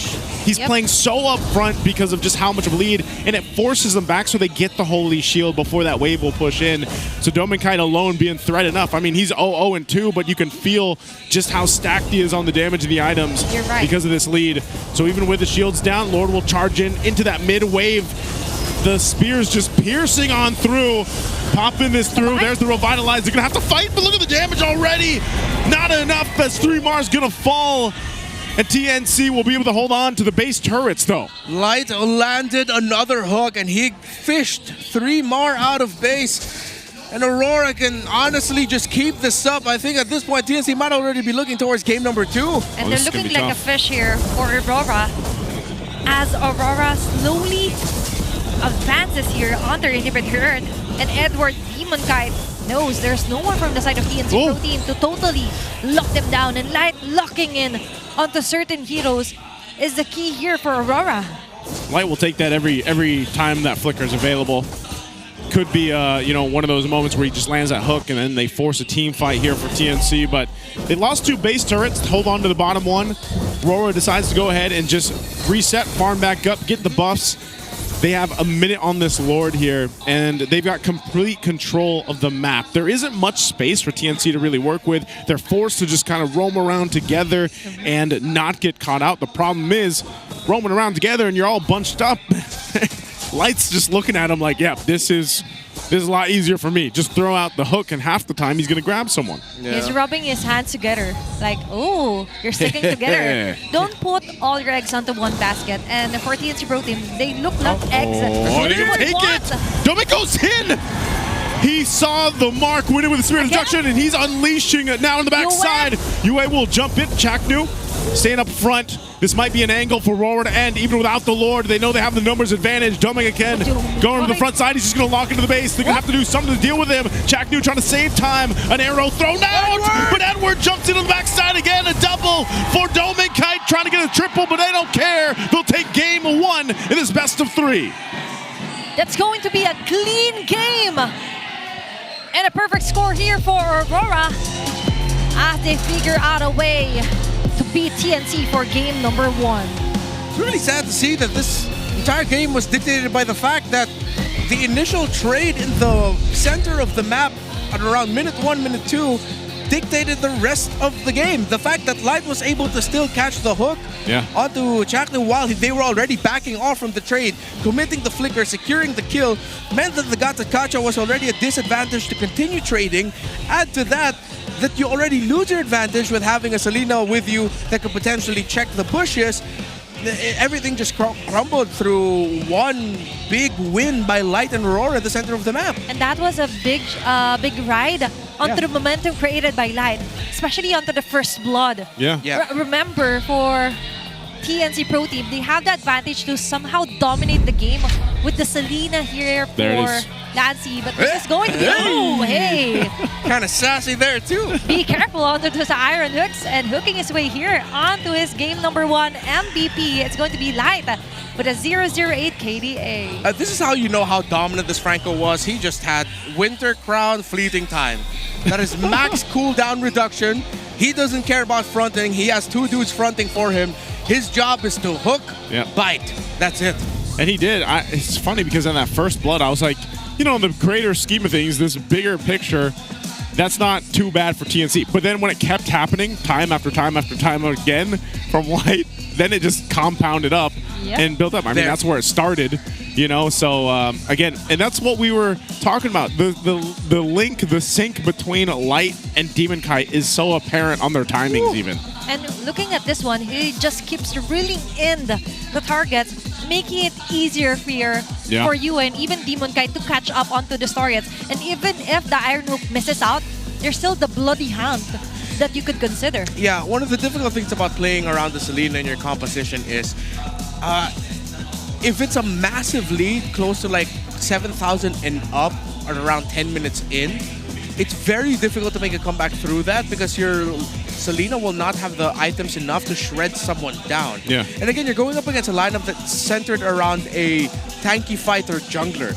The chances of you being able to hit a target with your Abyssal Arrow to turn things around is incredibly low. Add to that, you already had a disadvantage for yourself after losing that initial trade in the center of the map.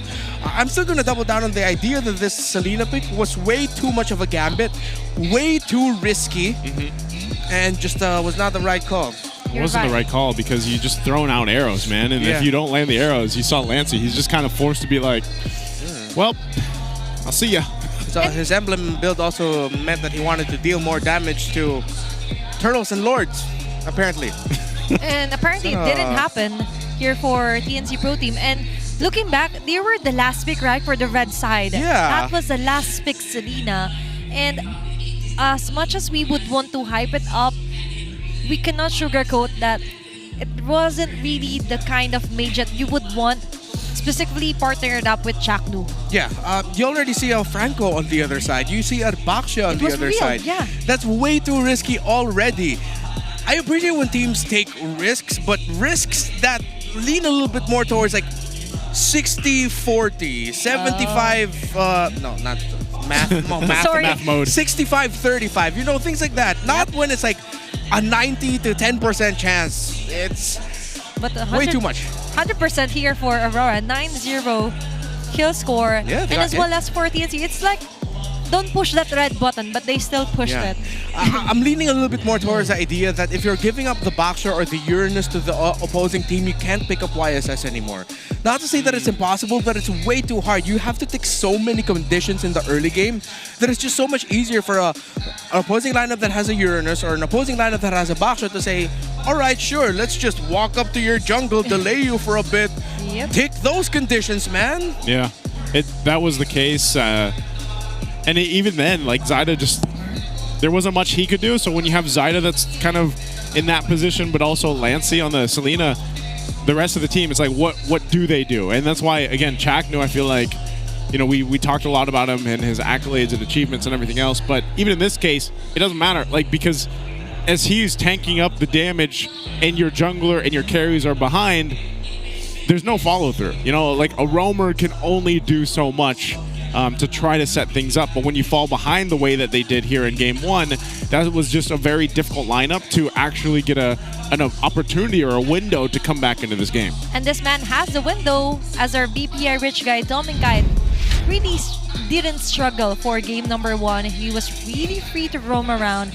As we mentioned, they've got the early to mid potential, and as well as the late game, if ever things go south here for Aurora, they were able to showcase their skills. And by the way, guys, you could also showcase your esports skills and passion for gaming by organizing your own local tournaments through eProject Esports for Everyone. Participants in this program will be provided with special access to the tournament modes, in-game items, diamonds, and plenty more. All you need to do is visit the MPL PH website for more information on how to apply.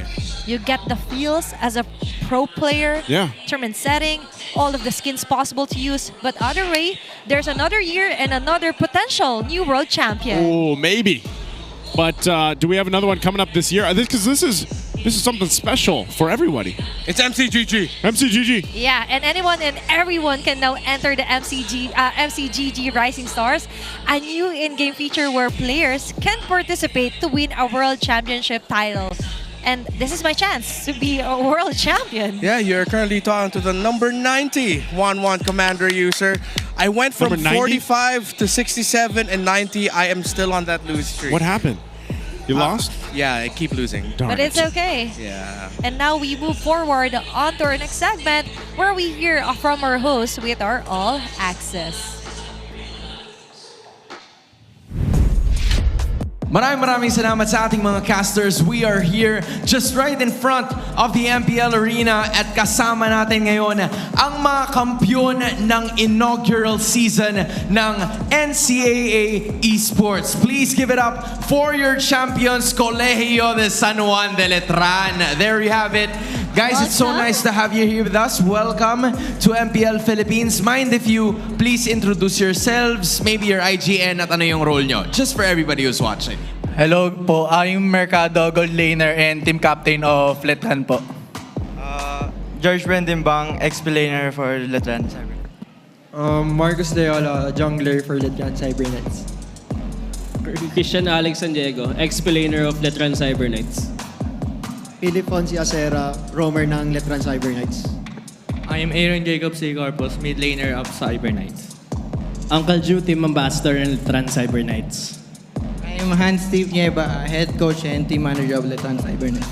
Wala na eh. Oo, hindi ko na ginawa eh. Kasi Okay lang. parang very, very serious ang atake nila, Oo Odin. nga. Welcome to MPL Arena. I love your aura today. Ang ganda ng mga jersey nyo. Kumusta naman ang pagbisita nyo dito sa MPL Arena? Talk to us about your experience. Yung experience po namin dito sa arena is napakalamig and napaka-enjoyable po talaga kasi iba't ibang kupunan po yung mga sinusuportahan ng mga fans, ganun, and may mga sigawan din talaga. Bawat scene is grabe yung pagsuporta ng mga fans sa bawat team po. Hindi kasi sinabihan ng Oo coach nga. na magdala ng jacket. Sobrang real niya for that ha. Balita ko bago to yung jersey nila, pero sa Letran Knights baka gusto nyo daw po magpa-jacket para sa kanila. Yun, ang gusto namin. Sino yung hirit? Sino yung hirit? Sino yung hirit? Ako po. Anyway, meron ba kayong team or favorite player dito? Uncle Ju, ikaw. Uncle Ju, sino ba favorite mong favorite player mo? Carl TC, TLPH, walang kabayas-bayas. Walang kabayas-bayas. Oo, By the way straight guys, answer. streamer din po pala siya ng MPL Philippines specifically para sa TLPH. I wanna know more about the team naman. Gusto ko malaman, Mercado, I want this for you. Nung nalaman mo ba na nagkaroon ng NCAA Esports in your division? Kasi I know that the Cyber Knights have been going on for a while now, di ba? Pero nung nalaman nyo that esports is gonna be a thing now, how did you prepare? How did you make it happen para maging kampiyon kayo ng NCAA? Nung nalaman po namin na merong esports na sa NCAAs, lalo kami naging gigil po manalo. And gusto po namin talaga i-represent yung Letran sa NCAA. Tapos araw-araw lang po kami nagko-practice and ginagawa po namin best namin kahit anong mangyari. Congratulations for that. At punta muna tayo sa head coach na very familiar sa atin and not just the head coach but laging nandito sa MPL Arena. Pakilala mo kung sino ka, Hans. Sa mga hindi po nakakakilala sa akin, ako po ay parte po ng MPL Philippines. Nagsimula po ako ng Usher noong season 13 and ngayon po na-promote po ako bilang head Usher ngayon season 16. It's my privilege na mag-servisyo sa mga audience dahil gusto ko po ma-experience sila. Mabigay yung best experience nila habang nanonood dito sa MPL. Right, just in case you guys aren't familiar, siya yung nagsasabi sa inyo, saan po kayong side? Dito po ba kayo sa TNC, sa Aurora? Just to give you guys an idea, he came as an usher, now as the head coach of the Letran Cyber Knights, and they're gonna be competing elsewhere. Saan pa ba namin kayo makikita? Ano pa ba dapat naming abangan sa Cyber Knights? Abangan nyo po kami sa mga future tournaments namin and sana maka-join pa kami sa susunod na MCC na Munton. Maraming salamat. And sa Thailand, kasi po yun po yung prize namin nung nag-champion kami. Alright, they're gonna be going overseas and that's an ideal scenario. Once again, please, let's give it up for the Letran Cyber Knights. Maraming salamat. Hopefully you guys enjoy. We're gonna toss it right back to our casters. Thank you so much, host, and congratulations to Letran Cyber Knights. Where are they going? Overseas? Where are they? I think it's a prize for them. Maybe a reward for their hard work as well. We're going to Santorini in Greece. Santorini? I don't know if that's actually true. I'm just making stuff up. Okay. Well, I'm feeling it though. I'm feeling it. it's okay. And I do love seeing our collegiate esports on a tournament and very competitive scene as the first ever NCAA champion for our college students out there. It's still possible to pursue your dream while studying and to be a pro esports player. Athena, I always, every time I hear interviews like that or get to go and see these collegiate tournaments going on, I'm always like, man, I wish that I had this during my time, but that's okay because we still get to be a part of it. Yeah, and for now, let's be part of our drafting phase. It's Aurora picking up the blue side yet again here in ISU and still banning out the Fanny, Jishin, and for TNC still the never-ending 1-1 respect ban. Just ban it out. I'm actually wondering if TNC would think about. I don't know. No, there's no way. Never mind. There's no way in the world that TNC is going to be like, let's ban out the Franco. Hey, what if? It'd be so weird if they did because it was one of those things where it's like you're not going to see the Franco pop up much unless it's like light. Maybe some of the other roamers we've had out there in the past, but it was definitely something that started things off on the right start for Aurora, and them being on blue, they're probably going to still prioritize. Because the Boxer was actually banned out this time, I have a feeling if this isn't one of the jungle bans here, we might see a Lancelot or YSS picked up by Aurora, unless they decide to go ahead and prioritize the XP lane instead and go with one of the XP lane options here, like the CC, since that's still through. But I think that's what TNC has to decide. What are they willing to go ahead and trade up here? What do you want to somehow eliminate, right? And so far, our teams are willing to part ways with a Lancelot onto the red, a third ban here. There it is. And right on cue here for TNC. Other options still here for Aurora.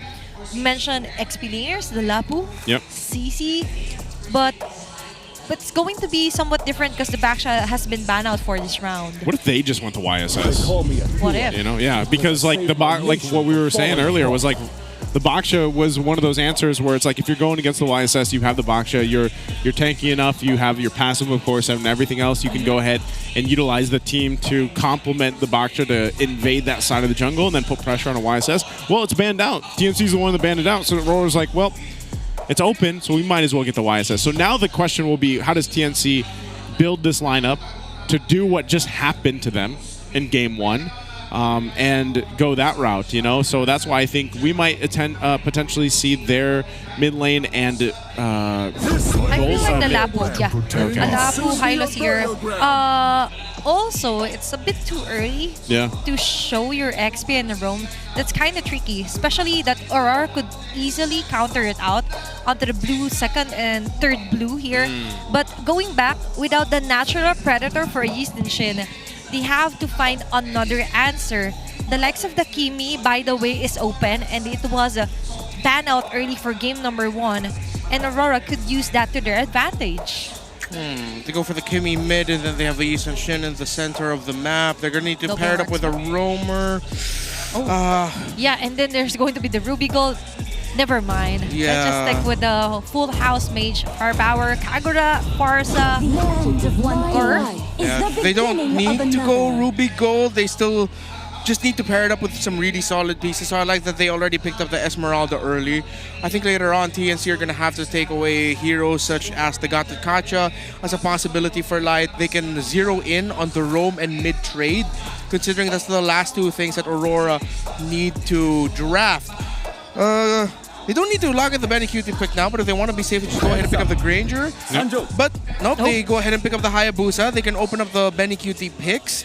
And yeah, TNC just continuously ban roam and mids. Even if you want to really pressure the roam, that's fine. Because if you take away strong roamers that can hold down the front line and protect the jungle of Aurora, considering the TNC already have the Hylos and Lapu Lapu, should be great for them. You're right. Even a Gatat Kacha be a very wonderful ban here for TNC. What are other options? We have the Akai, already shown here on MPL. Yeah. And Nakai roam is a possibility. Looking at the hero pool of Light, you still have the Grok to take into consideration. The chip might be a bit too risky to play for the side of Aurora. Okay. So yeah, they're zeroing in on the Yue Kimi pick. Totally respect that, totally understandable. So now you choose whether you're going to ban the Gata Kacha or the Grok. I think in their case, maybe the Grok would be better. I mean, Gata Kacha's used so much too. It fits in a lot of lineups, but Carry's being banned out here for Aurora. Wonder what gold lane option for Benny Cutie will be. The Moskov is still available, unless you just have the classic matchup of Granger versus Harith. Yeah, I'm a little bit more okay with Granger, considering that there's so many dive-heavy heroes on the side of TNC. A little bit more distance and range might be good for them. Could be a Farsa and a... I'm blanking, excuse me. It's okay. Farsa and... What do we say? Granger, there we go. Granger. Farsa and Granger. Or even a Farsa Bruno would be okay for the side of TNC. You're right. Yeah. There's a respect. And for Aurora, you mentioned that if ever they could go the route here for that instant burst, and the Farsa is still quite available here for Yue. But what do you partner up with that strong mid? Without the Grok now. Well, the Gatot is still an option, and that might just be the go-to pick here for Light and RORA. You get Revitalized with it as well, and it should round out the draft for RORA. TNC, on the other hand, still missing the piece here for Lancy. And Benny QT mentioned still multiple options if he wants to go the Bruno or Ranger route is actually the safest option. I think Aurora might ban out the Bruno. They banned out the Moskov. Okay. Let's go Bruno Farsa for TNC. Even a Bruno and a Novaria later on would be good. Where's the Farsa? So they get the Farsa. Farsa makes sense. How also about part the of this. Selena Yue? Yeah, what if actually Yue picks What up if? Selena? Nah, I just don't see him doing that. Like Kagura. But it's going to be somewhat of a hard game considering there's a Hayabusa and then the Hylos. No, Yue can bring back an old favorite and a Veil. Novaria might be tough. They could make it work somehow, but I'm leaning towards either a Valentine or a Veil. They could still stick to US identity until just getting the Valentina here and partner it up with the Gototkacha masterpiece here for Aurora if ever. But yeah, the Selena. I'm glad we said that He is Selena. taking the Selena. Interesting. Okay. And Badang, is that your evil laugh now? That's her. She's got the evil laugh now. She's been here for a day. Oh no. It's all because of Demon Guy. Okay. Understandable. Sorry, I'm victim blaming. No, it's fine. Don't gaslight Demon Kite. I'm sorry, but I was actually just kidding around with the Selena, but It's hey, it's you. Honestly, surprising for me. I'm surprised he picked it too. Yeah, the Hylos can just poke him down. I don't know. But then they can just double down on dive so that Demon Kite has a lot of space. Maybe I just I'm This looking is at all it at a Benny. different way, but also TNC. Yeah. With the Claude, maybe they just want that extra bit of survivability movement for the Claude, but is it really the go-to? To be fair, TSC has a lot of map pressure with the Hayabusa, Farsa, and Claude all together. While the Aurora lineup want to play close and want to play together, they might leverage the fact that they'll just continuously leave Benny QT to keep pushing the long lane, the side lanes, and they might be able to slowly win through that. Interesting take on their Game 2 draft, and as well as increasing the chances here for TNC Pro Team to somehow manipulate and control the map as early as possible. Okay. Looking at this too, one last look. We'll see if TNC can take it to a Game 3. It'd be poetic if we can get another Game 3 here to end out Week 3. Let's find out. Well, let's head on to our game number 2. It's going to be RORA versus TNC, and RORA is only looking at one more game win to finally close off our day. Mobile Legends. For TNC Pro Team, is this a start as they try and make their way here onto mid lane? I have to acknowledge again that this is a Dominic Kite comfort pick. Very strong lane bully when he plays a Harith. Yeah. It's going to be interesting to see how Benny QT will be able to manage the lane. He's not going to win the lane. He needs to straight up manage it. So it's a good thing that he got the Master Assassin for himself to increase his chances of being able to trade somewhat up against the Harith. Well, we'll see a quick rotate towards topside by Lancy as the Farsa to ensure that 3mar gets a bit of a lead, but they're not going to be able to win that Crab EXP. You're right. And I would also like to thank you for highlighting Benny QT as well. We've discussed the Granger versus Harith, right, under the lane. But with a Claude, it's kind of tricky. And a tricky thing here for TNC Pro Team, they're prone for denies and as well as jungle attacks here from Aurora because of the Selena pick as well. And at the same time, you see a lot of this. They just have to go ahead and protect this early rotation for Zyda to give them a better fighting chance at the first objective. I think this is not a lineup that you're really going to be able to do much for TNC in terms of getting a first blood, unless, you know, Benny QT and Domin Kite change that course, because even up in the XP lane, you're not going to see that much of that. So this is one of those situations where it's just got to come down to that first turtle take. And like Renmar mentioned, look at this. Look at the pressure up on the gold lane. Actually, it looks like he's going to jump in. That's the first blood from Demon Kite. Okay, that's an off-come kill. He got the information, though. Moving forward, that's actually a great start up here for Aurora. Yeah, and that was actually an expected rotation. I'm surprised that TNC Pro Team left Benny Cutie in lane like that, because that always happens. Doming Kite pressures while Demon Kite cuts behind the tower and then takes down the opposing gold laner. And they got so much from that first blood. Wow. Cool energy shield plus a turret takedown versus just a turret earlier for TNC Pro Team. A 2-minute tier 1. A whole lot of gold for Aurora. They don't care about that first turtle that went to TNC. Yeah, they lose that rotation, and they might have already just lost the game. Again, Maybe. never say never, but at this point, considering that the Claude needs a tower and needs time to farm, Dominic Kite got so much gold through that. Demon Kite as well. They were able to effectively double the snowball speed of this YSS and this Harith because of the rotation that they did towards bot side. And again, this is a scouting report that should have been presented to TNC. We've seen, go back to the previous games where we see YSS and Harith together. Yeah. For RORA, they always have that rotation around the first turtle. This is not just a snowball, it's an avalanche here. Yeah. For Aurora, right? And for TNC Pro Team, now they have to stretch out what's left just so they could ensure a network here for Benny Cutie. But more so, could we be looking at another game with 0 deaths here for Aurora because they're playing it smoothly right now? It's actually impressive that Benny Cutie's still playing that confidently, where he's actually going and blazing, duetting into Doming Kite, you know, without that tier 1 even. Yeah, so he has to. He has to. They're going to chase down Light. Light will flicker defensively so he doesn't get caught.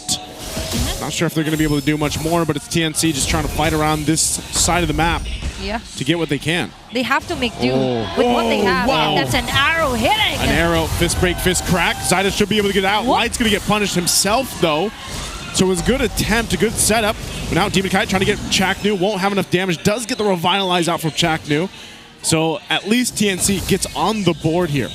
Okay, so TNC Pro Team able to punish Aurora mistake, and that sort of diminishes the lead that they were able to build for themselves. However, still going to be tough here for Benny Cutie to make a comeback. Good so far, 3-more! 3-more jumping in after UA flickers.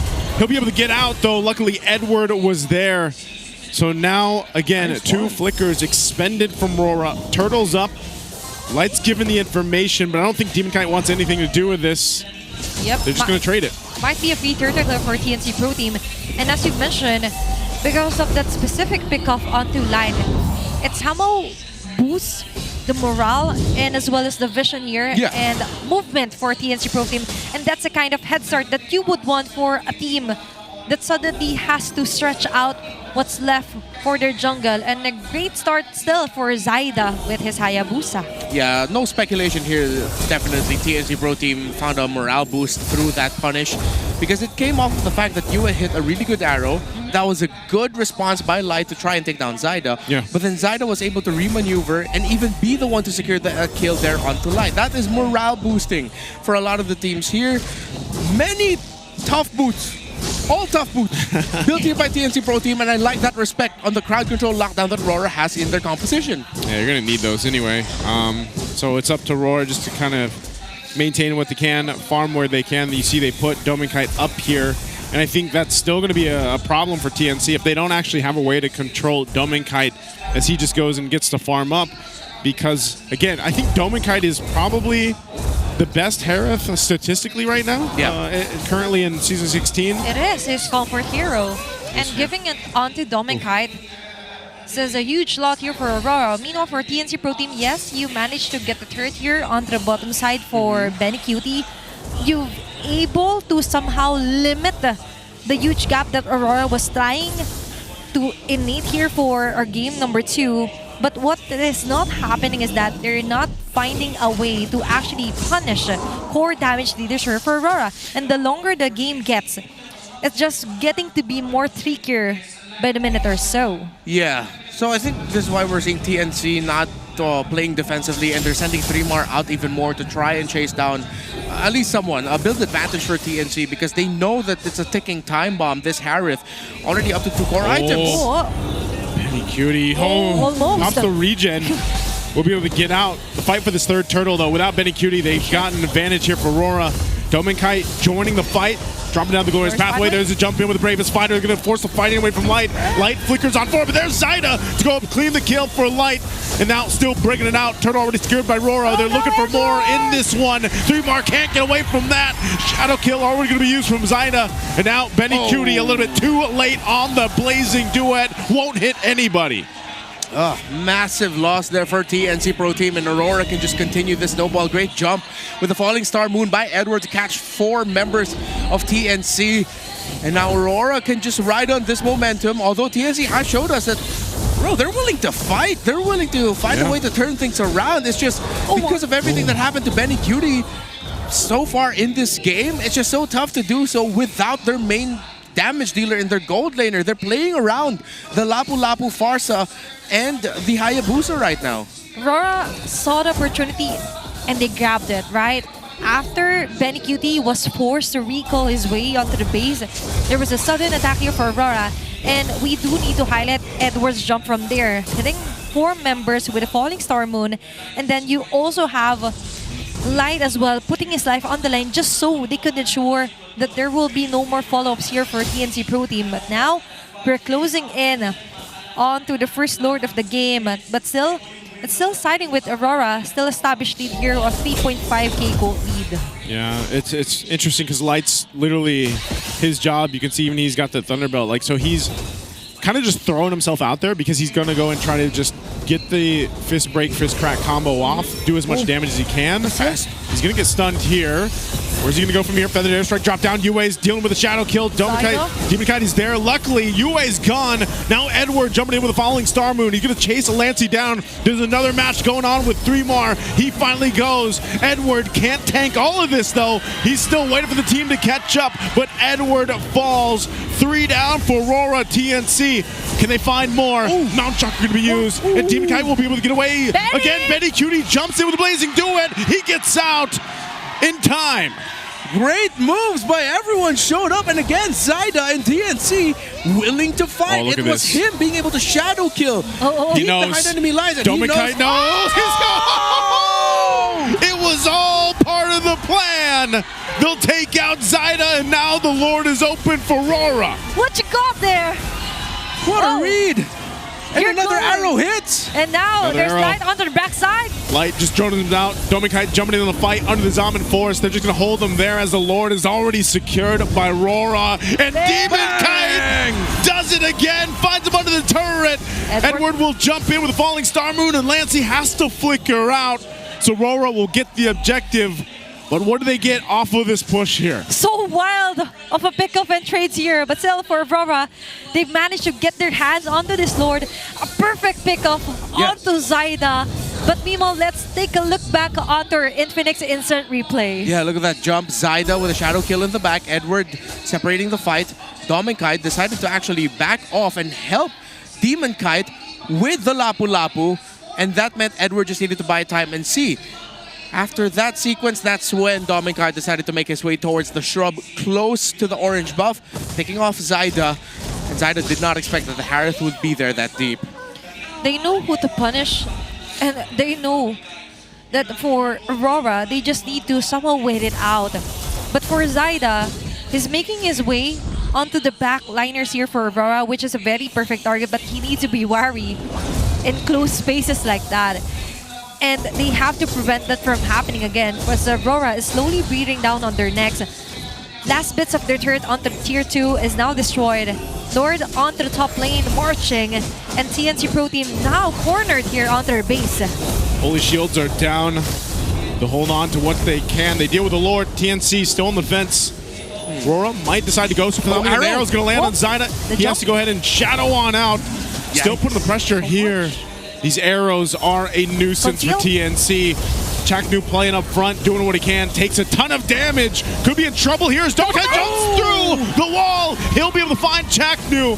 So another down, but TNC holding on to the base turrets, and the last shield up top goes out. That's wild, even under the turret at your own base. Yeah, he doesn't care. Again, this is why we gave so much focus onto Dominkite in the draft of this series. If he ends up with Harith... Light! He's just going to go for it anyway, I guess, trying to catch them off guard, and he does just that. Base turret falls on the bottom side. Light, like I said, he's going to throw his body for these ones. You're right. Dylan, don't scare us like that. He's not even counting 1 to 3. It's just one jump. Yeah. He's just jumping the guns here onto TNC Pro Team. Meanwhile, for Aurora, highlighting Harit for Doming Kite. In the Filipino broadcast, we call him Paldomeng, right? Yeah. This is the moment that he shines the most, especially onto this huge gold gap lead onto Benny Cutie. Yeah, Paldo, meaning you're rich, you're loaded, you've got a lot of resources, and that's exactly what Domikite has. Full build already, up to a Divine Glaive. No wonder why he was able to melt down Chapter so quickly under the turret. And look at where Benny Cutie is at. He's still on the way to building his 4th item. He has his Trinity, yes, but he's not going to be the main damage dealer for a long time. At this point, yeah, you're playing around the Haya, Lapu, Farsa, still. And because of that, you cannot play this close. Look at where Light is holding the position right now. Vision provided. Light with the gank. Oh, it's going to go Light from the backside. Gets the flicker out from Lancey. Disengaging. Zyda checks things out, but Demon Kite already going to be able to get the Lord. Demon Kite is on the run. Does TNC really want to fight this? They're going to drop down the Glorious Pathway. Chaknu leaving up the front. Zyda will be able to go in with a Shadow Kill. He does find Doming Kite. Now still breaking out Edward. Taking it up, 4 members, 3 more. Could be in trouble. Light. There's the blazing duet from Benny Cutie. Finally able to connect, and TNC will fight back. Able to find 2 from RORA. And they finally get it.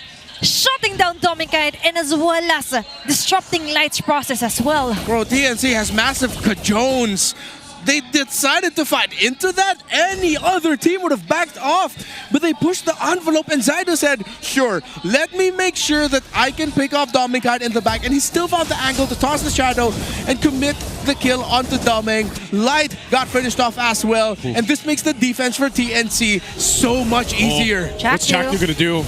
He's just trying to cut them off from just committing to this push. Lord's going to be dealt with really quickly, and TNC, because of that whole team fight, they didn't lose anything in this base. And TNC Pro Team is actually winning on the pickups. That's 6-8 on kill score. And most importantly, now Benny Cutie is slowly catching up onto what could be the core damage leader now for TNC Pro Team. Feather Air Strike dropped down and Abyssal Arrow thrown out, but TNC, they've got great wave clear.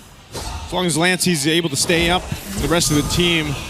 So ultimately, they find themselves still okay. TNC might be down 3,000 gold.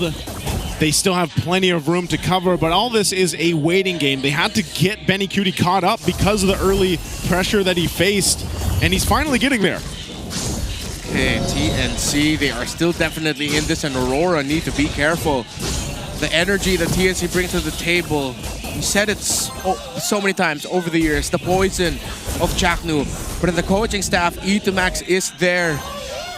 And now let's see if they'll be able to inject some of that energy here, that never say die attitude that Chaknu has played with for so long, E2Max has played with for so long. Now with this squad, items already locked in, Farsa, 3, even has a Magic Lantern, Divine Glaive. And now with the High Loss frontline, Radiant Armor on the way to the Dominance Eyes as well, alongside the Queen's Wings for 3 more. No wonder why they can be willing to fight. Chaknu leading the charge. Okay, that was a very scary moment here for Aurora, but we do need to highlight the TNC, as long as they're able to stretch out the game, as you've mentioned, they're slowly catching up in terms of defensive items. And Chaknu is just waiting for his Dominance Ice next. And for Aurora, meanwhile, they actually need to finish this off immediately, as fast as possible. Because for TNC Pro Team, if they're able to stretch it out yet again for this Lord, they may just take and stretch this game onto a game number 3. Yeah, Light with a good flank angle again. By the way, Demon Cat already got built up a Sea Halberd as his last item. Zyda able to get his purple boss. Zyda has solidified himself as a stone cold killer. But he's also fantastic at the retro battle. Let's see if he can make magic. Okay, 3 more. Taking the lead onto the intel, and a very nice vision there. They're too traumatized if ever there's a Demon Kite or even a Yue. Doming Kite as well here needs to be well protected, as Zyda just hits along the shadows here for TNC Pro Team. Yeah, they don't have to overcommit to this either. They're going to let RORA pull this through. Lancey dealing with the waves. That's the biggest thing for TNC is managing the waves here. Interesting. Keep an eye where Light is, that positioning. They might try to pull something off of this. Edward giving some information right now where Chaknu and 3mar are. There's the conceal. What are Light Demon Kite gonna go? There's the fist break, fist crack. Betty Cutie's gone. A great setup from RORA, and it's just falling apart for TNC. What a play from Light to make it. And that looks like that's going to be all they had to do. Zyda tries to defend. A wave pushing in from the bottom. And there's nothing he can do but watch the base locked in as RORA will sweep TNC. Emphatic Light proving that if he can do it with the Demon, he can do it with Domeng. And you gotta appreciate that hug. Light and Dominkite. It was their idea, their call, and it was their winning play. What a play here for Aurora, securing the series with a 2-0 sweep against TNC Pro Team. Props to the whole team for calling the shots, as well as I already had a bad feeling like, what are you doing, Domeng and Light? Yeah. And then there's the conceal. I thought they were going to back away because after that, Zyda already knew that there's someone here, there's someone chasing me. But then that's it. It's going to be written down on the most powerful plays here for Aurora. Let's give it up here for TNC Pro Team. What a play. That was an almost extended series for this last match. It's wild to say that was Light and Kite, but it wasn't the Kite you expected. Yeah, that definitely. Now we're heading over to our winners interview here for Aurora Gaming together with our host onto our main stage. As the victory shined on your winners once again, please give it up for Aurora Gaming! Cannot believe what I saw. First things first, unahin ko na muna, Odin, Light. This was your 7th hero, yung Franco, nilabas mo na naman.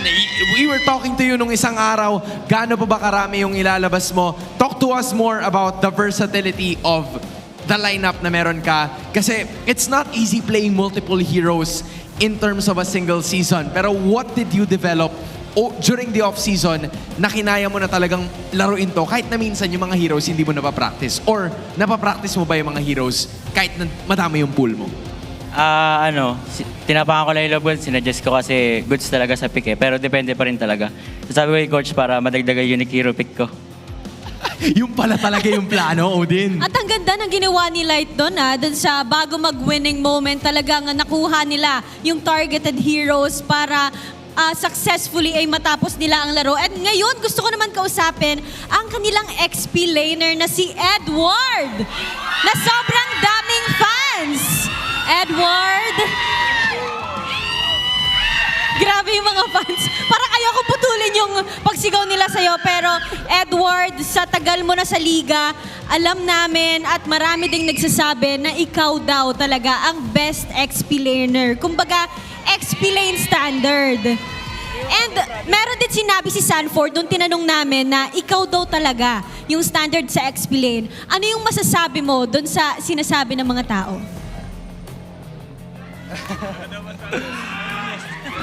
Hindi. Si Sanford pa rin.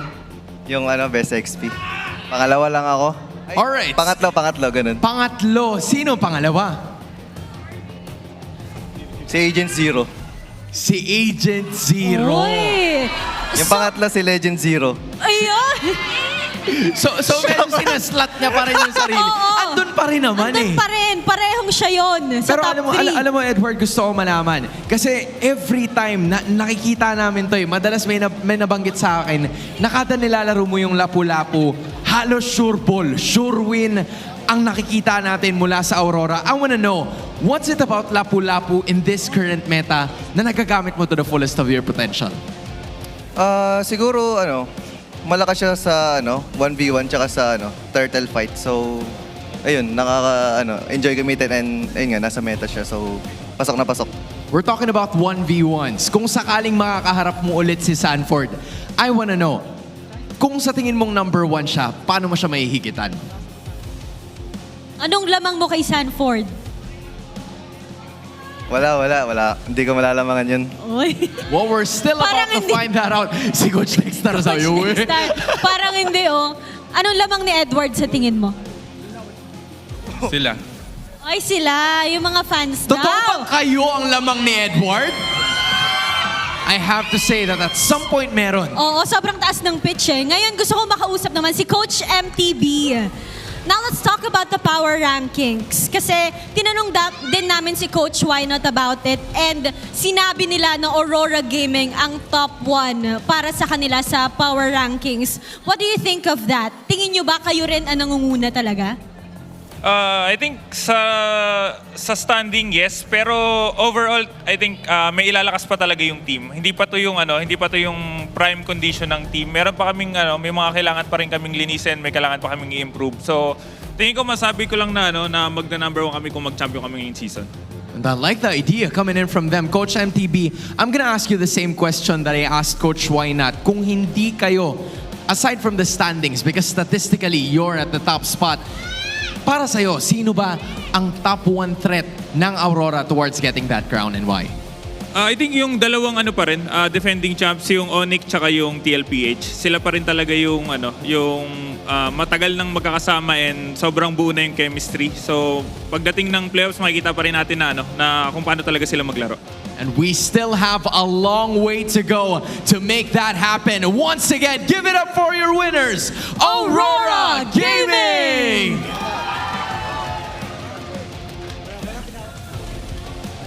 An incredible effort mula sa Northern Lights, just showing what they're made of, getting another win this season.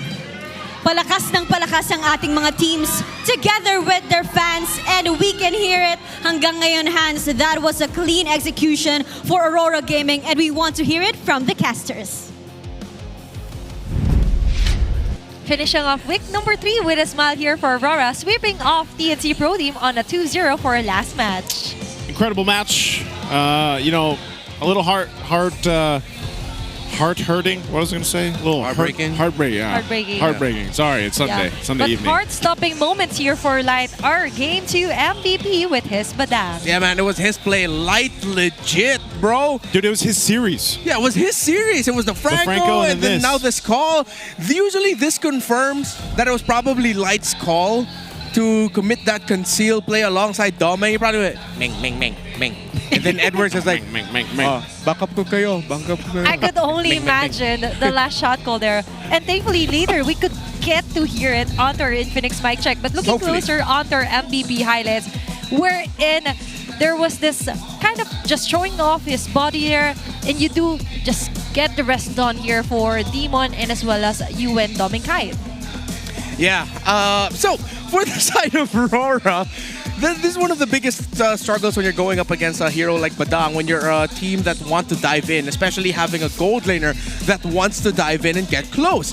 There's a risk that the tempo of your team fight is gonna get broken. Although, I will say TNC managed to play around this Badang relatively well, up until that final point where it was just a surprise play. It just goes to show why Badang is such a great pickup in this current metagame. Is he your go-to #1 roamer? No. Is he a great option against lineups that want to get close and dive in? Yes. I see where you're going. Unanimous decision, right? Next time, I'm going to say something different to throw both of you on. You can't. Please don't. I am in sync with you, Mr. Renmar. I'll just go and delay my answer. Like, and Athena's getting there, by the way. Huh? Athena's getting there. Yeah, she's getting there. Real quick. What a day one here, Athena, for your English debut. Yeah, and what a game here for Aurora. Interesting choice here, and I do like to highlight that you could go and get a hero that could complement it best versus onto what we've seen for TNT Pro Team for game number. I'm sorry, I just had to. Like with the Selena and Gatatkacha, even though there's already a backshot. And there's a beauty in here by getting at the Yisen Shin. You don't have the innate predator, right? With the backshot ban out. So he was able to really dodge out all of these bullets, or rather, bullets and plus the Federer check here for TNC Pro Team Lancy. But so far, what really matters the most is the last decision making here for Light and as well as Dominkai on the winning clash. Yeah. Gotta feel bad also for Benny QT. He was just shafted after one major rotation early on in the game. 2 minutes in. again, I'll go back to the previous games of RORA, and I think it's not just RORA. There are other teams who commit that rotation as well. When it is a fast-scaling gold laner paired up with the Yi Sun Shin of the jungle, first turtle is given up by the Yi Sun Shin, who will go behind the first turret in the gold lane to get a gank. If they're not gonna secure the kill, they're at least gonna build advantage for their gold laner already. From there, Benny Cutie's efforts, he had to climb Everest to be felt here. But the good thing was Zyda, 3mar, and Lancy really covered well for TNC Pro Team. Zyda, especially on this Hayabusa, really showing off why it's a comfort pick. But in the end, Aurora were able to surprise TNC with their own poison play. Yeah, I just feel like you know, in this case, maybe it's a nice thing for Light because he's so used to having one kite brother. Now he's got two. Yeah, you know, and he can make plays with like both of them if he wants to. Yeah, and earlier we were asked on what's different, right, for Aurora, and even Renmar highlighted this guy, our BPR rich guy, Doming Kite, and as well as his kite brother, the carry for this round. Yeah, again, spoiler alert, I said he is setting a new standard for himself. It's as simple as that. This Harith on Doming Kite for Aurora needs to be respected every time. And if you're gonna give the Harith to Doming Kite, you have to make sure that not only you have drafts ready for it, but rotations ready for it. Yeah, there's something about Doming Kite and this Harith, man. Maybe it was because of the whole, that was the gold lane meta. Like last season, Harith Granger. Yeah, exactly. And so far, really shined his best here for our last game, especially partnering it up with Light as well. Like passing on the throne from Demon Kite, hey, you got my brother, right? Yeah. And he is there to lead the way onto getting crucial pickups onto TNC Pro Team, not letting them extend or stretch off the series onto a game number 3. That was a very dominating match here for Aurora. But let's check on their Infinix mic check on what happened for game number 2. Tingnan Naya. Pakilan siya, pre. Wala po, boy. Target. Yun na, kailan Lapo, pre. Buya ko. Nag-shadow sa akin. Lapo, wala ko. Nasa first round, pre. Lapo tinamaan. Nice. Yung Claude, pabalik yung Claude. Easy sa Claude, ha, pre. Pabalik. Kalma. Ayun na, Claude. Pass. Boom, fantastic. Nice try. Nasa buto ng haya. Saan ako bot ulit? Saan na natin inyong haya? Sorry pa. Masyado haya. Ay, patay! Nice. Bawasan mo lang kayo. Tingin mo yun. Okay. Ito yung lapo, pre, ha? Ano missing, pre? Ay! Nice. Lapo nga, boy. Lapo. Parsa, pre. Lapo, pre. Nag-clear na. Swal ko. Sunto ko. Tower lang ako. Tower. And that was our Infinix mic check on to game number 2 winning moment for Aurora. I always wondered how Light had to deal with that. Like, did it, because he probably originally started, like, when he came back in the lineup, he's probably like, kite. Yeah. Because he's so used to saying it. Maybe that's why they were struggling in their first series this season. He would just say kite. And Doming and Demon Kite would just be like, they're both like, what? Which one? Which one of us? So now what do you say? The kite one. Meng, and... Meng, kite. Meng and probably... Mon. Oh yeah, Mon. He was saying Mon. No, Meng. Demon, Kite. So Mon and Meng. You know what? We're gonna ask Light. Let's ask Light. Let's ask Light. Yeah, what the shot call is for him when he's referring to both Doming and Demon Kite. I'll ask him in Tagalog. Yeah, but what's clear is they managed to somehow get their way against TNC Pro Team. No surprises at all. But definitely they're the one delivering the surprise for our Game 2 dominating match for Aurora. But to break down further onto what happened for Game 2, here's our summarization with Sir Wolf.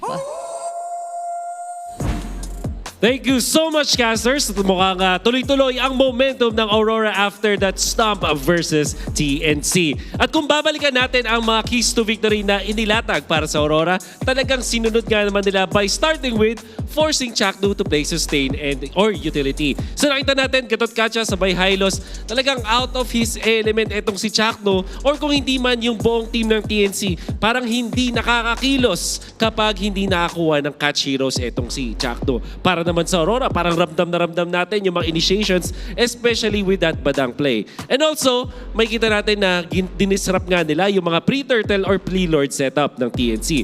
Balikan natin yung game number 1. Di ba? Parang hindi nagkaroon ng legitimate na turtle fight or neutral objective team fight ang side ng TNC dahil mas binilisan naman ng Aurora yung kanilang pwestuhan. At dun sa game number 2, ang ginawa ni Demon Kite ay nag-rotate siya doon sa gold lane nung nagpi-pre-turtle dito ang side ng TNC. So instead na pumalag siya dun sa turtle, naghanap siya ng mas magandang trade on the other side of the map. In the gold lane, both sa nakakuha sila ng kill kay Ben QT, nakakuha pa sila ng Torre. Additionally, yung last play. Nakita naman natin at 18 minutes in, may palag na yung TNC sa Lord at nagsiset-up na actually yung TNC sa pagkuha ng Lord fight na yon. They're going for the short lane, pati na rin yung long lane. Pero yun nga, pinagbalakan sila ng bagong kite connection natin with Light and Doming Kite at this time at talagang naging effective. TNC could not prepare for the Lord at hindi na sila nakapalag even when they can have a chance in the late game. Yan ang nakita nating bakbakan. Kaya naman siguro yung RORA ay talagang maganda ang simula ngayong week number 3 ay dahil doon sa momentum na nila-ride nila at talagang nararamdaman na nila ang kanilang confidence. That has been the second series of the day, RORA na winning streak. At pasa na natin ito, pabalik sa ating mga casters. Thank you so much, Sir Wolf, for that wonderful insight onto what happened for our last match. Miss Athena. Sir Renmar. Very formal. I don't like it. You don't like Sir Renmar? I don't like Sir Renmar. Sir Nice. That's what we get called all the time, though. Huh? Like, everybody calls us Sir. Like, what do you want to be called? My lord. My lord. Okay, My lord. Let's discuss our Infinix standings on wherein, as we've mentioned, in a good scenario, Aurora will be marking their spot onto the first versus Twist, even though it's currently on a tie. Yeah. It's still onto the base, onto game win and loss. My lord, my king. Mark King. Hey, yo. Aurora ended the weekly streak of Twisted Minds, ending at top 1 in the standings. That's amazing. Yeah, so Aurora solidifying themselves as number 1 after week 3. Yep. A very top heavy right now in 1 to 4. I think this is already a good snapshot heading into our 4th week. You clearly have a top 4. And then a bottom 4 where you can toss a coin up in the air. Although TNC, I feel like, is really the big... Actually, no, TNC and Omega are also big threats to Processions 2 to 4. Yep. And so far for Infinix Fancy Club and standing, it's going to be still the Minds heading on their first spot, followed closely by the Phoenix Army. We have the Cavalry, and for Green Falcons, things are looking good. They're on the top 4 for Infinix standings. Yeah. Infinix Fancy Laban. Who are these minds, man? They were actually interviewed yesterday. So in the interview, it was 2 dudes who already knew each other and were like playing together for a long time in MLBB. Yes. And that guy said, hey, let's play with these dudes. Like they just met up through the community page. Oh. And then suddenly they're playing really good. Like I asked other people about it in the community. Yeah. Everyone, all of them just had a same reaction. It's like, last talaga ng Twisted Minds, yung Minds. They like, also... in English, which means they're really just that strong. And they all had that body language of they're just really good, man. Oh, and they also play a lot of RG with Odin. I remember that interview. So these people behind the Minds actually grinds their way. They don't want the Cavalry to be a triple champion for Infinix Fancy Laban. Yeah, those are Odin's Valkyries. Oh. Is that what they're called? Yeah, no. Odin Fam is official. Oh, I should tell that to Odin. That's actually... Right, they call her community the Valkyries. Yeah. She's actually thinking of another way to name her supporters, right? There you go. Yeah. And so far, to all our super fans and community audiences that went here as well, we would like to thank you. And that was it. Again, this is Athena, Naisu, and Renmar. Let's head over on our main stage with our hosts. See you next. We've experienced a lot of things for week 3, both exciting and unusual results. Alam mo, Hans, lagi din nating sinasabi na iba na talaga ang mga laruan ng ating mga koponan ngayon, and looking back at what happened today, match 1 really left me speechless and proud at the same time dahil patunay lamang ito na pinapakita ng MPL na nag-e-evolve ang laruan ng ating mga players. Well, since we're talking about evolution already, I'd also like to bring up the second and the last match of the day where Aurora's light burned brighter than TNC's flame dahil nakuha nila ang sweep to finish off the series and the week with a 2-0 score. Well, that's all for week 3, and next week will put us closer to the halfway mark.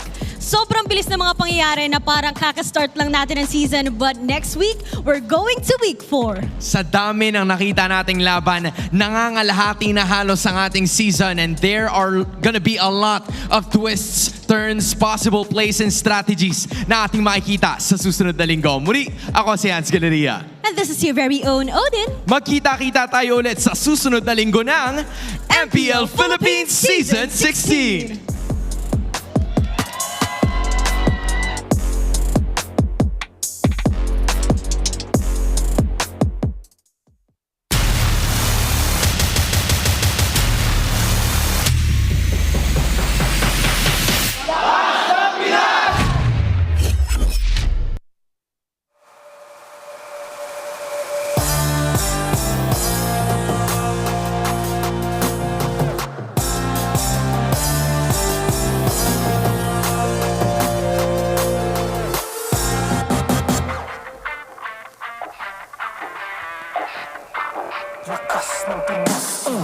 Malakas, Pilipinas, malakas, kahit anong lane, we become the monsters. Malakas, Pilipinas, malakas, face the golden sun and repping for the 3 stars. Look at us, to the top, no ifs, no buts, winning any game, para to sa PIN na yes. Di mo matitinag aming bosses sa new level, nasa kalye man o mobile, you know I become a legend. Listen, open fire, we unite, we winners. But with pressure, like diamonds are made of. Switching the lane na parang gera, HP racing made a setup. But kakatang buhat ni Hilda, full dome SS parang Laila.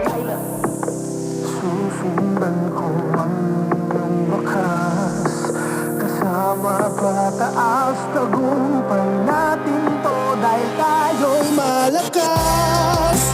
Para sa Pinas, nasa amin ang alas, hindi to atas, kinikilala sa taas kasi kami ang malakas. Para sa Pinas, nasa amin ang alas, hindi to atas, kinikilala sa taas, ganito kami sa Pinas, yeah.